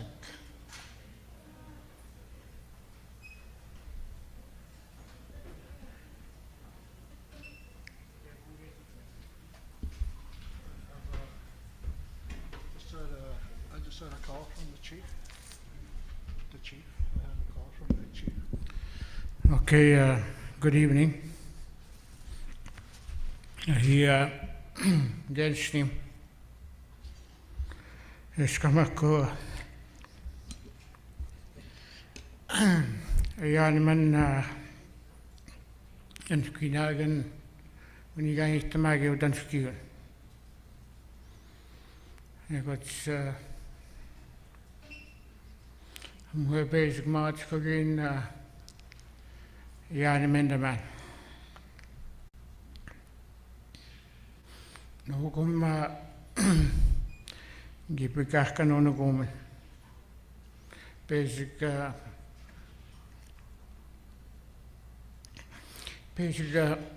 buscar chimna ewani hag. Web gono. Again can't tag on chiha. May God's mate I him wakaiganik. It's a great kid. As a pnig chaggy chow sknickers. Going on that was a good machine and ma'am guide to win. He married a go. He maga guys much say Mateach. We had a kid to make basically the one here sknicker. I got so I'm to get the more gonna go much such. Ik meen hoe de zich kunnen go. Ze toetje hem sticht te moschag. Ik had geen in de goch hoe de geest ik you know going goch na pes de moment de zien. En is in stona goch en dan schiet te maken dan ja stona no desik. Ik ga ik te bina gachnogonak kind one here. I guess I'll just say that in English that we just got a call this afternoon, just now, and I talked to an elder that was at the house, but we lost a 12-year-old girl again just now, and I asked that all of you pray for the family. And pray for our community. And Gordon Anderson is one of the former chiefs, and he will say what needs to be said. So thank you very much.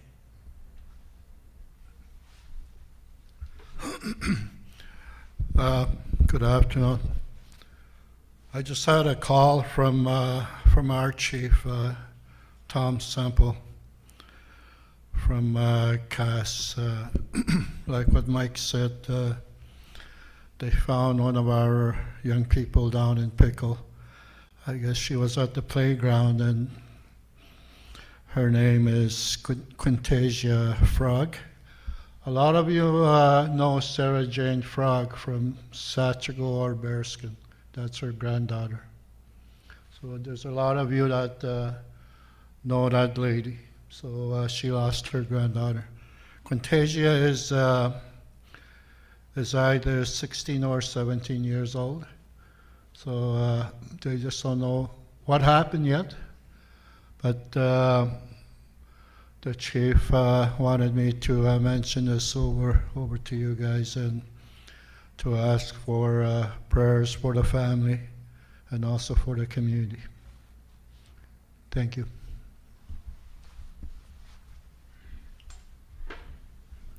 Thank you, Mike and Gordon, for sharing that. I ask each one of you to remember the families, the hurting, the grieving that happens, the violence that we face every day. So I just ask you to remember them and pray for them, okay?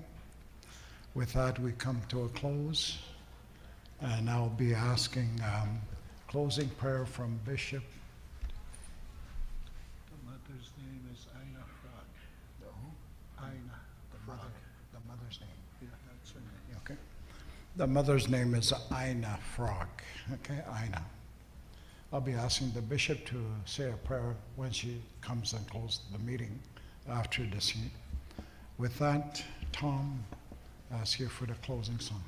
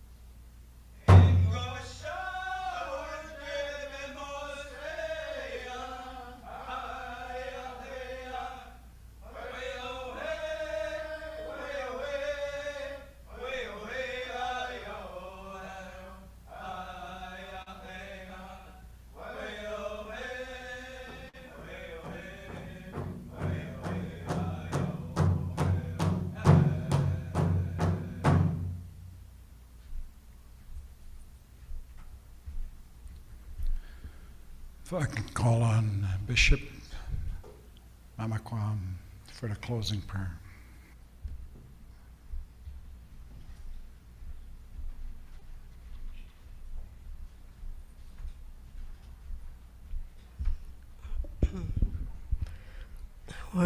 Wajiga kana katana panagana gistraganong agomina gakana ganin ananakomna gok ani bogai suichue kuma bindagaming ma gaiwetiga kind kiek ga juman segwe ma chiton kai ga gaba misyang I got ganin mensnoes wagais nondaman pangana gan giek skades Ik wist zeker maar het zo'n ander pibegoppen yon discuss zeker gomine kinon de gakken da man aninges non da man kisen ak skamang bezgo de veganisek miche kanon ko musak jiom ja tavskut kagin ko kumake sepo ja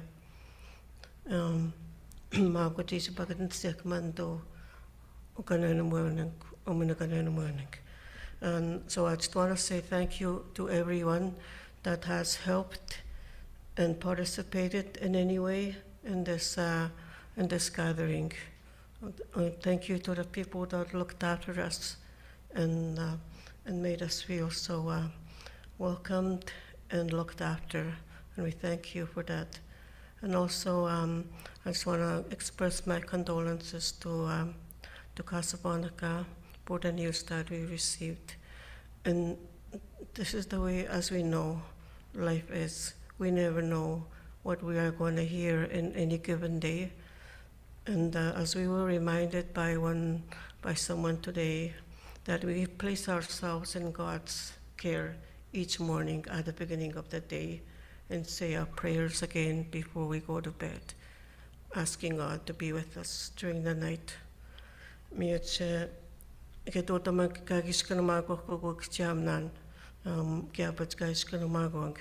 that is our elders' teaching, and we still follow that. Yeah, thank you. So with that, we will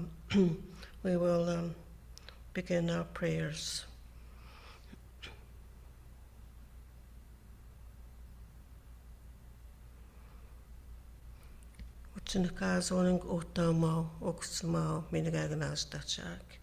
Amen. Amen. Lord's Prayer. No taunang tgisong gaitain, katoksten tskadeus nakason, katogmaon katot chapano, katenta monte tutskadeo deskindas uchisgong. Minan tskagis gageo chapmatsiak, webenta mona maganonitiunana, iseventa morgitsganiganto doyamatik. Ekana maga itena gisa kwechikawiak, maga mitagwena mona machukewanam. Wesagina kitapanasan kamawan, nesta kaskon, nesta kstentagson, kage nesta kage. Amen. Tebetchikan of machiam nan, kanakum konungum, with the begaisek, weganikistwagwa machitonan, magakif pintsiang, kumachamanduskayang. And anakum yak tebetchikan. Kakisemeno pamikuang minakanam kuang minum stegan kiwats kwenok kamachitun kiwats. Na pakusena manote betchiken unenon ketona kakinon tamangan minainuan pakusena monan minna isina monan anigegan issegaban pumuchikewan. Iwan dan snyo minagonan tsikyabat tuang. Minna iwe dan snyo kisonan minan submatsonan tsikyabat tuang kagisiminuayan. Bakusena manote betchiken tuhtaunaman antikeken on sissek. Mina onenak kekenne antke pumuchikewats wetisnikan ote betchiken. Ans emsinuat ketan snimakasa keta. En dan dan ma dat je men op maat zwaat, je men zenik op maat zo naam zweesje. We zijn ook zelf merk de beetje gaan tussen en de man, men ook kijk aan moet gaan ook. Mine no bebanon, Kaki minakamasega degen katunan. Pakuseno mo debetsugen, ekatugim pitsunondamank. Pakuseno mo jugin taugi magakan, neno animanda shikeonang, minagumani ganitamagonang. Lord Jesus, we just thank you for your blessings on us today as we close our meeting. We pray, Lord, that you would bless the work that has been done here and that the words that were spoken may grow and work for the benefit of your beloved people. We pray, Lord, that you would open the doors of opportunities to go on this journey, that you would guide us by your Spirit. May you paksen miag debet again. The would jam to get the one no debet again.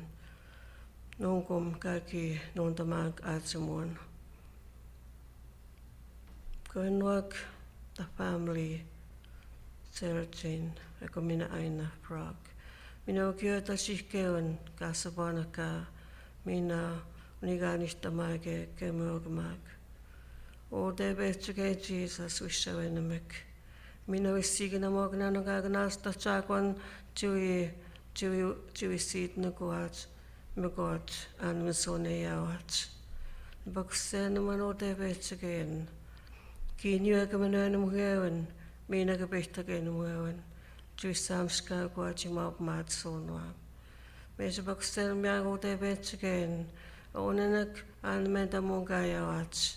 Mina nongum kagin hinikewatsumatan the vaccine man o debet again. Akna yet we saminat, me god unchagabon gayats, mina mentionaveson. Gavikan dam and debet again a gamos a guachina mansoyank. Etanada the manua, gaga gamen animon, Gakanavia gaisian to mat nogum gagis gag, Japanaskok. Mina at the gasikionats, a gamino ama one gais yamagak. E gamino ana bonge siamagak. O debet again Jesus. Baksen mogakana. O yetski mam nedagoya. Kitasitamagi, Lord. Lord Jesus, we pray for the families of Casablanca that lost their beloved child. Praying, Lord, that Jesus, that you'd give them your spirit of comfort and give them peace. Praying for the family that buried their loved one today here in Thunder Bay. Lord Jesus, we just pray that you would give everyone that is mourning your spirit of comfort and peace, Lord. Praying, Lord, that everyone would hold on to that hope and believe that there is a promise of everlasting life, of everlasting joy, where there will be no more death, no more tears, no more sickness, where you want everyone to come to you and dwell with you forever. Lord Jesus, we pray that you would hear our prayer this evening. Again.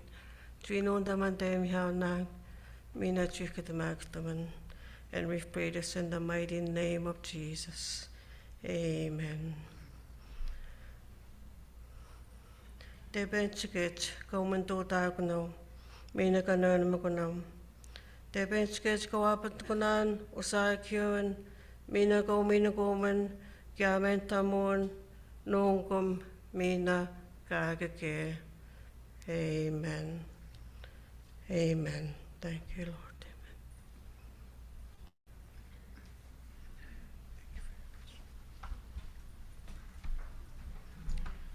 Thank you very much. Thank the singers and thank the bishop for his closing prayer. With that, we stand adjourned. Have a safe journey home. Somebody left a notebook up here. Oh, is that yours? Good. And somebody's glasses. Somebody's going to be wanting to see something.